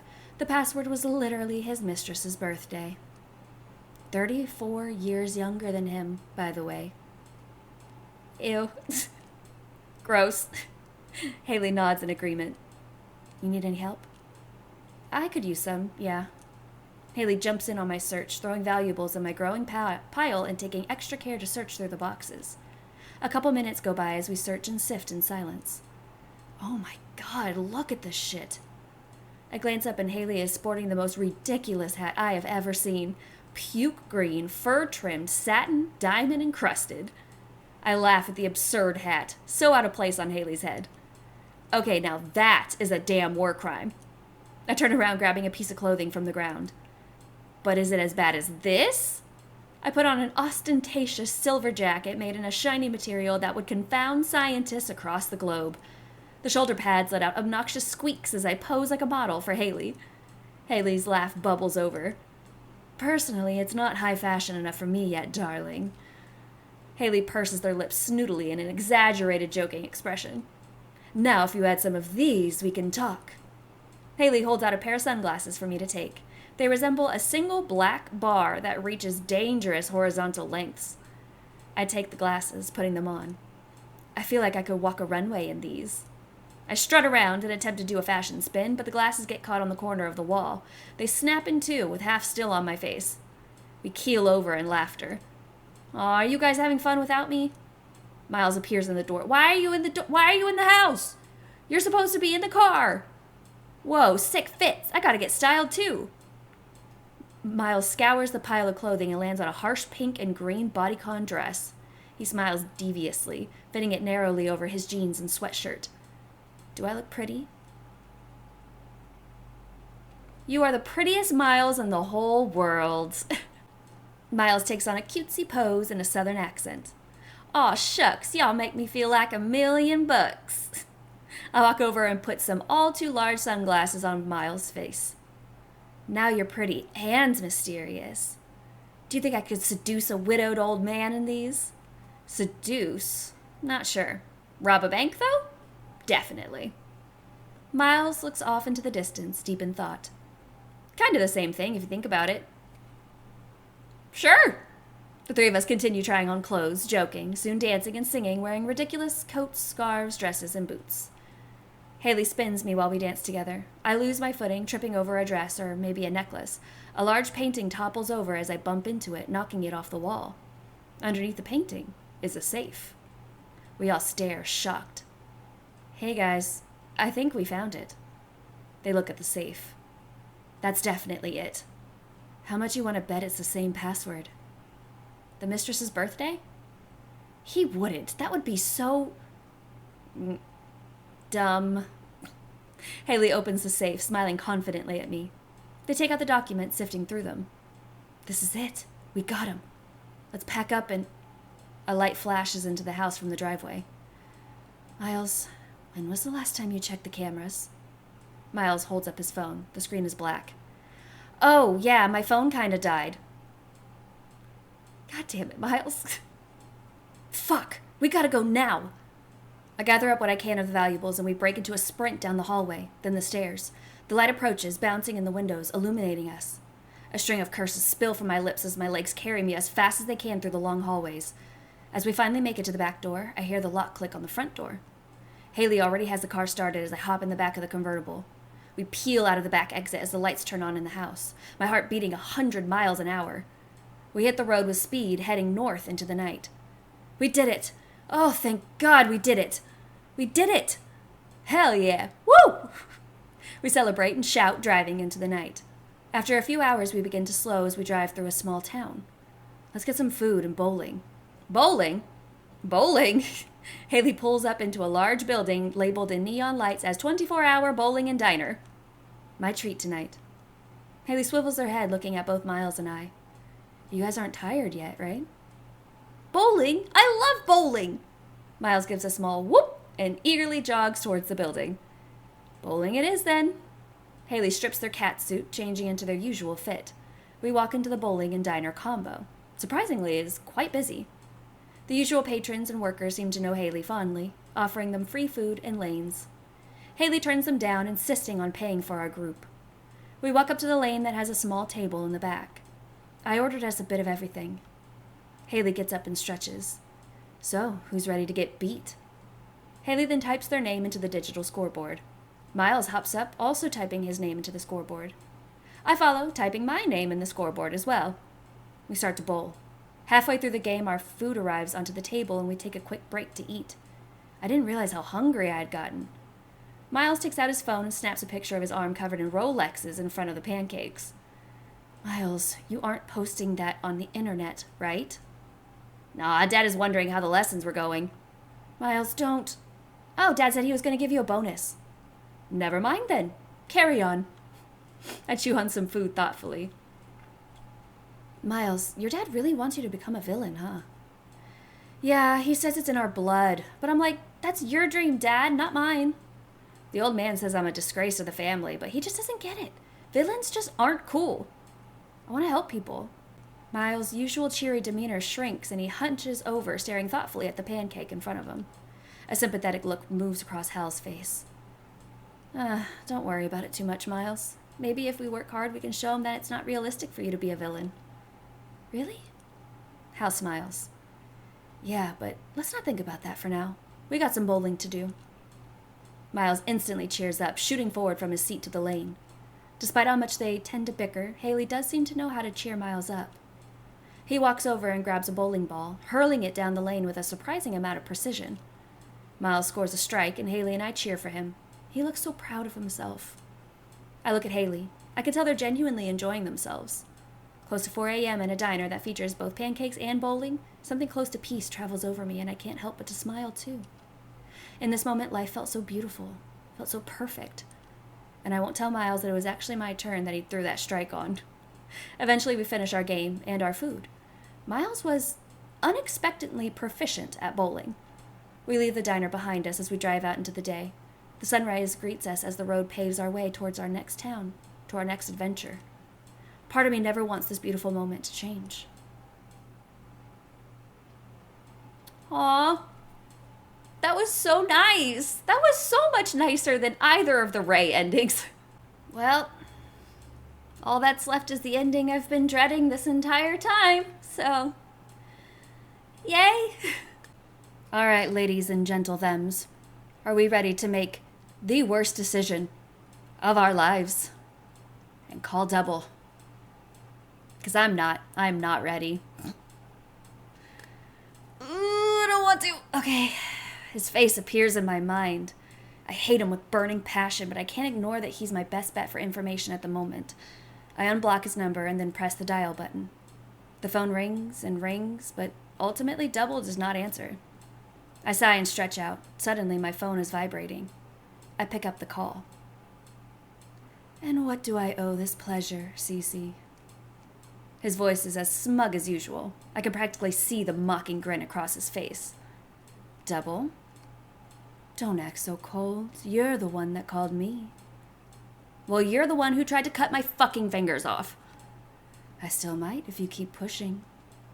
I ignore him, determined to stick to my goal at hand. I have a question. That right? Yeah. I remember back when we worked together, you had some run-ins with Binary Star, right? Double? I'll answer your question if you answer mine first. Okay. What color underwear are you wearing right now, Sundown? Double laughs. What a piece of shit. I should have known he was just gonna mess with me. I am not answering that. So let me get this right. His voice becomes dangerously low. You call me to get some info on another guy, and you assume I'm just going to play nice? Double lets out a harsh laugh. You are truly more of an idiot than I could have imagined.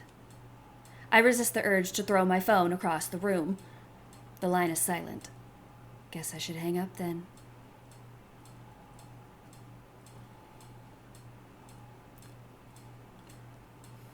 We know what answer we need to do. We know what answer we need to do. And I don't want to do it because this guy is garbage. What makes you think I'm wearing any? Double honestly scares the shit out of me. But I'll be damned if I sit here and let him intimidate me. I decide to throw him off his balance. And what makes you think I'm even wearing any? Double is at a loss for words. Speechless, Double? I remember the last time I left you speechless. Fuck, Sundown. He mumbles under his breath. Some part of me liked that I still had some hold over him. Unfortunately for me, he was always quick to recover. I don't believe you. What? I said, I don't believe you. I can hear the smirk in his tone. Send me a picture. Are you serious? I am not doing that. Aw, all bark and no bite per usual, huh? I guess you don't need me to answer your question then. I immediately get up, stripping off my top and pants. I'll show you some bite, bastard. After posing for a flawless ass shot paired with a tasteful middle finger, I send over the photo. Bro, no, we should not be doing this. No, absolutely not. Very nice. Almost exactly like I remember. Pretty whore. See? Do you see? Do you see the mistake that we have made today? Double. So what did you want to know again?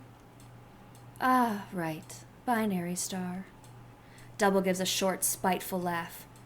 You were so lucky you were my partner. You have no idea what I sheltered you from. You still don't. The others would come back completely traumatized from seeing their friends being ripped apart by the heroes, while you knew none the better. None of the heroes ever gave a shit about any of us, and that guy, he was the worst of all. There was nothing human about those red eyes, no empathy, no guilt, just destruction without mercy. In our world, they say if you see a red flash, you're already dead. The iconic red eyes of national hero Binary Star being plastered on every TV show, every magazine, has to be some kind of irony. Is that what you wanted to hear about your new boyfriend, the child from the stars? Is he really that bad? Double is quiet. I liked you, Cece. You were always such a feisty little shit. The others told me I was too soft on you, too sweet on you. Fuck. Something foreign tints Double's tone, an uncharacteristic hint of emotion breaking through. Cece, you should think hard and make a decision. Do you want to live at the whims of a cruel, unforgiving creature? Or would you rather die? Your window to make a decision is closing. Soon, it will be made for you. Even if you cry and beg, I can't come save you this time, Sundown. Binary Star is so removed from humanity, he might as well be from the stars. He is a creature without weaknesses. Well, I guess he has one, and God knows he's gonna keep that bitch on a short leash. Fuck you! God, I hate this guy! Fuck off. Double just laughs. Good luck, bitch. You're gonna need it. I'll keep your nice little picture as a parting gift. After that, the phone goes silent. Did Double really just hang up on me? Still a scumbag after all this time. I try to push his words out of my head. Do you want to live at the whims of a cruel, unforgiving creature, or would you rather die? Binary, no, Ray surely can't be that bad. He's been nothing but kind to me. Double has told me cruel lies in the past. He's definitely just trying to psych me out. Okay, so I'm assuming we go to the front door, because going to the window would take us to Haley, going to the balcony door takes us to Ray, so... I make a desperate crawling dash to the front door. Yeah. It's open! I thanked whatever gods may have been watching over me. It was a bad one. Whatever god this was, he was not a nice one. Crawling out into the hallway, I was able to get some more fresh air. With adrenaline kicked in, I was up on my feet and running in no time. I sprint down the stairs and out the front door. My lungs burned as if they caught fire as well. Making my way down the street, I can't help but to find the silence odd. A fire this big and there's no emergency vehicles? I needed to find someone to call for help before the fire spreads, putting anyone else in danger. As I reached the alleyway to the main street, the adrenaline was wearing off and my legs shook, threatening to give out. I leaned up against the wall, gasping for air. I could only hear the sound of my blood rushing and my heart pounding wildly. Suddenly, a hand covered my face, and I felt a feeling that was all too familiar. Hey, Double. My body felt the rush through time and space before collapsing into reality again. I look up, already knowing who I would find when the hand was removed from my face. What's with the nasty look? I glance around, trying to figure out where exactly Double landed us. Don't worry, I didn't phase you too far. Just far enough away that we don't have to worry about any interruptions. Don't touch me! Get away from me! I back up, stumbling, and catch myself over some garbage. When Binary Star finds you, he's going to... Do what exactly? Bring me to justice? Double cackles. It is cold and humorless. Grow a brain, honey. You should be thanking me. You are lucky I got to you first, Sundown. Who knew what he would have done? I continue to catch my breath, glaring up at him. Binary Star would have saved me. He tilts his head. Double's eyes crinkle. Are you sure about that? I mean, he's right. He's right. He really wouldn't have. But it doesn't mean I have to be happy about it. You really can't be this ignorant, Cece. He told you, didn't he? About his abilities, or rather, ability. I look at Double. My silence speaks volumes. Then think. Use your fucking brain. Before you went to sleep, did you leave anything plugged in? When you woke up to your apartment already covered in flames, did you smell any gas? Any gasoline? Shit, did he kill Blaze? Okay, I'm sorry. I'm dumb. I know he dropped Blaze off a building. I assumed Blaze survived. I didn't think that Blaze died. Am I just dumb? Probably. My eyes widen at what Double is insinuating. How were you able to sleep through your apartment catching on fire, Sundown? There's no way. You must have done this. Double cackles loudly. Do you hear yourself? Think, Sundown, who bothered you at the cafe? No. Yes. Binary Star took out the trash. And if I didn't come collect you, guess who would have been next? No, that doesn't make sense. Why would he want to kill me? Who knows what that psycho is thinking? I really shouldn't have saved you. But the thought of someone else, anyone else, torching you alive didn't really sit right with me. So let's go back to old times, new city, new us.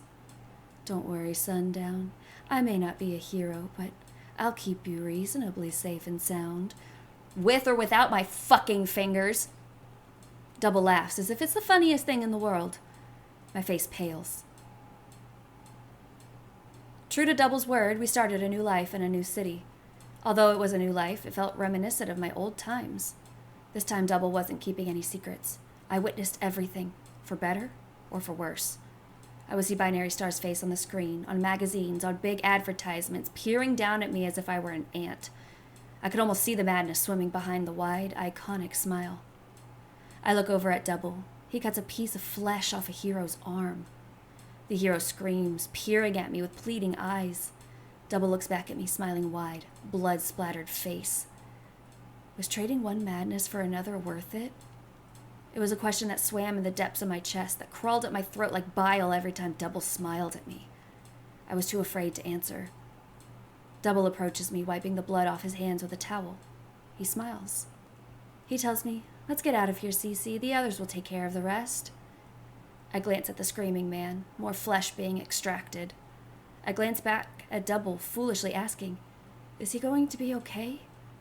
A fake smile stretches across Double's face. His jaw tightens. I can tell he's upset. A paper-thin smile. Double asks, "Why? Do you care what happens to him? To a hero?" I grab Double's hand, responding, "No, I don't. Let's go." Double smiles. Leaning down, he places his lips on my forehead. I can feel the blood smear where he kisses, our liturgical smearing of ashes. We are the same, yet so different. Double doesn't hide anything from me anymore. He expects the same in return. As we walk amongst the city streets, I don't dare look upon the oppressive stare of Binary Star. He glances down at me, accusations behind his wide smile. I refuse to look, even as the red eyes dissolve into the night. After all, in Double and I's world, there was only room for us, and only us. Jesus! Oh God, I don't want to read this after story. I'm gonna get fucked up! I stare at the familiar wall, its creases and marks unchanged. The couch I sit on feels no different from the one that I used to own. The living room even smells slightly of fresh flowers and wood. It's uncanny, as if I had been transported back in time, as if nothing has changed. But in reality, entirely too much had changed. The door clicks open. I don't even have to turn my head. I already know who it is. Not even a welcome home. He calls from the threshold as he enters. "Welcome home," I mumble in response, devoid of all enthusiasm. Double doesn't say anything. Instead, he continues to the kitchen, placing some things down. I stare at the wall. He walks over slowly. "How was your day?"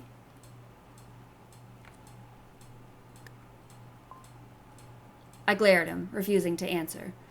He smiles wide, enjoying my mirth. "Aw, don't be like that." Double walks over towards me. "You really look like you want to hit me, you know." He reaches out his hand, brushing it against my cheek. I move my face away, but his hand follows. "It's okay being upset, but you shouldn't carry that anger with you. It's unhealthy." He moves his hand, brushing a finger over my lip. I snap, biting him hard. The psycho doesn't even flinch.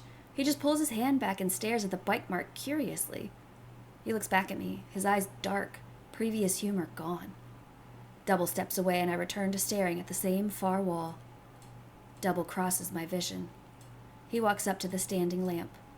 In one swift motion, Double pushes the lamp to the floor, shattering the glass shade. He casually stomps on the bulb that remained intact, breaking it too. Slowly, he picks up a large shard of glass.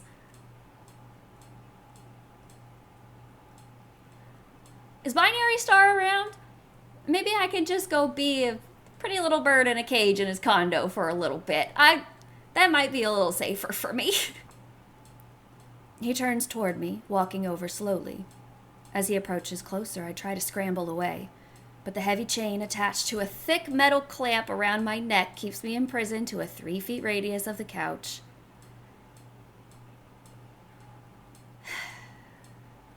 God damn it, why? Why do we always end up chained to a fucking wall?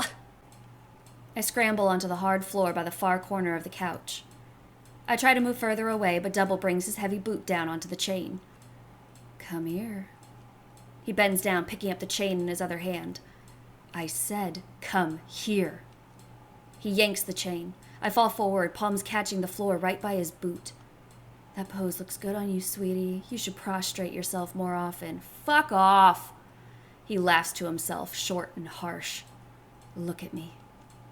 I look upwards. Seems like you forgot how to be the lovely partner that you used to be. I look up at him, the glass shard in his hand. My eyes shake and jump between the glass shard and his face. I will my eyes not to water. Oh, look at you. I just can't stay mad at you. Do you remember how to be my lover, or do you need me to remind you of your dedication? Remind me, bitch! I give Double a hard look. Yeah, remind me, bitch! I spit out with as much vitriol as I can manage. He smiles wide, crazed, excited. I was hoping you would say so. He nudges me with his foot. Sit up. Have some dignity. I do as I'm told. He crouches down in front of me, holding the shard of glass up. So, my love, where do you want your new tattoo? I will my eyes not to widen, my body not to shake. He's serious.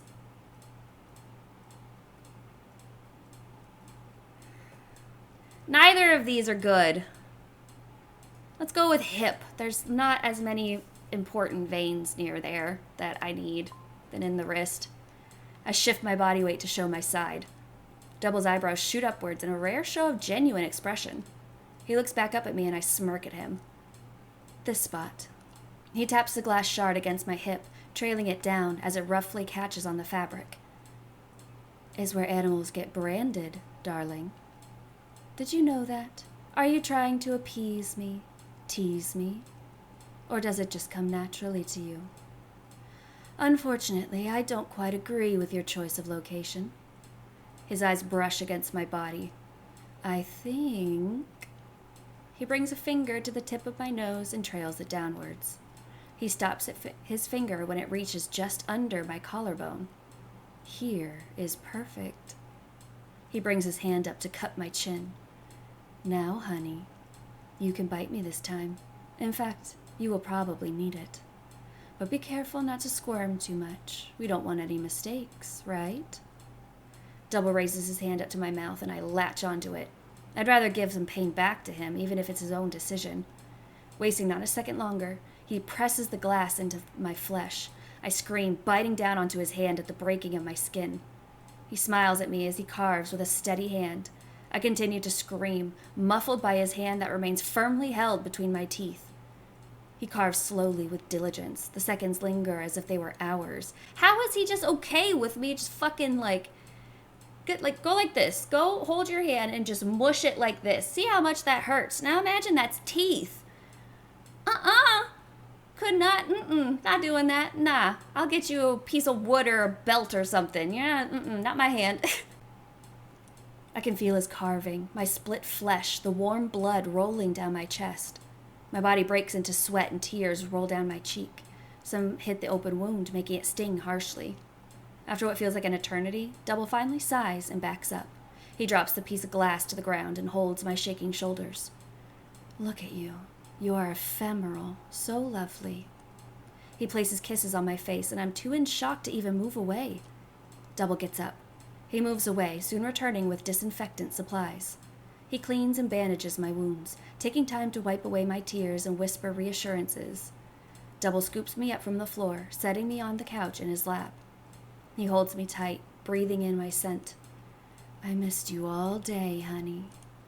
Couldn't wait to get back home and see you. I couldn't get myself to speak. What movie do you want to see this weekend for our date? Let's stop by the bookstore after. I stay silent. You're gonna let me out? No, you're not. In the before times, Double and I used to go out for a date every weekend. He would treat me to a movie, a coffee, ice cream, books, various knickknacks. Anything I looked for at a second too long became mine, even if I didn't particularly want it. Eventually, his behavior became so problematic that it was more stressful to be outside with him than it was to be behind closed doors. It's okay. Double moves his head back and looks at me with dead eyes. Excuse me? Yeah, I can't wait. He smiles again, hugging me. His hugs felt suffocating. I needed to get away from him. Double. I look up at him. He stares down at me, looking slightly happy that I called him by his name. Can I make us dinner tonight? He looks at me, stares at me, scanning my intentions. I want to make us something nice. After staring at me for a bit longer, he smiles. Sure. He pulls me closer by the chin so our noses are almost touching. I can feel his breath dust over my face. He takes his time as he reaches into his pocket, grabbing the key to the heavy lock that binds my neck.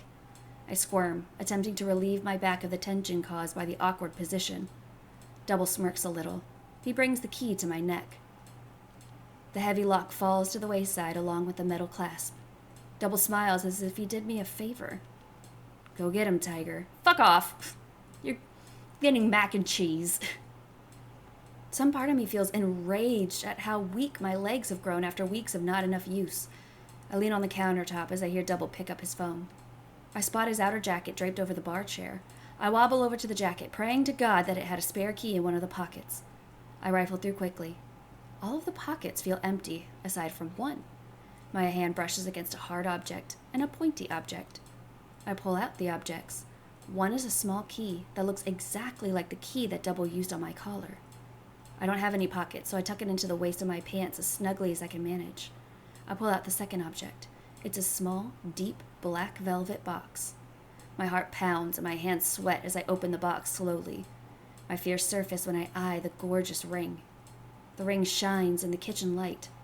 I hear the couch creak as Double gets up. I quickly shove the ring back into the jacket pocket. My heart is pounding. Everything is quiet. I open the cupboard and close it. Double takes another phone call. I look at his jacket pocket again. Is he really? My palms sweat. My chest pounds. I start to feel nauseous. I avert my gaze, looking around the kitchen instead. My eyes land on a large knife. I look back at the tan jacket, mocking me, taunting me. I pick up the knife, looking at myself in the reflection. Then I glance back at the tan, irritating jacket, the disgusting lump lurking in the pocket. I feel like he needs to go fuck himself. I feel indignant. My hand tightens around the knife. I smile in the reflection, my resolve thickening. How are things going? Double calls to me from the other room. I smile, heart beating 1,000 miles an hour. Great. I'm making you the perfect dish. I walk towards the end of the kitchen, pressing myself against the wall. Come have a taste, honey. I smile at my reflection in the knife. If I can't have my freedom, I might as well take what I can from him. I hear his footsteps approaching. I grip the knife, stealing my resolve. You want me, Double? You are gonna get me. And then I stab him. So there's still three achievements that I haven't gotten. We got Double, we got Haley. And I'm assuming these are Ray. And then this is probably Ray's, the Quasar ending, yeah. But it looks like there's another Quasar ending and another binary star ending and then a third completely secret ending. And I thought I got all the endings because I got all the after stories, so now I gotta figure out how the fuck I'm gonna get 2 more endings out of this. I'll be back. Okay, I think I found another ending. I got high approval this time, and then I did the save, like the save me, Ray, or I hope I find what you're looking for. Last time I just did save me, but this time I'm just gonna do the hope you find what you're looking for and see what the difference is now that we have high approval. Alright, I hope you find what you're looking for. Ray looks upon my face with an indecipherable smile and a sigh. There's a sadness that lurks in his dark eyes. He brushes a tear away from my cheek. Don't cry, Cece. I will keep you with me forever. And he still just turns me into stardust? What? What was the point? What is that?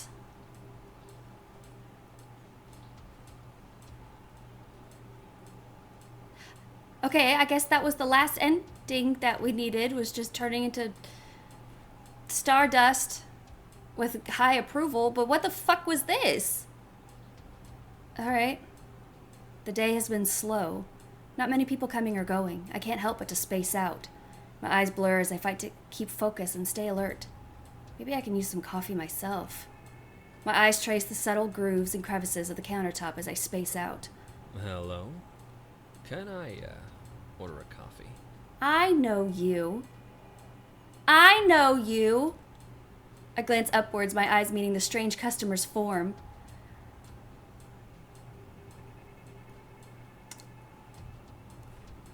If I could just...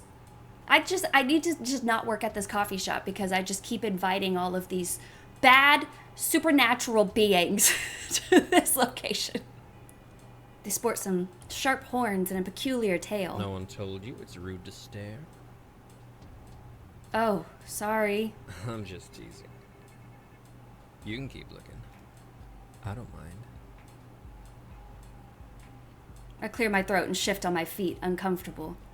His sharp teeth gleamed in the light. So what would you recommend here? I would recommend you fucking off. That's what I would recommend. Well, it depends on what you're feeling. What do you think I'm craving? I'll give you one guess. Monster Energy drink. Oh yeah? What do I get if I guess right? The customer looks amused. He leans in. Whatever you want. I laugh at the bold proclamation. You will give me whatever I want. Yes. But the question you should be asking is, what will I take if you lose? I knot my eyebrows. Their tone seemed friendly, but something screamed in me that danger slithered under the surface. Well then, what will you take? They just smile. You like surprises, don't you? No. I'm not sure. The customer leans back. Give it a go. We're just gonna go with black coffee and go from there, I guess. A black coffee. They tilt their head quizzically. It's not bad, but also not what I'm craving right now. I feel like he's not craving coffee right now. I feel like none of these answers are going to be correct. I'm gonna look. Oh, human, but not right now. Yeah, okay. Decaf. Like you don't even know me at all. I do. But this character doesn't. Okay, yeah, I figured. There is no right answer. Alright, I'll just stick with my original, black coffee. Well, guess I lost then. And I win. I feel like you somehow rigged this. They smile innocently. Oh dear. Oh me, oh my. What a sore loser. The customer openly mocks me, cackling loudly. You know what he sounds like? He sounds like that killer in Killer Chat, the edgy one. That's what he sounds like to me. Just not as horribly edgy as he could have been. Because the one in Killer Chat is just, he really lays it on thick, and this one's a little more subtle. But that's what he sounds like. I wonder if they're the same voice actor. Anyways, you're such an asshole. You love that about me, though. I don't know you, theoretically. You love me. What? No, I don't. I don't even know you. Yes, you do. No, I don't. My head begins to reel. My surroundings feel wrong. You didn't even ask yet. The customer leans on the counter looking down at me. I back up a bit, frazzled by the sudden closeness. Ask what? I start to feel dizzy, what he wants. What I get to take now. We should stop playing around. No. You lost. So now you pay the price. The customer, Z, leans in close. With your sleep. My jaw drops. What?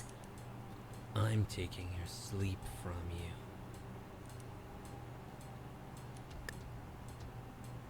you. Z leans in closer. They whisper to me. Wake up. It's time to wake up, sweetheart. Join me. Wake up.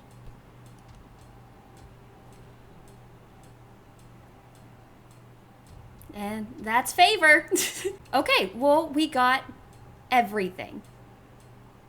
That is all the endings. Honestly, I really enjoyed this game. This developer is awesome. And I'm excited for the new chapters of Favor as they come out.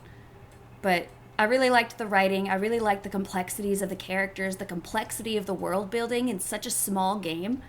Like, it's so cool. It's really cool how much lore and rich characters that they were able to stuff into this small game. And I know that this is it. There's nothing else with this. This is a standalone game with no updates or anything, but it would be really cool to expand on some of this, like expand on Ray's past and expand on, you know, the other heroes and stuff like that. But I guess I could just go watch My Hero Academia.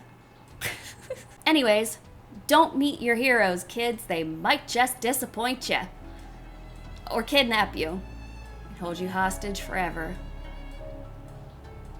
And I'll see you later.